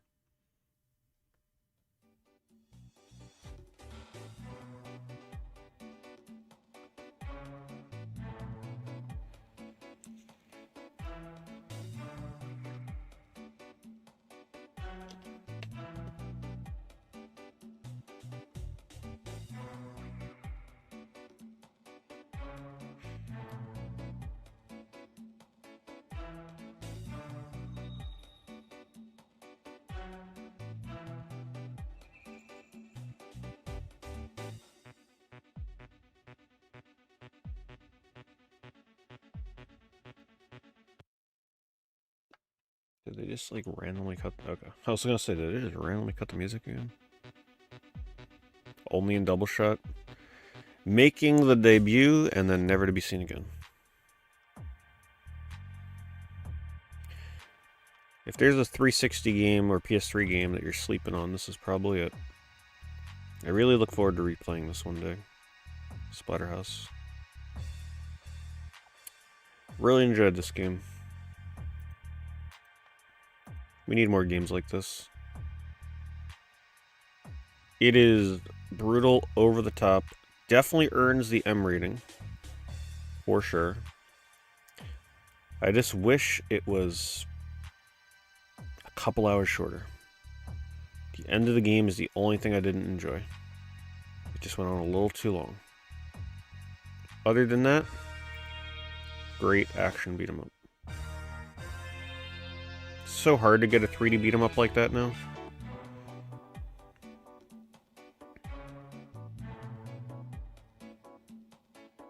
Okay, so that means people are valuing the tattoo at around like 300, 400, 350. That was a burned copy of Snatcher.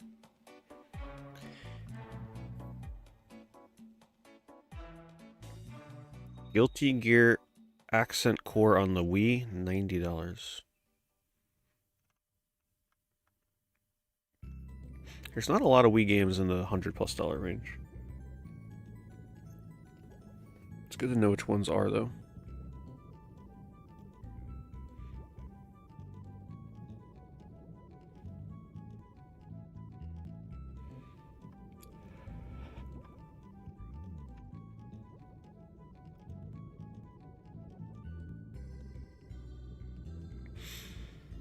You shouldn't have got a Twitch ad, though, unless you, like, reloaded the stream or something. Or unless it's one that popped up on the side. I should not have in-stream ads.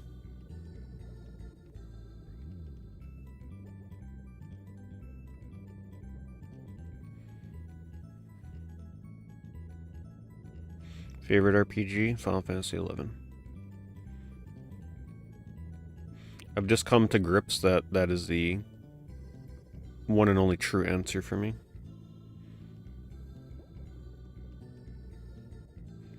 Wow.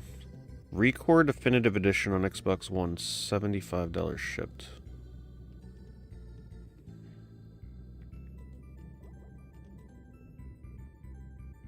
Guess that's one of the only expensive Xbox One physical games. If you get the non-definitive edition, the game's like $10.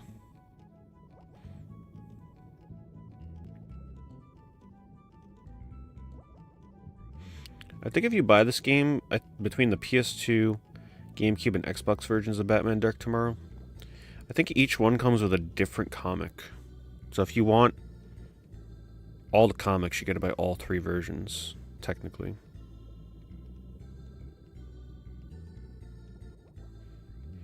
RPG that's not an MMO, probably Ancient Roman Power of Darkside.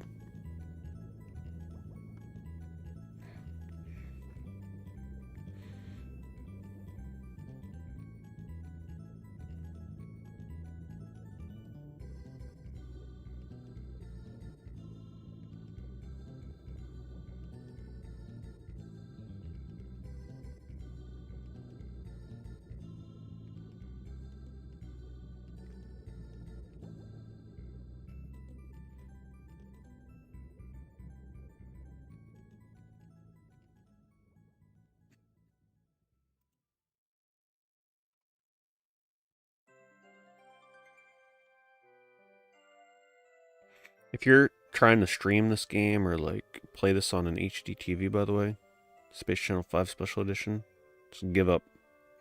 Impossible to play unless you're playing on a CRT. Just letting you know. Ancient Roman death animation, yep.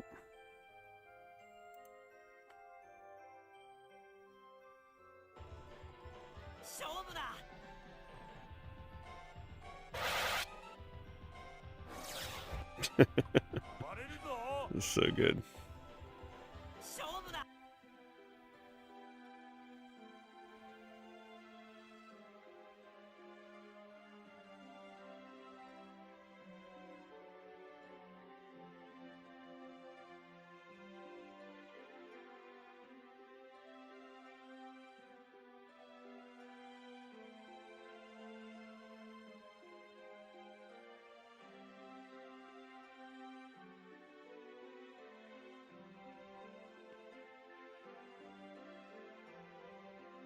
Wow. I sold my copy of Pokemon Soul Silver many years ago. There was a point where I'm like, I just was never going back to play older Pokemon games. So I'm like, well, I don't know. I'm just going to get rid of them and just only buy the new ones. So I sold my copy of Soul Silver with the Pokewalker. I think around then it was only worth about 150 to maybe 200 max. Crazy what that goes for with the Pokewalker now. 450.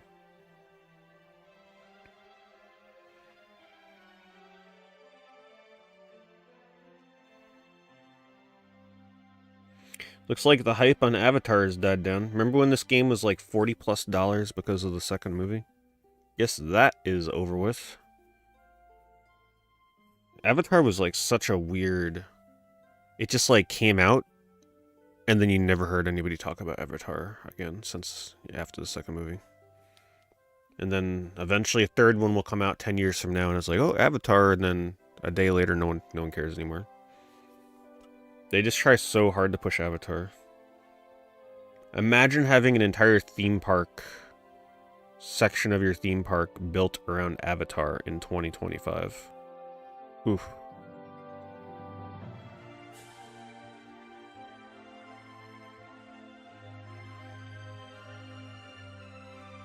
Yeah, after the third movie, though, what are they gonna do? That theme park felt so irrelevant for so many years. Like, what kid knows Avatar before the second movie came out?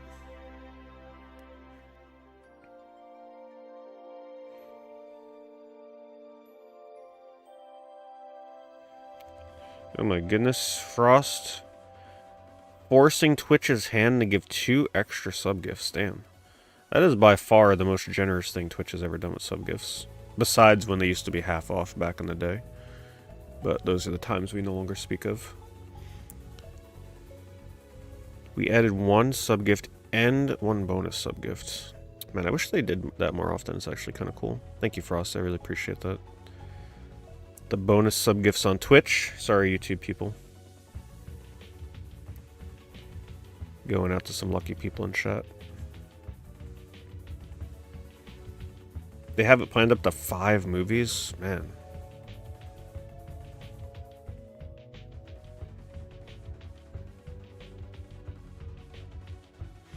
Yeah, it is true. I mean, the Avatar theme park is probably the best part of Animal Kingdom. It actually looks really cool.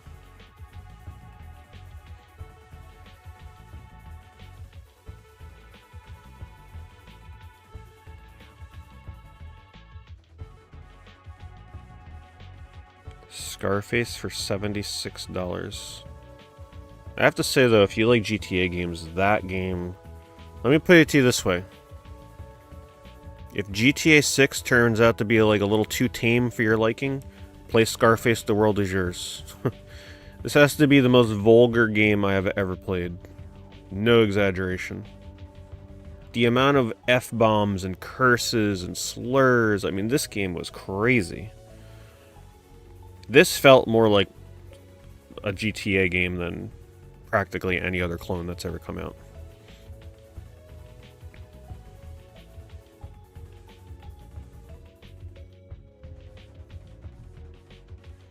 Avatar 2 is one of the top grossing films of all time.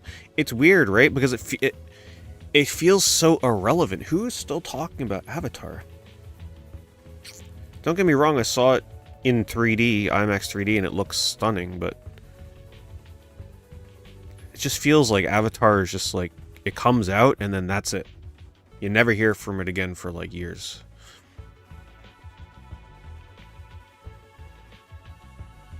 Yeah, have a good night, Jager. Thank you for hanging out. Jagar.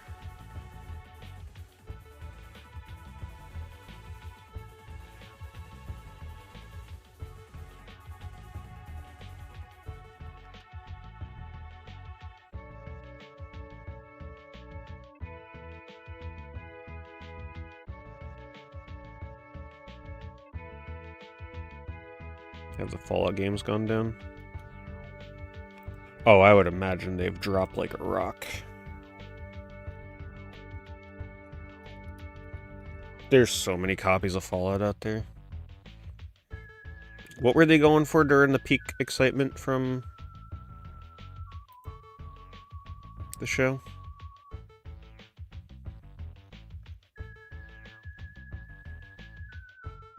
I think this was the one that was really expensive, right? Game of the Year edition?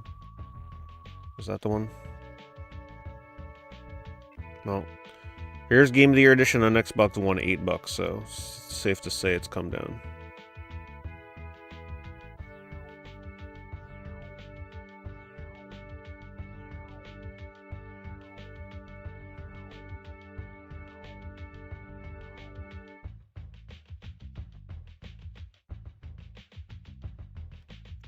Oh, Avatar and the Wii is really fun. Way cooler than the 360 PS3 versions. Especially the Panzer Dragoon sections. The Navi sections. It's also one of the most impressive looking Wii games I've ever seen.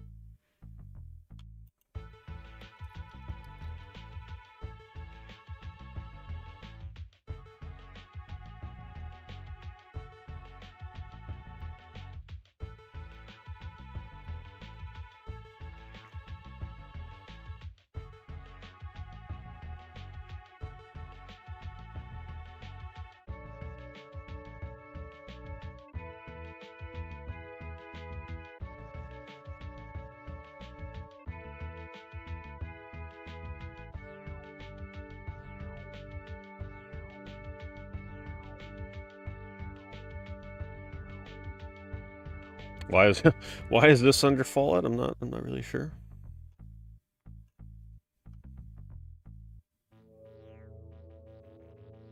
I think it's safe to say most Fallout games have come down quite a lot. Ooh, I got a hype chest. I got a snowman saying hello.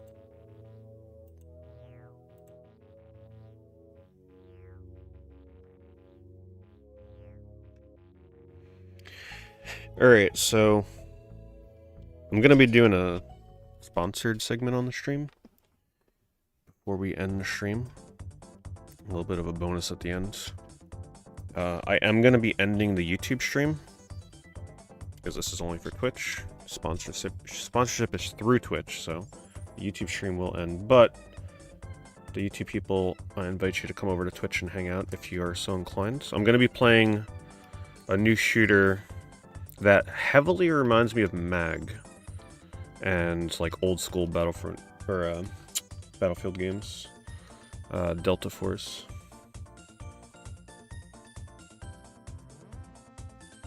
And thankfully, this my PC will be able to handle it.